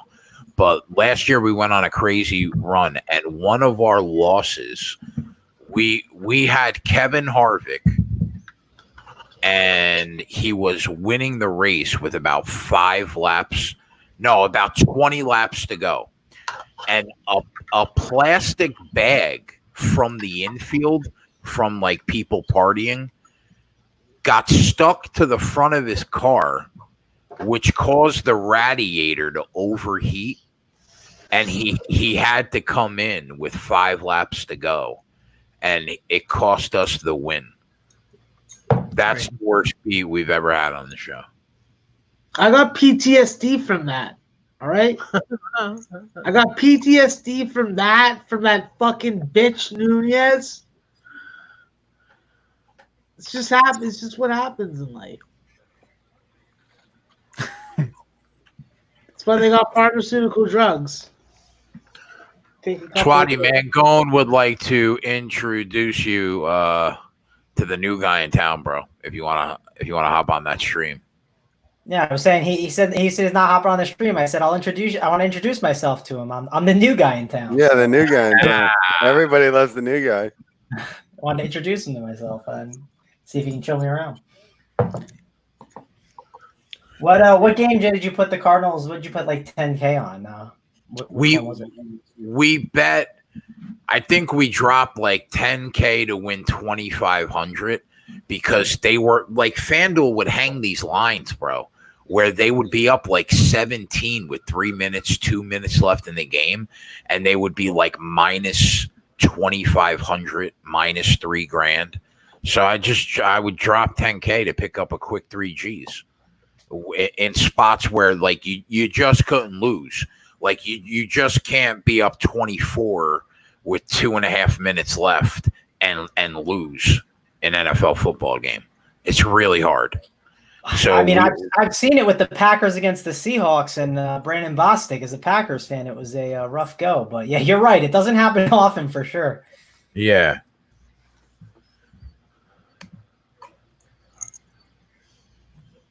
I forget. I can go back because I had screenshots that we had on our account. I can go back and look to see exactly what game it was. Nunez is spicy in bed. Well, I wouldn't know because she doesn't like dick.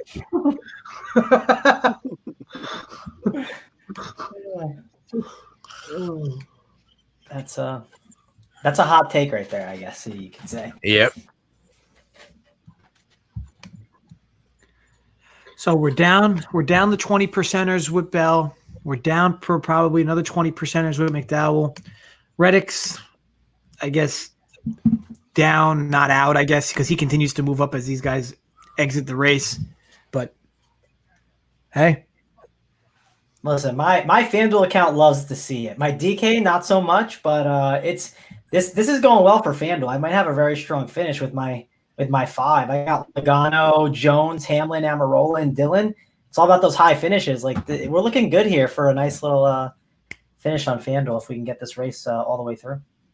Yeah, in races like this where there's not a lot of laps on FanDuel, you basically and point differential is not even that big. I mean, like, it is of course, but like it's really just finishing. Like you basically need all your 5 guys inside the top 10. Yeah, man, it's the site for ladies. They love a guy who can finish. So there you go. They gotta finish strong. Man, going off for the life advice. This is this is the type of shit I'm here for. Was that man going to offer it, or was that Travis? Oh, you know what? Good You're point, right. JJ. Yeah, You're right. You're right. That was Travis. You need to change your handle from Travis Mangone to Travis Fox. It's probably available. I think that's his Tinder handle. that you know, that's my handle. And the new guy in town is the bio. So there's Yeah.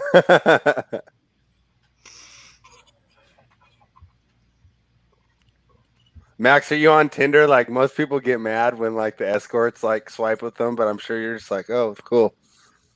Where's Kurt Busch? I love Tinder hoes. I think Kurt Busch might have got a speeding penalty, bro. Tinder sex workers are great. That's like seeing Jordan Spieth hit it into the woods. So pants are off if that's the case for JJ. Blaney, Truex, Kyle, Logano, Harvick, Wallace, Almirola is your top 7. Busch is in 27th. Kurt There you Busch is go. in 27th right now. Yeah, Kyle's up to 3rd. He either had a problem in the pits or he was speeding. Things you just hate to see happen. Yep.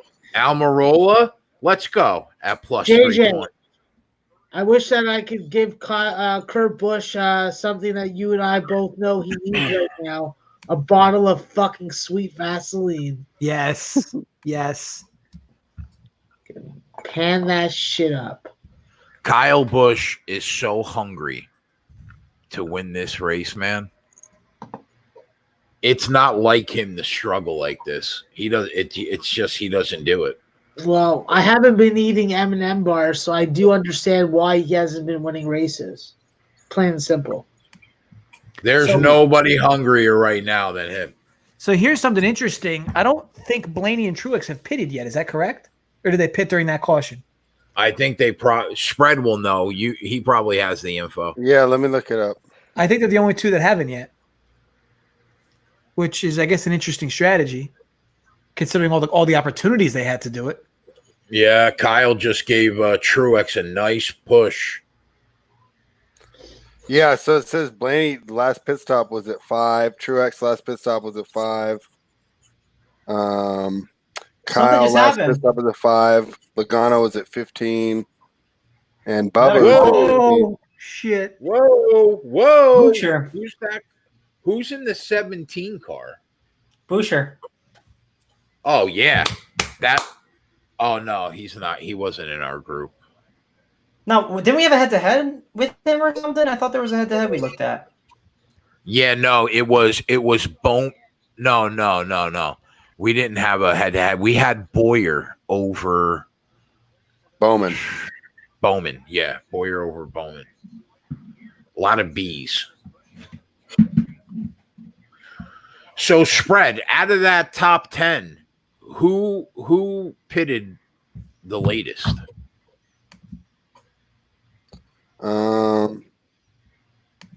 Elliott, it was at 31. He's in 10th. Harvick was at 31. What about Almirola? 26. Lap 26. Okay.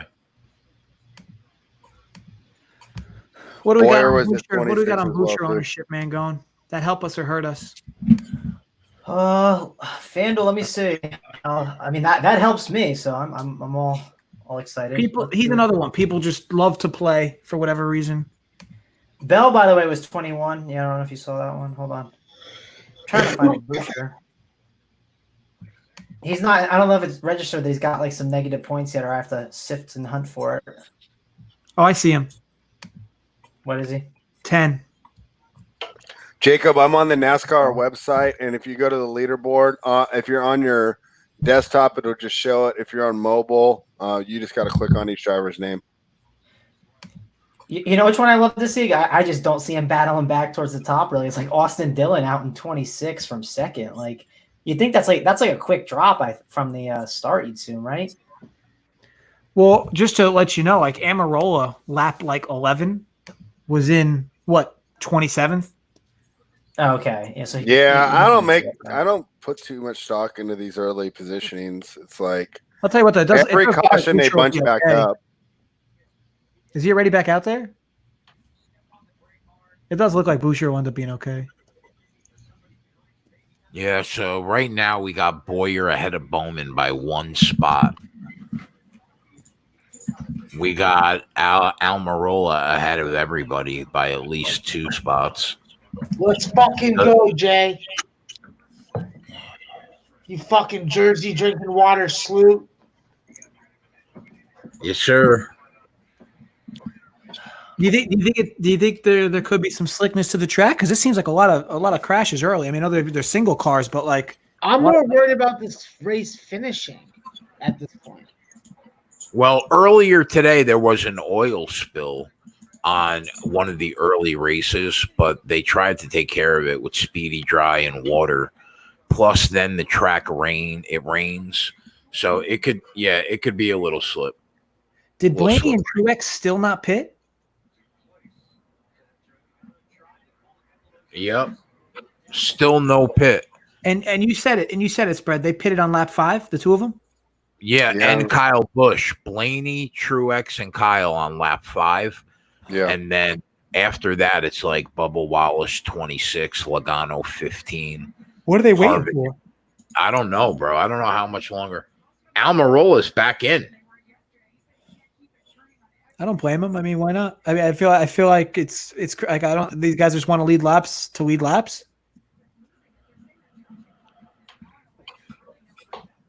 No grip out there. The traction compound has been washed away. That's the report. So this could turn into a complete shit fest. Hey, who knows? Maybe this keeps going like this. Maybe Reddick will just kind of default to like 20th. Yeah. 5 laps back, 20th. I mean, he's still in 38, so that's a pretty big jump. Fuck, Almirola's behind Boyer and Bowman. Well, now because he just pitted. Oh, Right.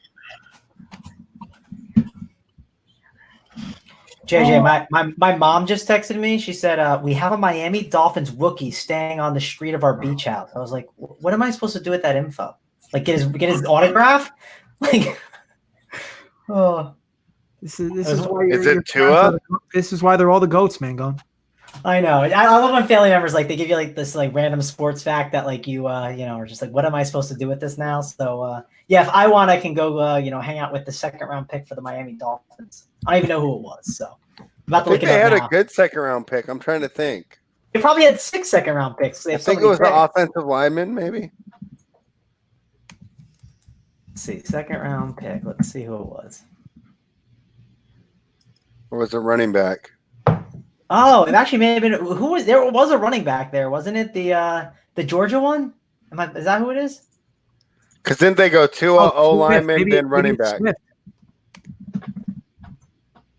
They didn't draft Swift. I thought they did. They didn't draft Swift? Oh, maybe they did.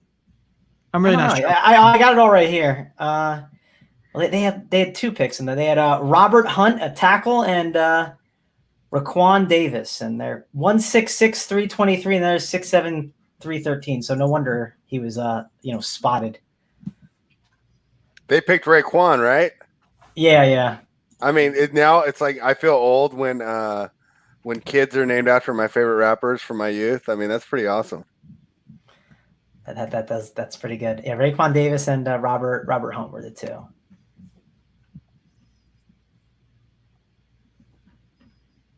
If it's too old, yeah, we got like Debo. Debo's in the league from the movie Friday. I mean, it really makes you feel old.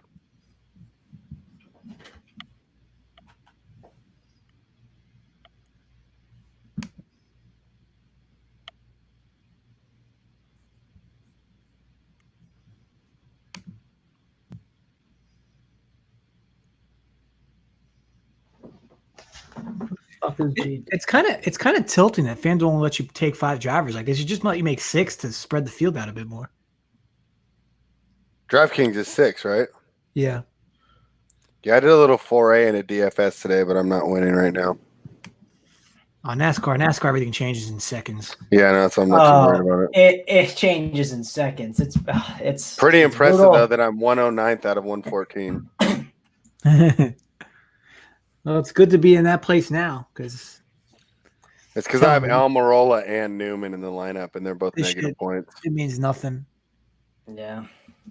It shifts so. I don't know how Almirola is giving me less points than Reddick, but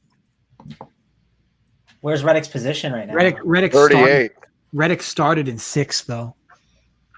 Didn't he? Didn't he start? No, he started 30th. Oh, Almirola. Oh, wow. I just moved up. Almirola is now at 0 points to Reddick's I think I confused him with Newman. Well, because Almirola started, where did he start? 19th. So if he's like all the way back at like the end, then he's losing a ton of points. I mean, Reddick's already losing a lot of points too. But it's probably because he pitted and whatnot. But it changes so fast.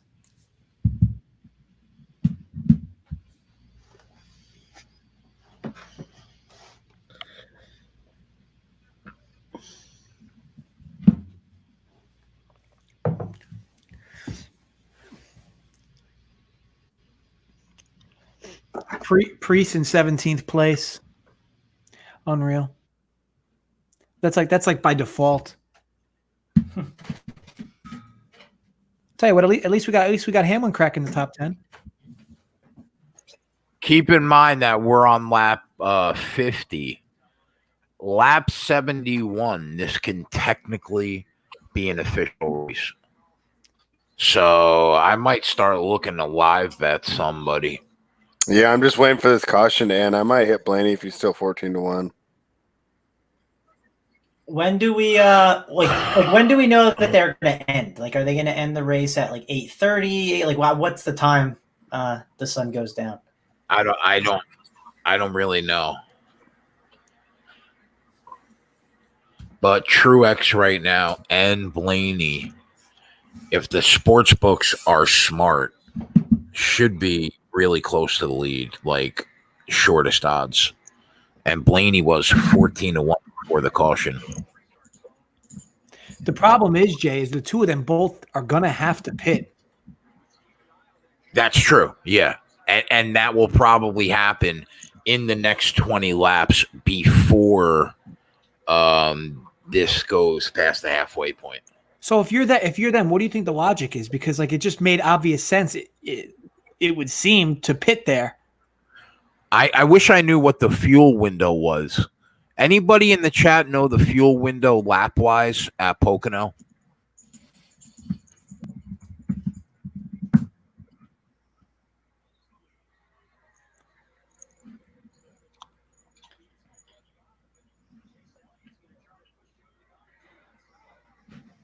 I'll tell you what, give it up to Kyle. He's usually got like the best looking car in the track.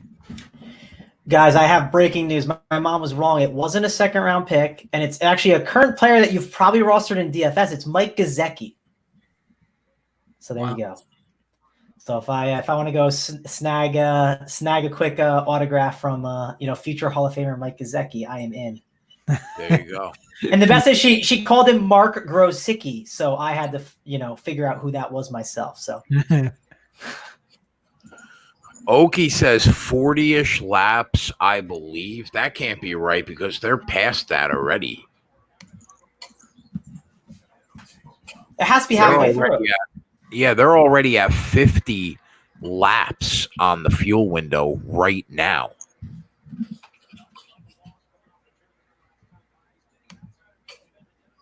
Blaney right now 12-1. Truex 9-1. Looking at guys behind them that have pit because Kyle's going to have to pit too. De Benedetto, Wallace, Denny Hamlin at 26. Harvick and Elliott at 31.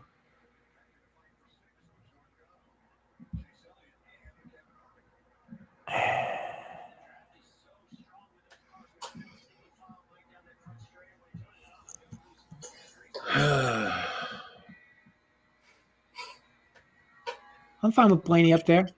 No complaints. Yeah, he's got the best car. But I'll tell you what, here comes Hamlin. Yeah, Denny's still the odds-on favorite, I think. Let me check. Yeah, 3-1. Yeah. Wow. 3-1 Harvick, 3-1, 4-1 on Kyle. Jesus.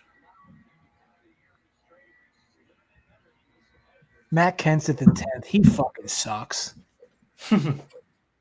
Denny is slowly ticking fractions off that lead.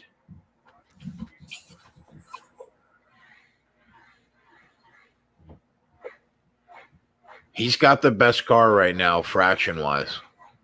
Hamlin does? Yeah. He was 2 seconds behind. Now he's a second and a half off the lead. Yeah, he's just consistently gaining on both. Well, he's consistently gaining on first, that's for sure. Yeah.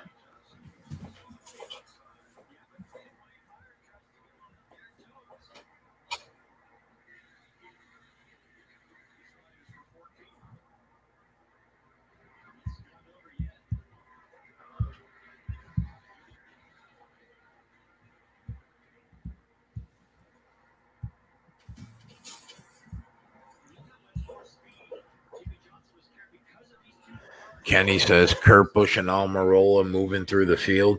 Where's Almirola right now, spread? Let me look. Emerald's in 24th. Kurt Busch is in 23rd. But they may have both pitted, which may have put them both back. Yeah, he did. He pitted at lap 46, Almirola. Yeah, So and Busch at 42. He's in good shape.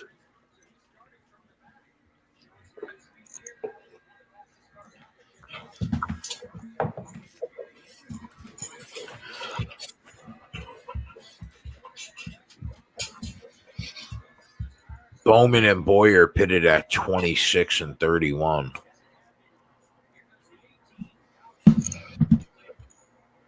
Kyle passes Truex and Denny passes Truex. Yeah, they're coming. What do you think about Harvick here? No chance for a repeat? I don't, Not right now, yesterday? Joe Gibbs running 2, 3, 4. Best cars probably as a group. Mm-hmm. I feel good about our plus 140 on Toyota right now.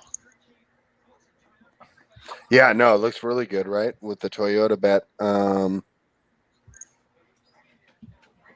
Just to put in perspective how weird DFS is, I'm in like the top 10 in this tournament. I have Logano, Jones, Hamlin, Amarola, and Dillon. Like none of the dudes at the top. So like NASCAR DFS is like the weirdest thing in the world. Doesn't like make any sense.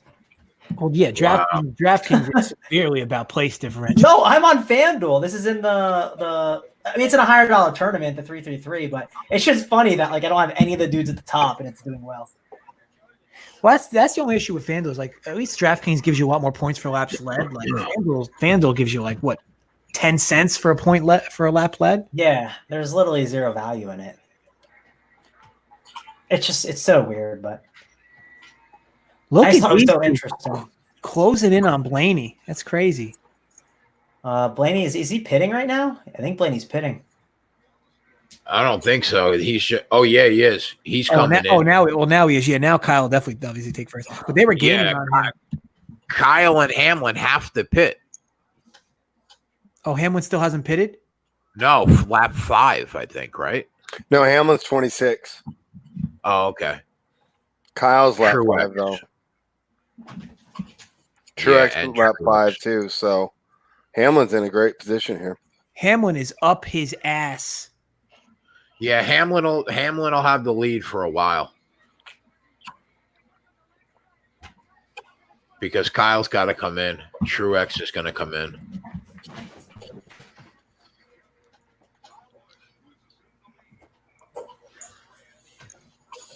Do you think the whole pit strategy just has to do with like as a team they decided pre-race what lap they were going to pit and they don't really care how many cautions they're still going to pit on those laps? It's possible. because two out of those three guys went in at lap 5. Now, if you're Kyle, you're just kind of hoping for a caution here as long as you can before you end up going in. Yes. And then you have to decide, do I just take gas in 2 tires instead of 4 and save myself about 6.5 seconds on the pit stop, which could mean everything. Am I seeing that right? Those two are 5 seconds ahead of the pack? My God. Yeah. Which means dick.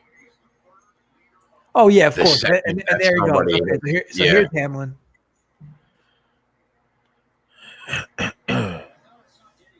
Now, when did you say his last pit was? 20-something? Lap 26. All right, so he's still going to have to go in. Yeah, Harvick lap 31, Elliott lap 31, Bubba Wallace lap 26, Keselowski lap 39, and then the two before him, 15 and 25. Oh, wow. You'd figure Kez has got a huge edge, though. Man. They all should be pitting before him. Yeah.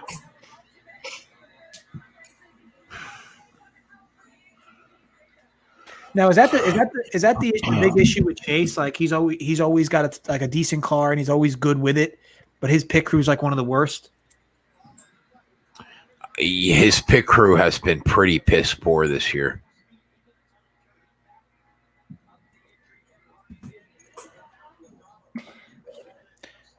All right, so if Wallace just went in, Hamlin's got to be going in any second. And we're sitting in good shape. Almirola's last pit was lap 47. And Clint Boyer and Bowman are 31 and 26. So that could be good for us for the plus 320 to win that group. By the way, we have, according to Google.com, we have 8:38 as the sunset in Pocono. So I don't know if the sunset will affect anyone driving. Getting their the reflection will get in the way and mess them up. But that's what I got for you guys. I can just appreciate that Mangone confirmed that it was .com for Google instead of .org or .us. .edu. Yeah, exactly. Well, I got an update from my mom. She swindled Mike Gesicki into a conversation with the dogs. So, if I want to get a relationship with Mike Gesicki and get him on a Run Pure Sports podcast, I need to stand outside the house with dogs, and that's how we'll get my own Miami Dolphin mascot, like some people have on Twitter, like Patrick. You should be like, what are you waiting for, Mangone? I know. I should be getting in the car right now.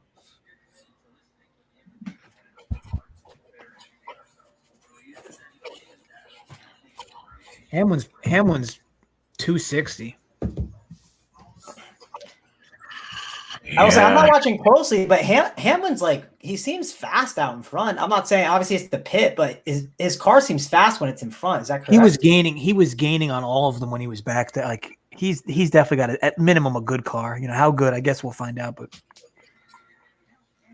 yeah, I mean he was probably the best car on the track to end last race, even though Harvick got the W. Do you ever hedge, if you have Toyota to win right here, do you ever kind of hedge and take a different guy that's not Toyota that's maybe more of a long shot? Do you ever mess with that angle? Sometimes. It all depends. It all depends on what's going on. Okay, yeah, obviously you don't force it, but yeah, that's just where my brain just went right now. I figured I'd ask. Yeah.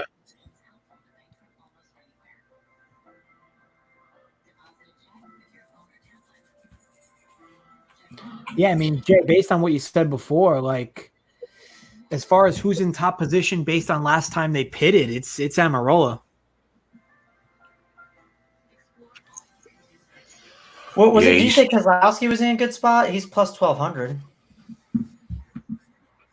Keselowski's last pit was lap 39. He's in a good spot. Eric Jones is in a good spot too at lap 39. I feel good about our Almirola bet, I think. Yeah, that looks solid. And Clint Boyer is right behind Alex Bowman by less than a half second. For that matchup prop that we have.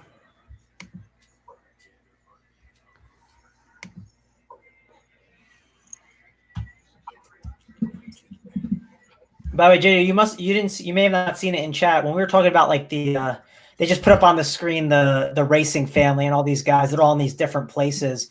The one guy said what he did instead of like betting like 3 Toyotas and one one out of all your 6 drivers, he said he limited who was the bad one? Was it Chevy we didn't like, Jay? Yeah.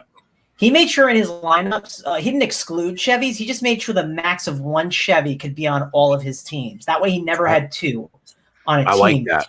Yeah, which probably makes sense. I don't know what position they were in, but like it was a good when I heard him say that, I said, oh, that's a great way to maybe attack something later. So I mentioned that to you so you can, piggyback out. I'm all for the leveraging spots, DFS sports betting, and the player groups. Like I think that truly differentiates people who optimize their lineups.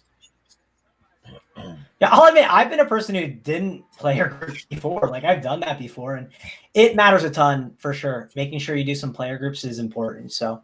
Well, yeah, I would think, man, going to, I don't know how much you've MME'd. Like, I've never MME'd before quarantine, but like for NFL, like I would think for sure, like if you're going to play a quarterback, like you should almost always have them paired with one of the receivers because it's almost likely, right, that one of those guys is going to have a big day. Or if you're playing the receiver, pair him with the quarterback. Unless they're really cheap and they're a running quarterback because there's value in the legs, right? And then rushing touchdowns. So it depends. It's a very odd situation. So it is possible, but it's not something that's super ideal. The one thing I heard on a podcast recently was interesting was the guy said he noticed he was doing the stacks, right? But he wasn't like going all in on it. Like sometimes just going half it on the stack where it's like a quarterback with a receiver. Like sometimes you just want to like push more and like just get the whole game stack kind of thing where you go like quarterback, a receiver on the other end, and like even another receiver with it. Because if that combo hits, it likely hits hard. You know what I mean? So, and what are the odds that like you're getting the in between hit when others are just going to be overweight on the combo where 2 receivers hit? So that was something interesting that I kind of heard on a recent podcast from one of the guys who won the golf millie and the NFL millie. So he's clearly pretty good at the tournaments, you would say.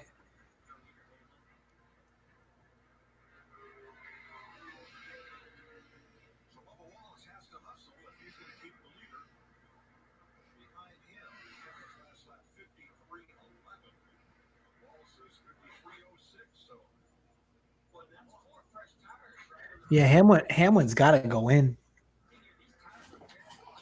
I mean, it sucks, but it's just the harsh reality. Yeah. We still have like, about an hour left, so there's still a lot of racing to go. It barring a crazy amount of cautions, I actually think they actually got a shot to finish the race, let alone halfway before it gets dark. I think it's a big ask to go 72 laps in an hour. They're gonna pause too for the stage. At sunset, it's still light enough. Like I don't think at 8:30 they would need to stop it. I would think they need to stop at like 15 minutes after 8:30. So I think you got till about 8:45 before it'd be too dark.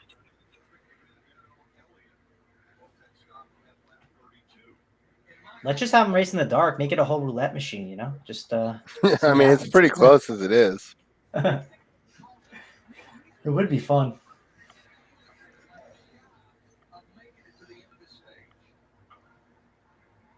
They're about to show on the screen since you're behind. They're about to show the last pit stops coming up. So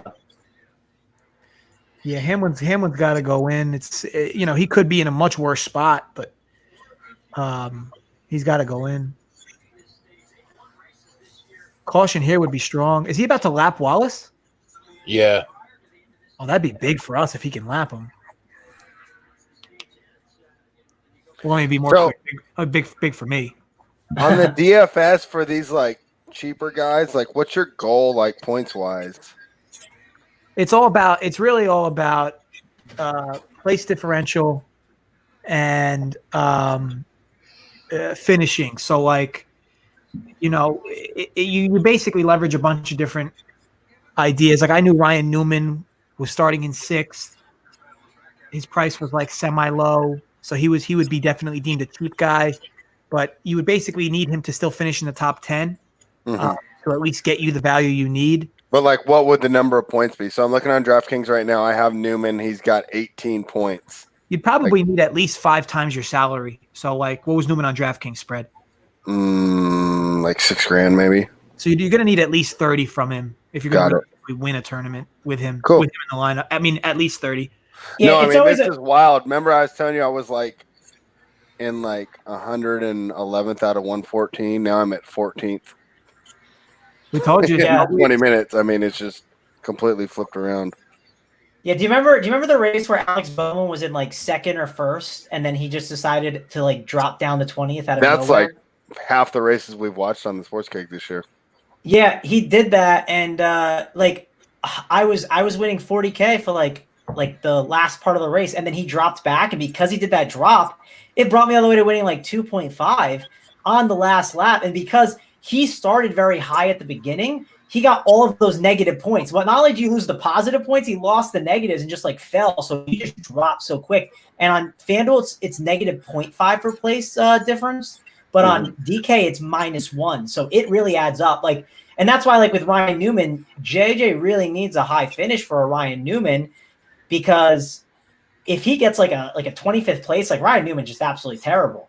That's why he's not going to get enough place differential, because starts at 6th. I mean, the most he can gain is a +5 points. That's the most he can get. So, Okay.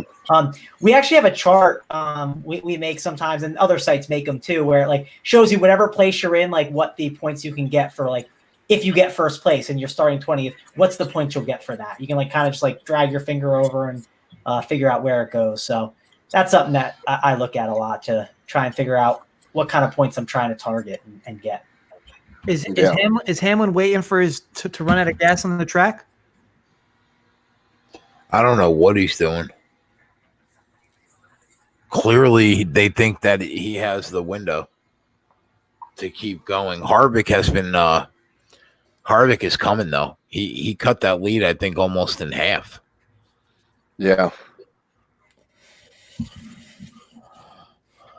I'm guessing you're still waiting on the live bets. The lines haven't really moved much, so.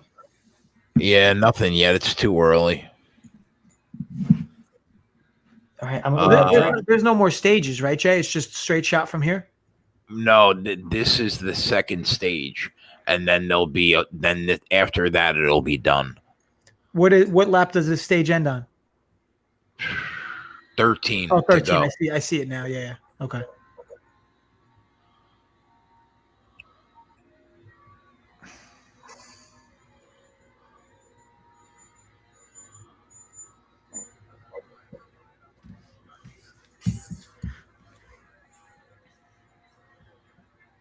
Technically, they can make this race official now at any time.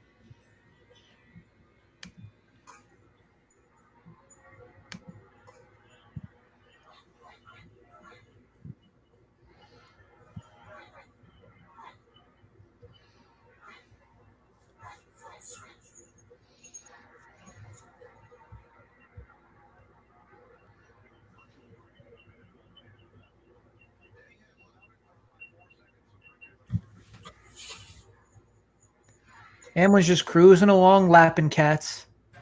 Yep. Still with a 4-second lead. Yeah, this definitely, at least based on how these two pulled away, you got to figure Hamlin Harvick got strong, very strong cars here. Yeah. I mean, they're 11 seconds up on the field. It's crazy.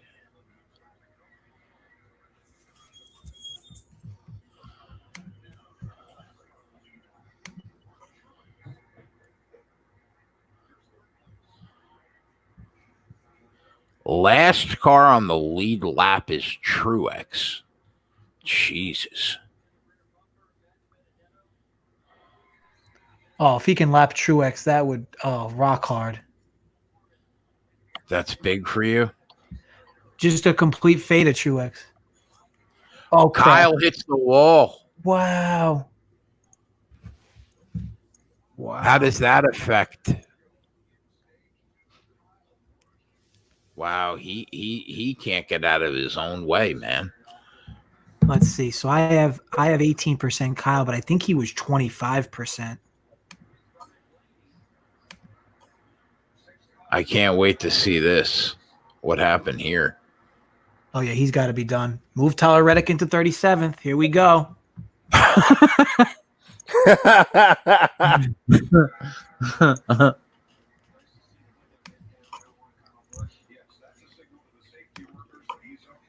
Mangone, the more of these guys that get eliminated, the more the guys like what's his name? Oh, Mangone's not here. Talking to a wall. Taking to a He's not? good-looking chair. Oh yeah, okay. Wow, man, it's not Kyle's year. You're right, T. Jesus Christ. Jay, Yeah, bro. fuck Auburn. Go change that shirt.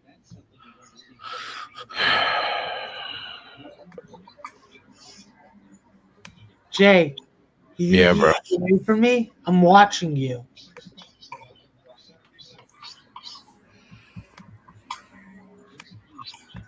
Look at you wearing that Auburn shit on your fucking chest. Did they show it? Did they show it, Jay? What happened? Was it him or did somebody hit him? They haven't shown it yet. I just saw him hitting the wall hard. Well, that's a Toyota that we can't have win the race for us. That's unfortunate, Max. It looks like Hamlin. Oh, wow.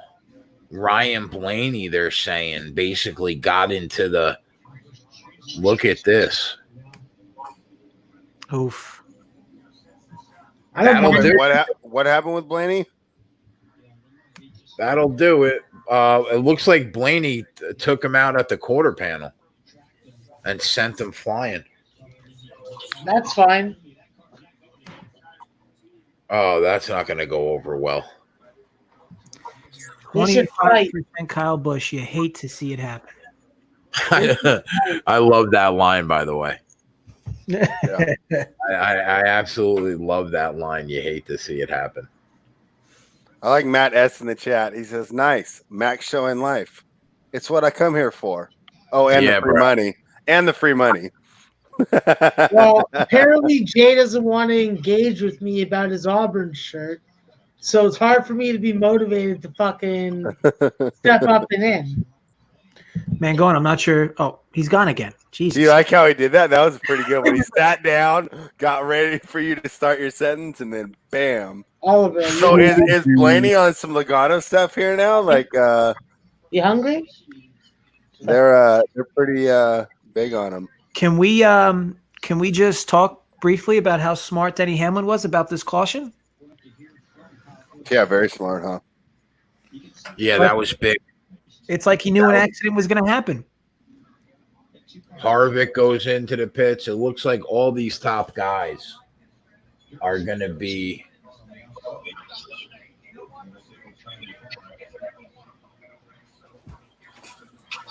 There's Boyer ahead of Bowman. It looks like Yeah, but what about Almirola? He's freaking. Almirola might have stayed out. I don't know. I have to wait He's and see. behind all of our guys. He's behind Bowman, Boyer, and Byron. It says Almirola's in fifth. Oh, well, maybe that's just my stream being behind. I am in Canada, you know. Oh wait, now it's different. Yeah, I still got him in fifth on mine on lap Oh, yeah. 77. Yeah, bro. That's big. Almirola's in fifth? Yeah, but his last pit stop was lap 46. Oh, okay. He stayed out. Fuck. Did Hamlin get like speeding or something? How was he in 19th? Because he just pitted. I don't know. Oh, maybe that's not right because I think they all pitted, didn't they? No, well, I'm just going off the website. Hamlin's last I pit see stop was 19th. 76, and Truex's was 57. So I'm seeing 19th too, actually. I'm seeing Harvick. I heard Kyle crashed. Yeah. Yeah. Man, gone. Slide Reddick. Okay, into well, 37. I'm guessing that affects the lot. I mean, the live odds. Just give me this Almirola plus 320. Did Ryan Blaney take one off the chest too with that accident or no? No, I think he might have a little damage on the quarter panel from when he tapped Busch on his front fender, but he looked okay. Yeah, I'm not sure what happened with Hamlin. He must have had an awful pit because he pitted and lost like at least 12 spots to other people who pitted. Almirola's in second, the guy said. Oh Is no, that Hamlin's in true? 11th. yeah, Yeah, he is. I see Now Pulaski, now I'm Amarola, in- Stenhouse, Newman. I'm in first in my double up. That's pretty impressive.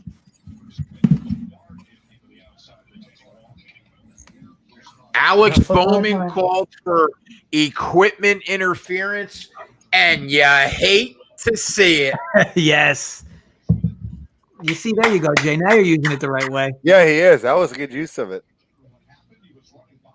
Fuck you, Bowman. Eat my ass. So that boy over Bowman's looking pretty good there. Yep. And we have Almirola against Bowman and Kurt Busch. Busch, He's no. yeah. Where's he? Kurt Busch is in 8th. God damn it. He's back. Oh fuck. Yeah, I see him in 8th. Yeah, Yeah, he's in 8. That sucks. He's right there. Max, what are you doing? I mean, what are you doing?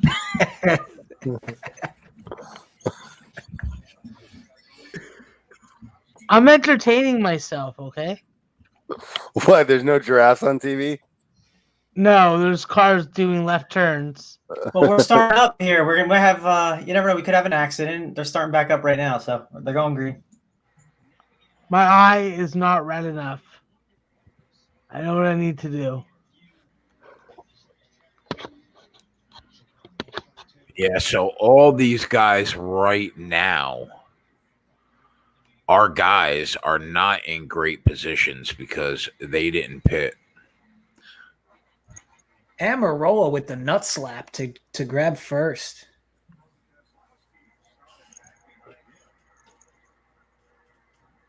Blaney's in 20th, RKE.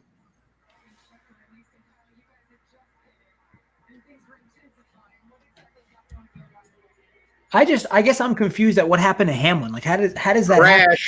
Crash. The It was 37. 37. Who's that?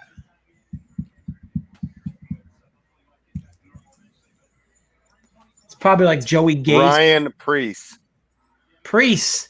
Oh man, complete fade. You hate to see it happen. That line is going to be used so Yeah. much on this show, bro. Yeah, I'm stealing that. Oh man. So that's good for you guys. Priest. Well, I don't know about Mangone. I can't speak on his behalf. Mangona, you got Priest? There's no way I played that dude on my cash lineup. You're good. I just played one lineup, so I'm sitting Look at pretty. this I guy mean, going sideways around the turn. I can't imagine too many people played Priest anyway. I mean, he was in first, Yeah. moved to the back. He had no place difference. I I'm mean, not on FanDuel. I will say, like, I've dodged all these accidents. Like, they're adding up the percentages on FanDuel where it's like pretty. I have a pretty good chance at finishing up there, mainly because like a lot of people have some just duds in their lineups right now, like, and they're just all naturally getting hurt by it. So we'll see. Percentages are definitely adding up, though.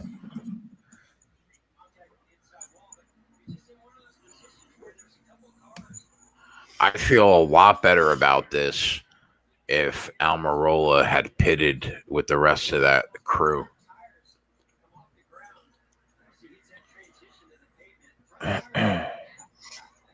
Yeah, I have Almirola on my team too, so I definitely need him for that in the bet. So I hope he can figure this thing out. There's maybe it's too soon, but look, slide Tyler Reddick into 36th. he just kind of is like a cockroach, He's away. Oh man, These are the comments that make me want to do this show till I'm 80. Slide Reddick into 36th. Yeah, I mean, look, he's drawn dead. We basically need like 15 more of those accidents. you never know, man. It's NASCAR. I will say, all these accidents are definitely not helping this race to end in time for you, JJ. So, yeah, this ends at 140 laps. That's true. I'm cool with just continuing to gain percentages up on the field with all these accidents, though. Same. I'm in on that. Let's get more of that, please. I'm still like befuddled at what the hell happened in Hamlin's pit. How could he have lost that much position? Yeah, that was a bad pit.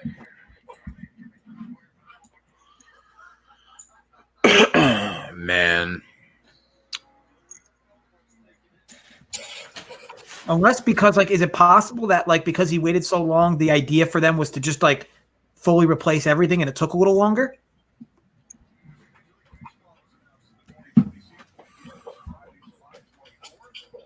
Ronnie Lofton has Almirola top 3 plus 550. Go ahead, Ronnie. Hopefully we get this plus 320 home. I don't mind. I hope Almirola gets there, but I am not a fan of Almirola. I mean, I'm a fan of him today, but I just every time he starts inside the top 10, he always finishes outside the top 10. Yeah, you know what? We this is probably the first time we've ever backed him to win a group.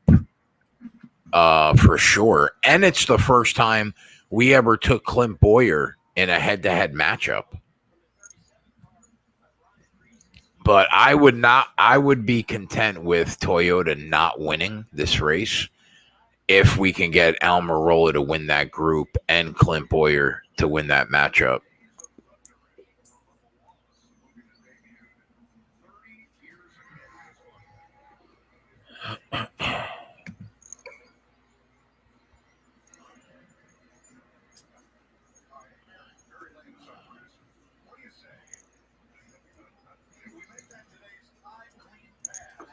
Who was his guy, man, going from the video? Who was Coop's guy? Coop said, if you were going to play one of them, the guy starting in 40th, what was his name? Oh, Quinn Huff. He said, I'll never play him, but, this is the one time I am. It's Quinn Huff. He's, awful, but he was in on Quinn Huff. Again, 40th. I mean, he's DFL to start, so he's getting all the points, man. I mean, Quinn Huff's in 29th. What more can you ask? It's 11 free points, and then I don't know how much you get for being in 29th, how much you get for being in actually 29th place. It's 12. Yeah. It adds up at 5K. It adds up, certainly. He's 3 on FanDuel. I don't think it was just that, too. It was the idea of, Logano is just – not that he's easily going to be on the winning lineup, but, there's a high chance of him. All those guys that were just, high up there, they were all starting really far back where there was a lot of value in them. So that's why the stars and scrubs approach made some sense for sure. Ricky Stenhouse in third right now is one of the ugliest things. Oh, I know. Ricky Stenhouse. Coming off second place at Talladega where he fucked us. Oh, I just realized Ryan Newman in fourth. Jesus, this thing is a shit show. Yeah. Yeah. Oh, Austin Dillon's back up to fifth, by the way.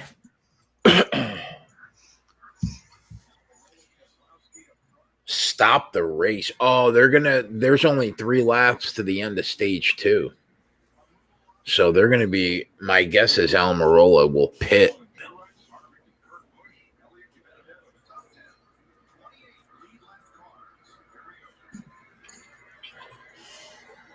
Oh man, that's the only thing I don't like is the strategy with the pit. 5 wide, huh?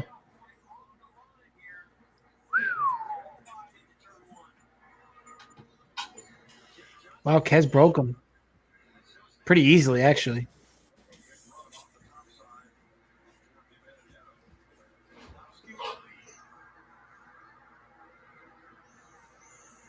Wow, Blaney just looks like he's molasses. Oh my god. At least on the angle they showed, he just looked like every car was passing him.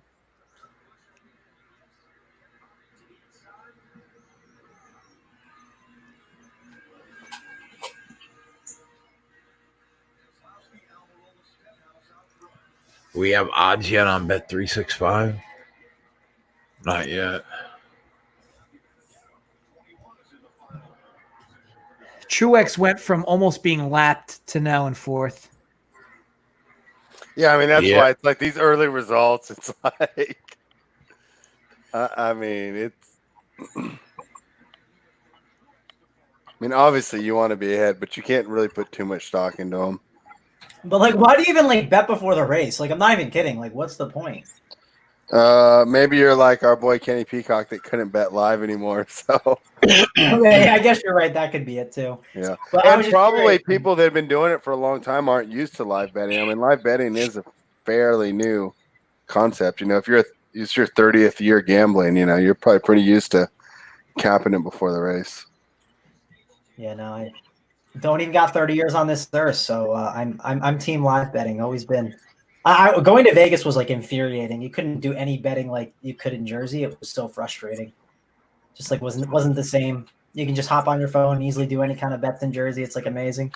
I think if you, now, and I don't know when you win, I think now if you download apps, like you can go to a sports book, chill in their sports book, deposit at the sports book, download an app, and that way you can sit at the table and just sit there and live bet without having to get up and get in line. Because the other hard part too, especially because I see that you do a lot of NBA, those lines move so quickly. You don't want to stand in line behind 3 or 4 people because you target a number. Hey, I'm going to jump in at plus 7.5. By the time you get to the window, it might be gone. Yeah, you can't just. But on your phone, I think you can, and then you can cash out before you leave. That's not bad. Through the book. So that's kind of like the new way they're doing it. In fact, like if you download the William Hill for when I go up to Reno and Tahoe, well, Tahoe, the casino's right where you cross the state line, but not for Reno. You can, I could start betting at William Hill, the sports book I'm going to go be and hang out at the second I cross the state line. Oh, that's not bad. Yeah.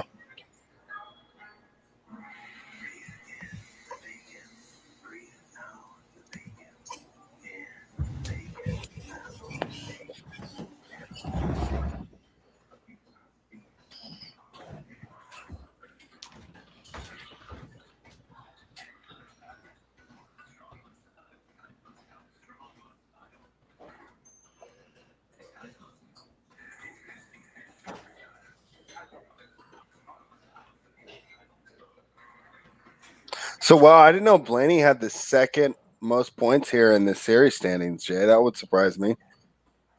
And Logano's in third, huh? Yeah. Oh. I guess you don't know. We're always concentrating on who wins, but you don't notice who's just consistently finishing up top. And I assume that's pretty important on these points. You can't just completely 20th and stuff will kill you when you're competing for that. And the top 8 make the playoffs? I think it's 12. Then 8, then 4, and then the final 4 make the last weekend. I think that's what it is. So Max has gone stylish on us. You'd love to see that. Yes. Look at this kid. You look like you're part of the 5-0. I know, Max. I was wondering if you're making a political statement here. If I was 5-0, I would take people's money. Yeah, I could see you confiscating a lot of weed. I would go to those those really nice bougie neighborhoods, knock on the door, and then unspeakable things. Fucking TV. Where's the mute button on this bitch? Oh man, this race is pissing me off.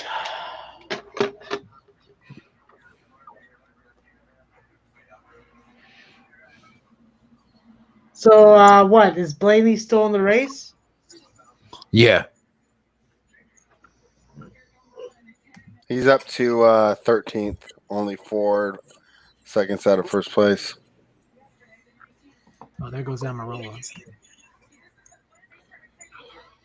Almirola's in the pits. Yeah, at least that's what it looked like. What I saw. Almirola went down -2 position. That's not bad if he got 4 tires. Oh, 2 positions off pit road. Okay. Yeah, that's what I just read the -2 thing and saw that. Yeah, hopefully that doesn't screw us.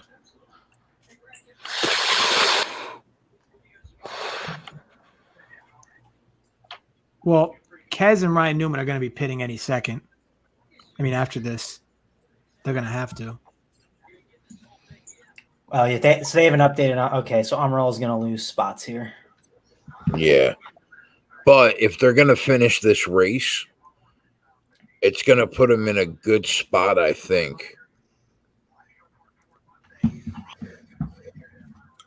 Because those guys in front of him last pitted, let's see.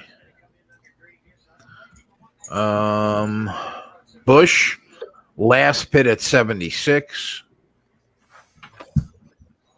Boyer 76.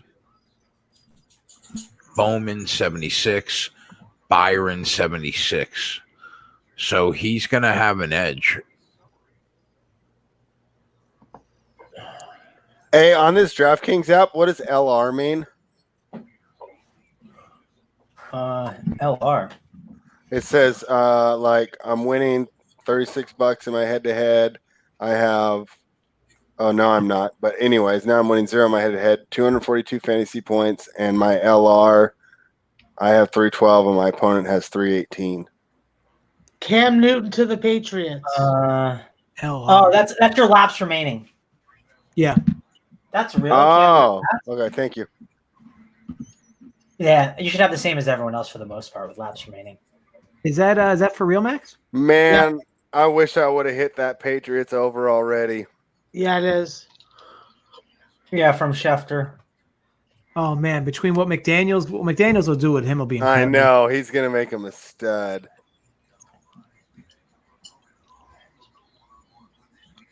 Interesting.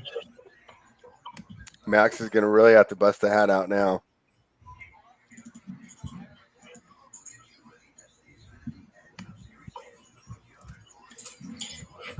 Are there any are the books too slow? Are they sleeping on Sunday? Something good you can jump on, maybe? Probably not. Mine's suspended right now. Actually, I'm gonna look at win totals right now. That's a I'm thinking of Pat's. I'm looking for a Pat's win total just to see what it is. I'm curious. I know. NASCAR. Sorry. I have 9 wins Christ. on FanDuel book right now for the Patriots. I don't know what it was before, but it's 9 and it's over is plus 125. I don't know what it was before though, so that's the only problem. The Jets just can't catch a break with that team. Maybe division winners. The Pats got anything interesting? You gotta hope he just can't stay healthy. Yeah, but I don't think they'll run him like that. I agree. I'm not a big believer in Newton either, but or I'm just not a big believer in him anyways. But I'm just curious, like what? I mean, it's not really wouldn't be me betting on the Patriots. It'd be more me betting against all those other teams because they're so terrible. How come you're not big on Cam? I don't know. Have you seen his arm? Like, I don't think it was that great. Really? I thought he was very inaccurate. The last couple years, I don't think he's been that great in my opinion. I think his MVP year was really surrounded on or really hindered upon his ability to run the ball effectively, which opened up a lot of throwing lanes for him, a lot of easy throws, and he hit a lot of deep throws that year. But Mangone's right. After that year, it was like a lot of his throws were just off. He wasn't running as much. Now, maybe McDaniels is the smartest offensive guy. I mean, at least at the coordinator position right now in the NFL. So, for me, like, they'll just figure it out. Like, they'll figure out ways to get him to play comfortable. And I don't think he's going to run nearly as much as he used to, because especially if they're going to want to keep him healthy. Yeah, it is interesting. Someone just said Buffalo went from -120 to +150. Like, I mean, if there's a team that's going to win that division, it's Buffalo for me. I'm taking Cam over Josh Allen. I'm not a big Josh Allen believer. I think they kind of tapped out last year. And if you look, a lot of times those good defenses have problems from year to year. We talked about 2 years ago, the Bears were by far the best defense. And then when we did our top 5 defenses on the show, we almost skipped over them. I'm a big believer in Sean McDermott, though. I like him. Yeah, no, I like him too. I just, he's going up against Belichick, and I'll take Cam over Josh Allen, and then the defenses are almost a wash here. This is where the troll comes in and goes like, Cam Newton's just there for his veteran leadership, and he's going to help Jarrett Stidham grow. 2 Auburn guys, right? We'll help him out, but no, we'll see what happens. I'm sure he takes his job, though. You would assume it. I mean, how old is he? I'm trying to think. What year did he win the national title at Auburn and still laptops? So here's the thing. Cam Newton's younger than you'd think, but I don't think the thing that anyone's taking into a calculation is, even though Cam Newton is a quarterback, he has taken a ton of hits running the ball. Like, his life expectancy is not going to be the same as most quarterbacks. Like, you can't make the argument, Cam Newton will be throwing, till he's 40. Like, no. I'm thinking they might even run him thinking we're going to only have this guy for 2 or 3 years anyways. He's just almost like a bridge, a stopgap, something to do right now to keep us relevant. But yeah, Cam Newton's he was born in 1989. He's only May 11th, 1989. So he's 30 or 31. He's 31. I'd say he's got a good 4 years left. Saying that he stays healthy. I don't think you're right. I mean, he's not going to be like Drew Brees at 39 leading his team.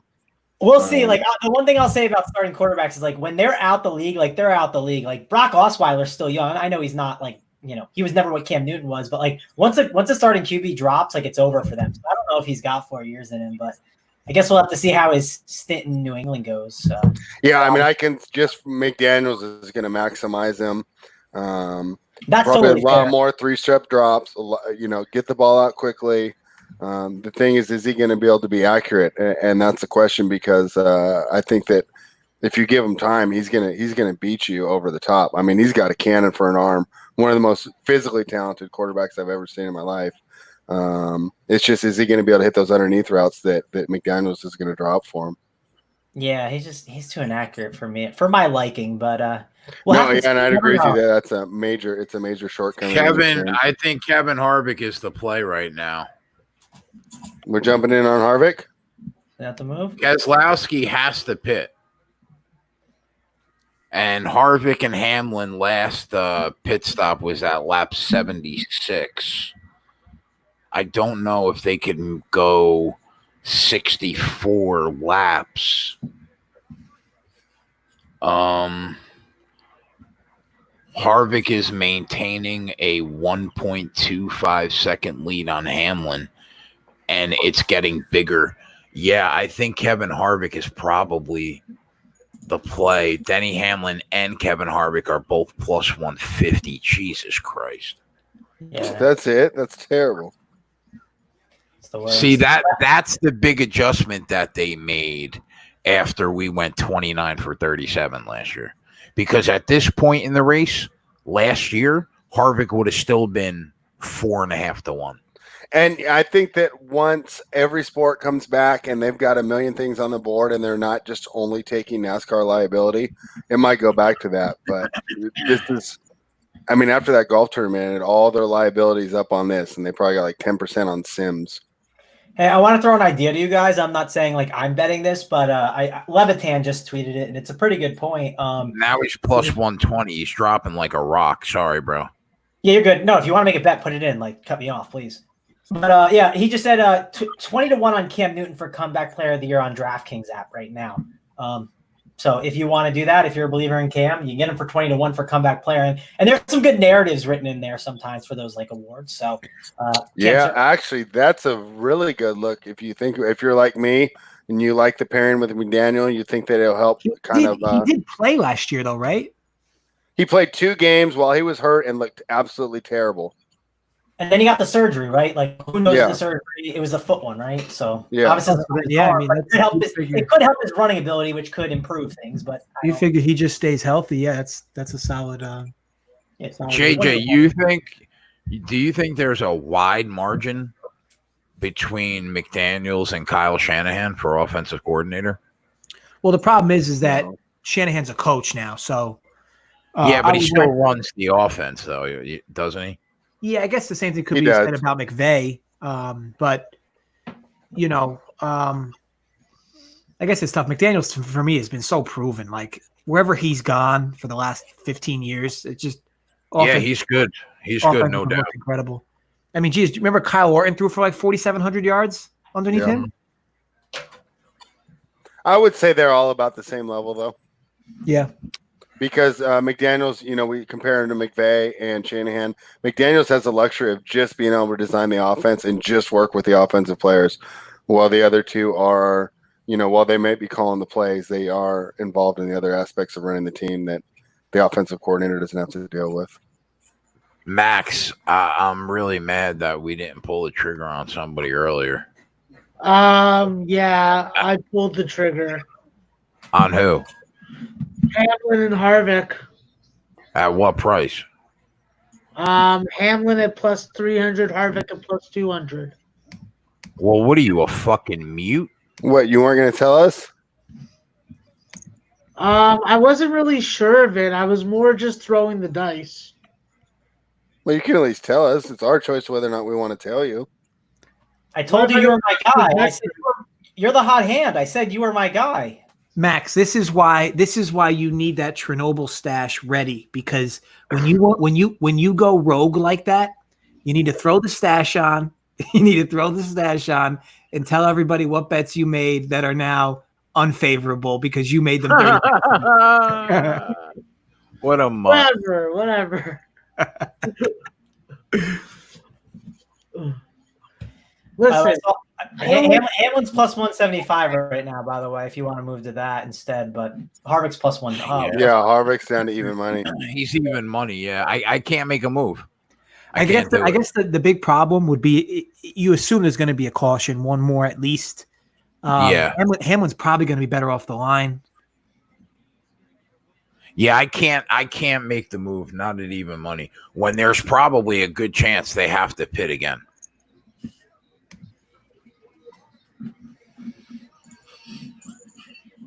I'm getting screenshotted in my chat. Someone asked me in March to bet Cam Newton to the Patriots, and I told them they're a donkey for it. So give me JJ's clown nose and wig. I had all these reports that I like looked on Twitter that there's no chance they have interest in him, and so I'm getting screenshotted right now. So life is good. Tough golf week, and now this.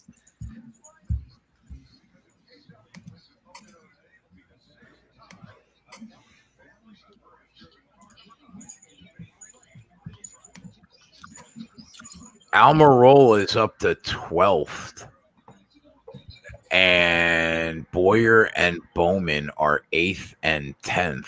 Kurt Busch is 6th, but they all pitted at lap 76, and Almirola pitted at lap 86, I think, or 87. So there is a chance he could make it to the end.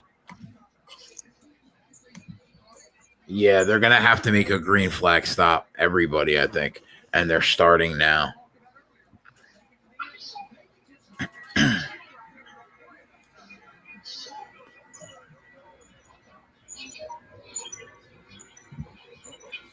I'm hoping Almirola takes gas and only 2 tires. That's a penalty on Jimmy Johnson because his pit crew blows.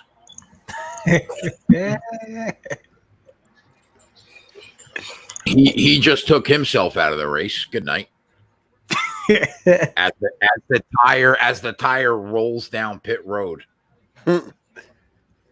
God, seeing Matt Kenseth in 10th is just so gross.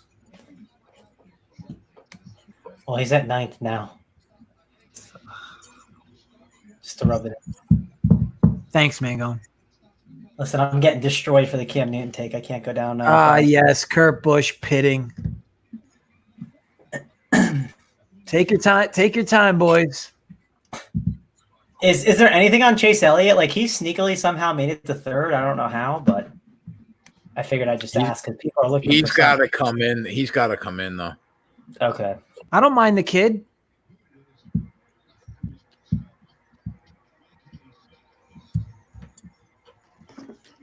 Logano pit stop penalty. He has had a rough go today. That's not good for the DFS lineups.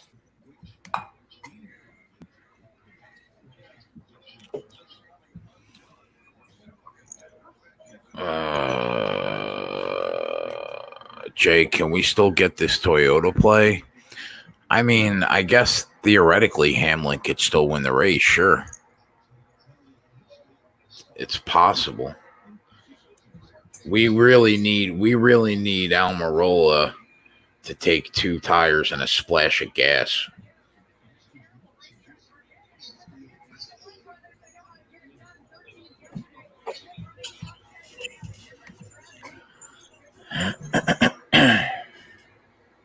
Elliott just pitted.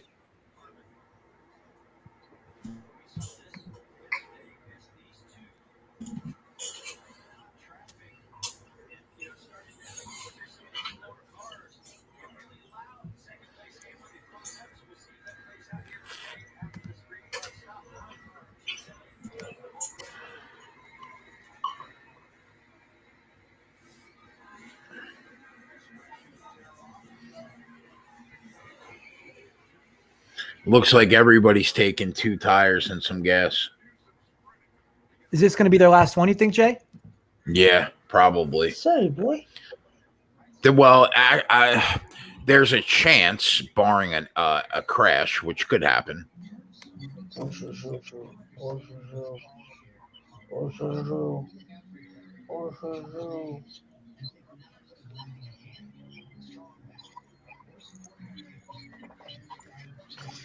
That's a good boy. That's a good boy. Oh, yes. Look at Alex Bowman right on Boyer's ball sack.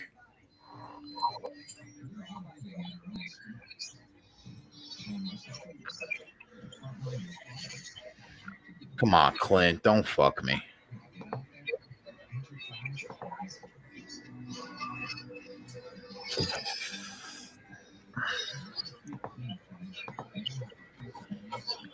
What's wrong? Huh? What's wrong? What's wrong?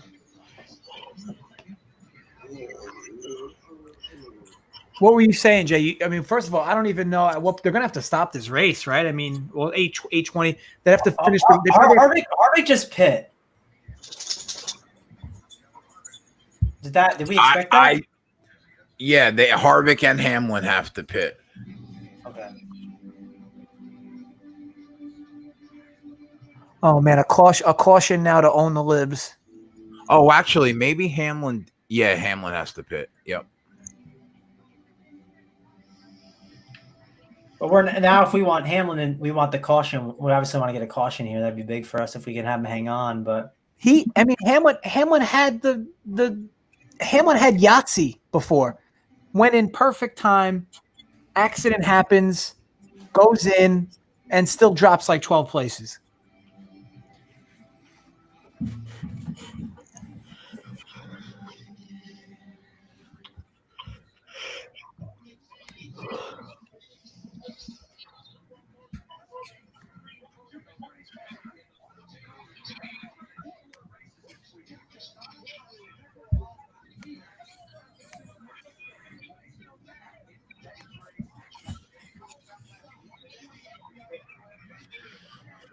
the average last caution at this track is lap 12 with 12 to go. Oh man, yeah. There's gotta be something else that happens. Would love for that to be now. I mean, I'd love to have Amarola and Hamlin go in a caution.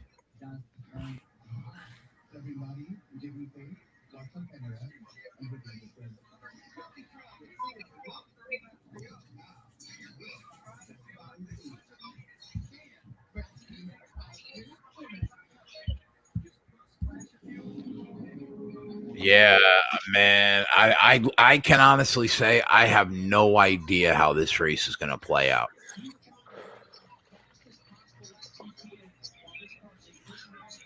I can honestly say that.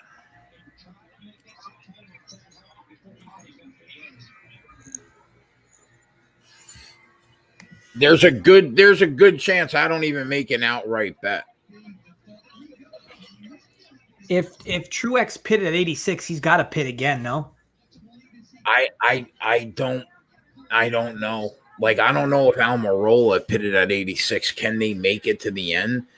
Those 10 laps that's 25 miles.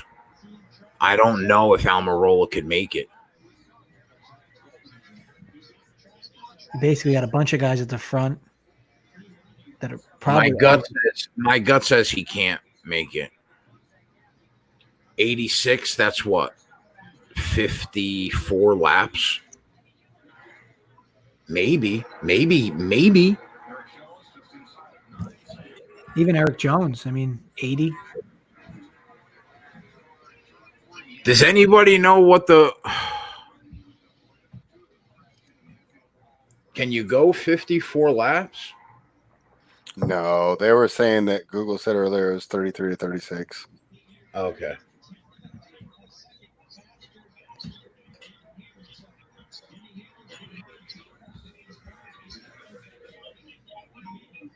Yeah, so if it's 33 to 36, Hamlin's going to be going in any second.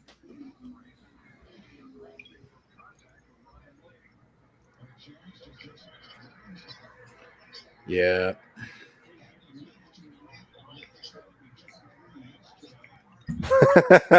RKE says they don't call him Maxwell dumb. Let's go, Harvick.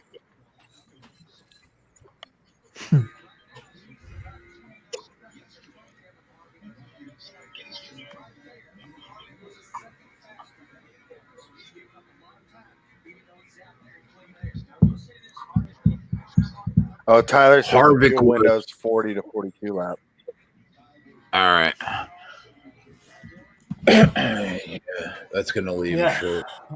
We got Jones in seconds. Jones has to pit, though. Mango. Yeah. Okay, yeah. I don't even know. Toyota? I thought so. Isn't he Toyota, Jay? Jones? Yeah, he's Joe Gibbs. All right. It doesn't really matter, though. They both got a pit.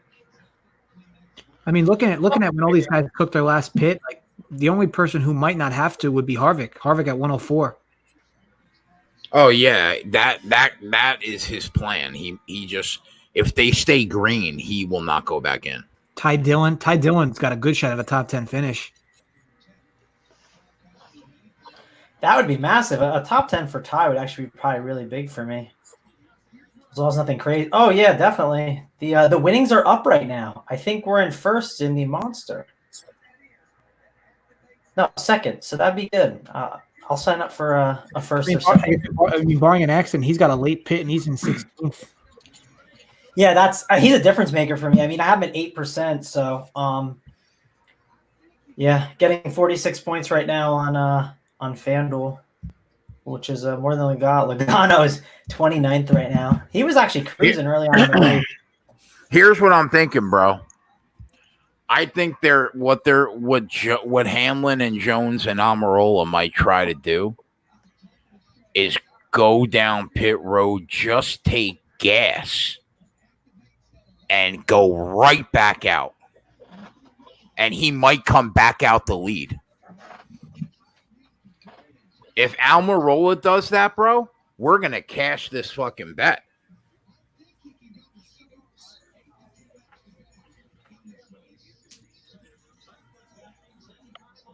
It's got to be. It's got that could be your only strategy with 28 to go, or they would have already went to pit road. I think Hamlin, Jones, Almirola probably all try to go for a splash. Oh, Kurt Busch got lapped. You just fucking hate to see it. Hate to see it. You can't even say with a straight face. I know. JJ is the number one hater today.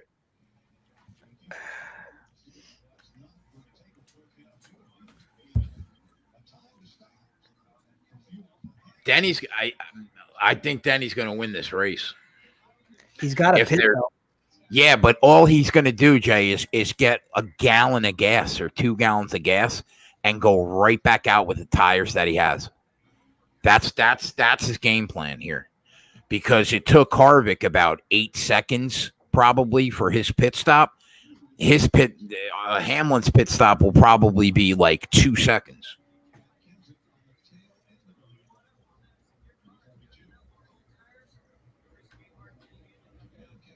I'm hoping Almirola does that same thing. If he does, a caution fucks us big. You think now a caution? I would think a caution helps. Well, I guess they would be forced to go in for a caution now. Yeah, you know why? Because their car is in such need of a pit that like Harvick is gaining a half a second a lap because of those tires, those new tires. So we got to hope for a splash and go right back out. Jones just pit, so maybe you can like watch and see what he does here, because maybe, yeah, I mean that was quick. It seemed like, I don't know what they did, but it seemed like he was on the camera and then off the camera, ready to go. I feel like Jones just took the splash, bro. Let's see how it affected him. I mean, how bad was it for him? Exactly. Let's see how it affects him. I mean, he's in 14th, it says. 14th, 15th. He goes right back out. 16th. 16th, which if that happens to Almirola and the same thing happens, that would put him out in front of Bowyer, Bowman, Byron, and Kurt Busch. Oh, wow, man. We actually got a shot to cash 2 out of 3. What was the third one? I know the 2 we got on the screen. Oh, yeah. Well, my personal play was the plus 320 on Almirola to win the group. Oh, I see. Yeah. So we might have a chance to cash all 3, but 2 of them would be official plays. Hamlin would be a Toyota that won, and if Clint Bowyer could beat Bowman, that would be a second one that won, and then you just got to hope that Almirola. I'll tell you what, Harvick is in such a good spot to win this. What are the live odds and all that? Are they off the board? Yeah, I can't get them up. He's 34 seconds behind Hamlin, though, man. Yeah, but he's the only one. He's the only one who doesn't have to pit. He's the only one that doesn't have to pit. Even the 3 guys behind him are going to have to pit. Yeah, any kind of caution, and Harvick probably has this in the bag, is my guess. Byron's last pit was 76, Jimmy. Byron's got to be on fumes. Yeah. When does Hamlin have to go in? When is it the tank is completely empty? Do we know what lap around? I'm not sure. And Truex has to go in. This fucking guy. Yeah, Truex is going to do probably the same thing, a splash and go. It's just going to be we just want no cautions here, boys, and I think we got a real shot to sweep the board. So you think Hamlin will get in and out in less than 30 in and out back at full speed in less than 30 seconds to stay ahead of Harvick? I think so, yeah. 33 seconds. If he just takes a couple gallons of gas and he's out, yeah, he's got a shot.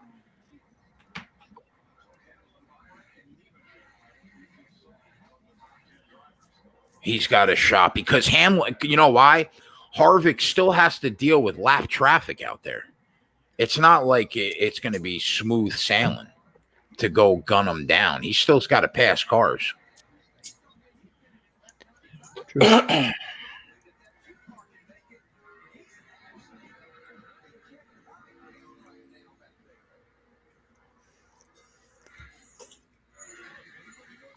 This ending is gonna look nothing like what it looks like right now, as far as what the top 15 look like.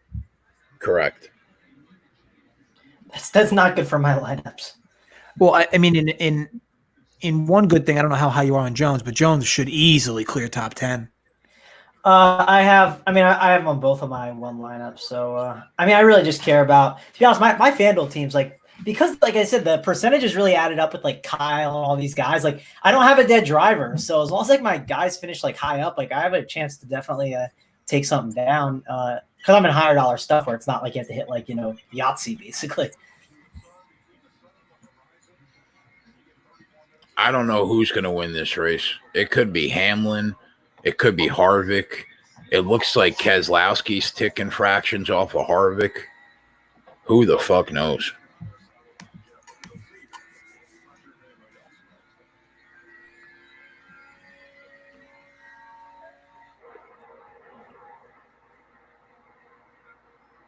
RKE loves calling Keselowski the rat.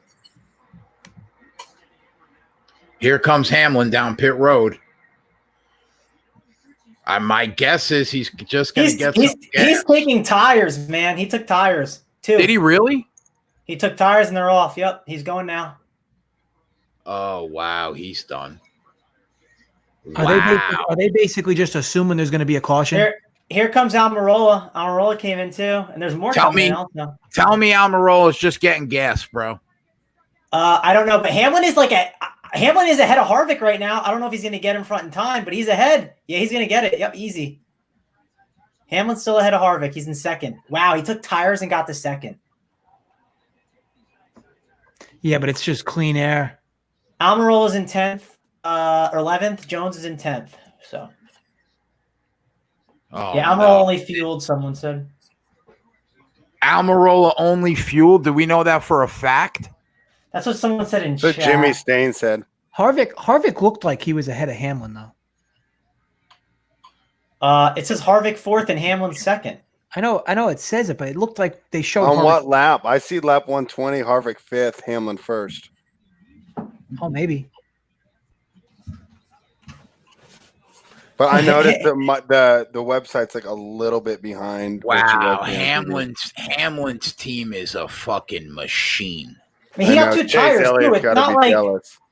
It's not like he just got, what's it called? If Hamlin truly is in front, I mean, this is because Truex has to pit, so it doesn't really matter. Yeah. But that's insane. Okay, so Almirola gets out in front of everybody. He's got a 1.5-second lead on Boyer, a 3-second lead on Bowman. Can he keep that 1.5-second lead on old tires? I want it. If he does, we cash everything.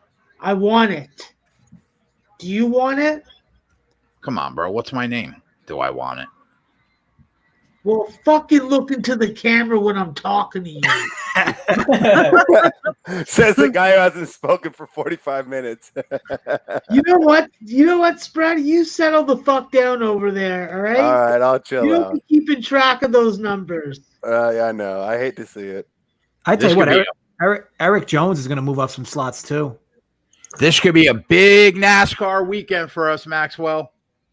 Austin I Dillon. got money to make back, so let's go. Stenhouse and Truex are gonna go. So is Dillon. Keselowski, I think, is gonna have to pit too. Oh man, Matt, we should have made that plus 320 an official play. I'll be happy with the money. So Yeah, but you know me, bro. I'm always worried about the fucking unit count. Yeah. I'm worried about the quality of food I'm going to be eating. And now Listen, What do you got on tap? if we go 3 for 3, 2 of them will be official. It'll be an 8-unit weekend. Can't ask for more than that. You gotta have a clean race here the rest of the way. Yeah, 100%. 17, but you know what? They're taking them off, Jay, and they're spread apart. Somebody tell Joey Logano that there's a memo coming to not fuck this shit up. Goddamn Logano. Joey Logs. JD says, stop the race. Oh, so we got someone that's brave, eh? I see how it is.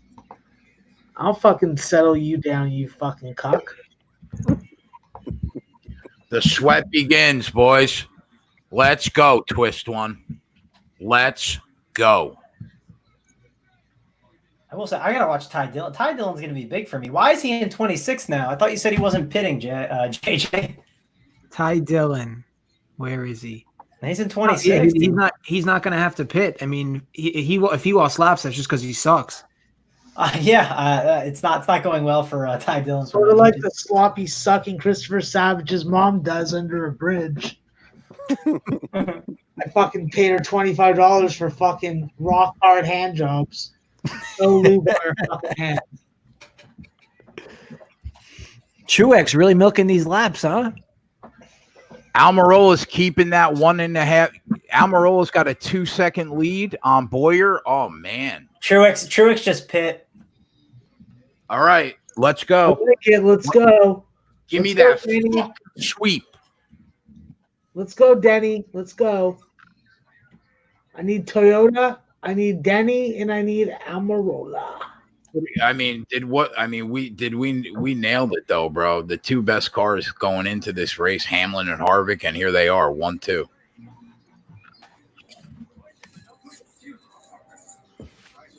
All right, let's start ticking these down.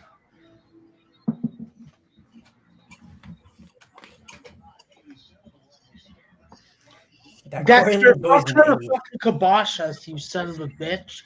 Go back to the fucking stairwell and fuck some emergency room nurse. Oh yeah, Dexter was turning into letters to Penthouse yesterday in here. Huh? Buddy, Dexter's the fucking MILF slayer. Yeah, he slays MILFs. He does the cuck porn.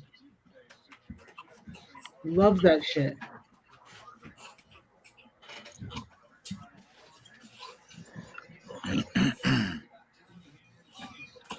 All right. I mean, Hamlin is building his lead on Harvick. I'm fine with that. Are you? Yeah. Because those 2 tires he got, that was, I mean, it was big. Oh, all right. Let's watch Almirola. That's the fucking. Yeah, I'm keeping my eye on it, Max. He's 19. He's 19 seconds back of the lead. Boyer's 21. We got a 2-second lead there, and we got about a 1.5 second lead from Boyer to Bowman. Yeah, I'm watching it. I just want to make sure we get that Toyota home also, for anyone that tailed it on the show. Yeah, I hate for us to go 1-1 and split and hit that monster, that nice little plus 320. I only put a unit on it, so it's enough to buy an ounce of weed. Yeah, to be honest with you, I probably bet way later than normal. I still got a pretty nice chunk of fucking change involved in this race, but when you have such a race yesterday, you don't want to fucking spoil and throw back your winnings back into the bookie's pocket. I think if everything goes well in the race, I might pick up like 1,200 if we get everything. Yeah, I'm looking at like another like 600 or 700, so I'll be happy with that. I'll be happy with any winnings. Let's just be frank about that. 12 to go. Money. We love money. Any currency except pesos. Yeah, Kevin and LaJoy are the only ones in the top 20 that are gonna have to top 15 that are gonna have to pit. Look at Ricky Stenhouse Jr., Jay. Yeah, boy, I think Boyer's going to get passed by Bowman. Stenhouse has to go. Oh, he has to pit? He's gonna have to, yeah. Oh, okay.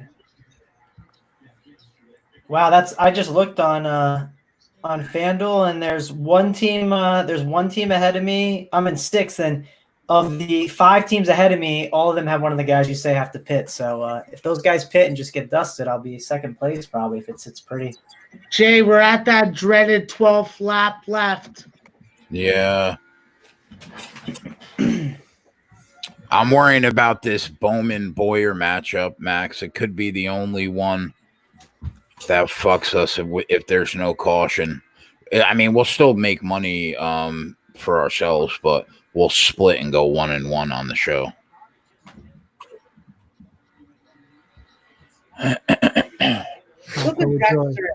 Nah, Boyer's gonna bust Bowman's balls. You know what? Busting someone's balls could probably kill them. So I don't know if he's gonna be doing that, Dexter.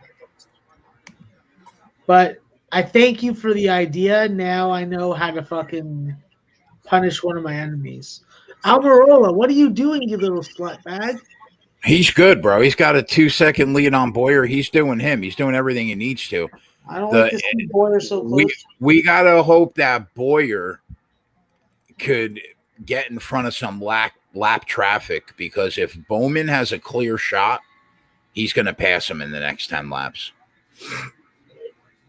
I see Will Byron hanging around.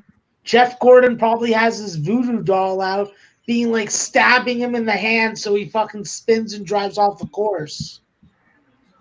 Will Byron putting an old man out of posture. What a piece of shit. Hamlin is good. There's no way he drops this without a caution. I guess that shaking in his engine really didn't fucking have anything to do with anything. Yeah, he's built that lead up to 3 seconds now. He's driving away.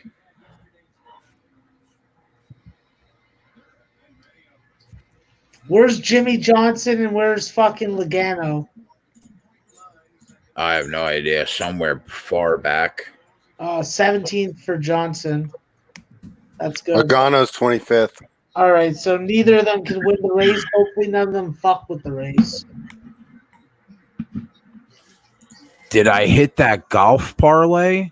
Yeah, for the $1,000, Dexter. Yeah, we hit that. We hit that on Friday night.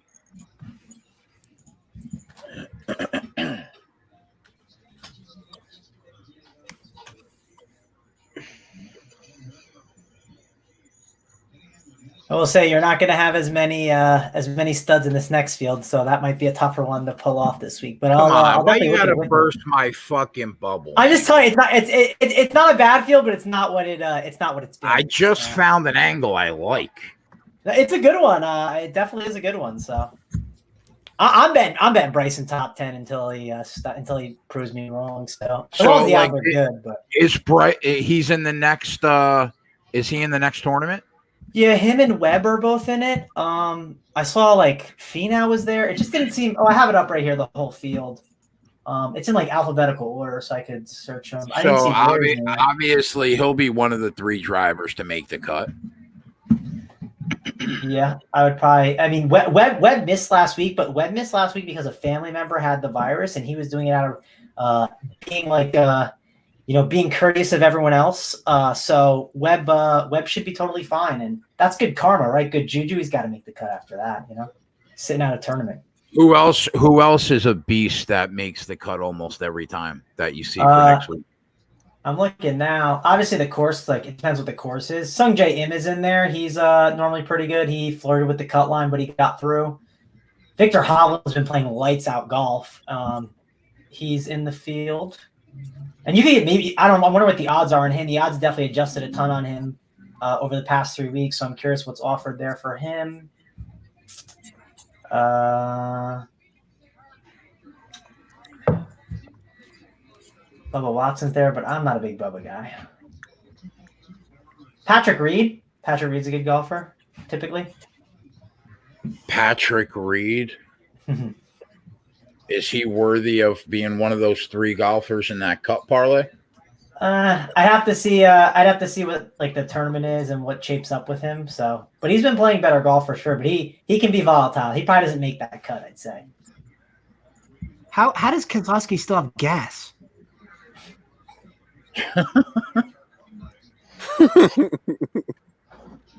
If the race ends like this, how did you guys do in DFS? I can look now. I think I need Keselowski to pit. That'd be like nice for me. I'd rather not say right now. Okay, Yeah, my little fair lineup are winning. Yeah, So I'm doing very well. JJ's sitting on a fucking monster, and he's 5 laps away. He's Oh, gonna you be said wearing pretty 2 good? chains next show if this holds up. Oh well, we'll see how this ends. Yeah, if we could stop the race now, I would sign up for that instantly. That'd be very nice. Yeah, where's that rain when we need it? I'm just trying to see who could I use to fall right now. Freaking Kurt Busch is on the winner right now. I need that guy to freaking F off. Wow, Boyer is hanging in front of Bowman somehow, man. Yeah, I know. I've been worried about that one, but With 5 to go. Oh, let me sweep this fucking board. Let me win 2 of these bets, please. Damn it. Keselowski goes in for gas. Okay, did that guy have Keselowski? He doesn't have Keselowski. damn. Come on, Almirola. You little slut bag. Build that lead up on Boyer. Build that lead up like your mama told you. Get on one of those international websites for dating and find yourself the next Ming Yang. And you know what, Max? That group bet was the first bet I asked you about. I talked to you about today. Stuck out like a sore thumb. I think it just comes from watching the races, you know? And in this special circumstance, you had aspects that allow you to have a better perception going into the race. Hamlin's car was great at the end. Harvick's car was great at the end. Look who's at the top. 1-2. Do you see Oh, how okay. close Bowman has been to passing Boyer? Yeah, I see it. These last 10 laps? It's like 0.2 of a second. This is crazy. He's driving the lights out of that car to stay in front of him. Oh, at this point, you don't want people passing you, so I'm not surprised that it's defensive. Give me drive. that white flag. Let's go. What lap are you on, Jay? We got just about to be 2 to go. Oh, I'm behind. Fuck, I'm still on. Yeah, on my it's got 3 to go. Mine's 2 to go now. I just hit 2 to go. See, Yeah. that's why I always fucking hate that I was born on the wrong side of the border and all for the free healthcare.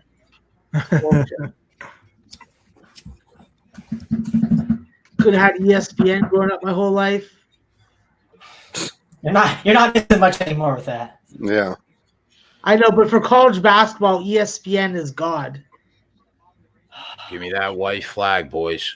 ESPN Plus is the most beautiful thing for college basketball viewing that I've ever fucking thought of or seen. It's just wonderful. Oh,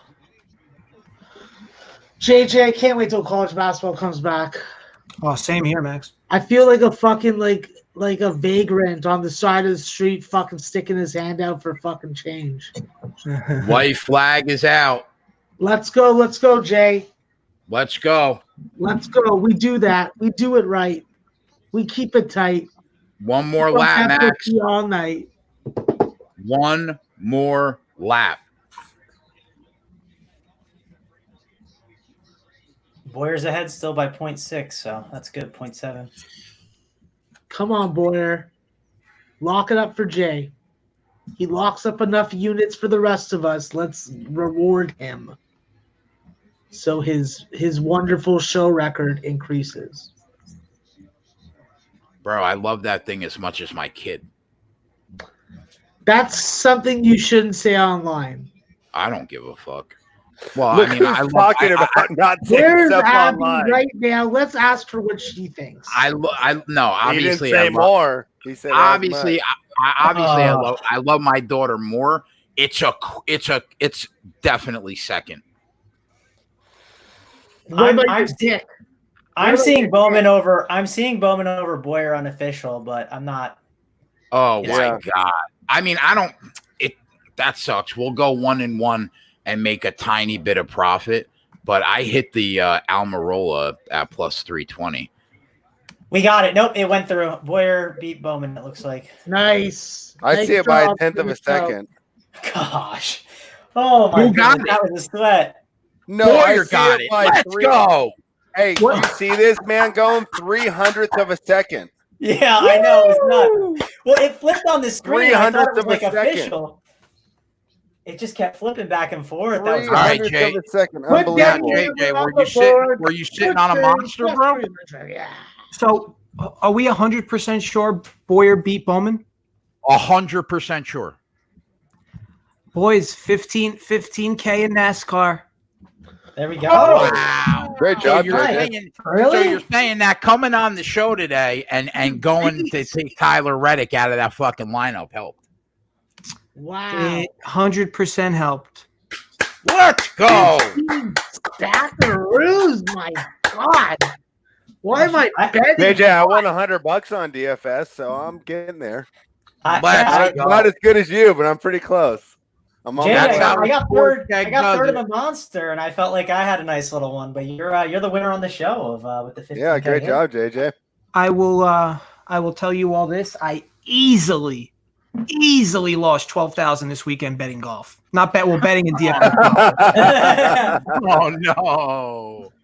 So I'll happily take it. Obviously, I'll wait till it's officially official. But if it remains, 14.8 thousand first place. It makes me happier, bro, that you hit that than us going 3-0.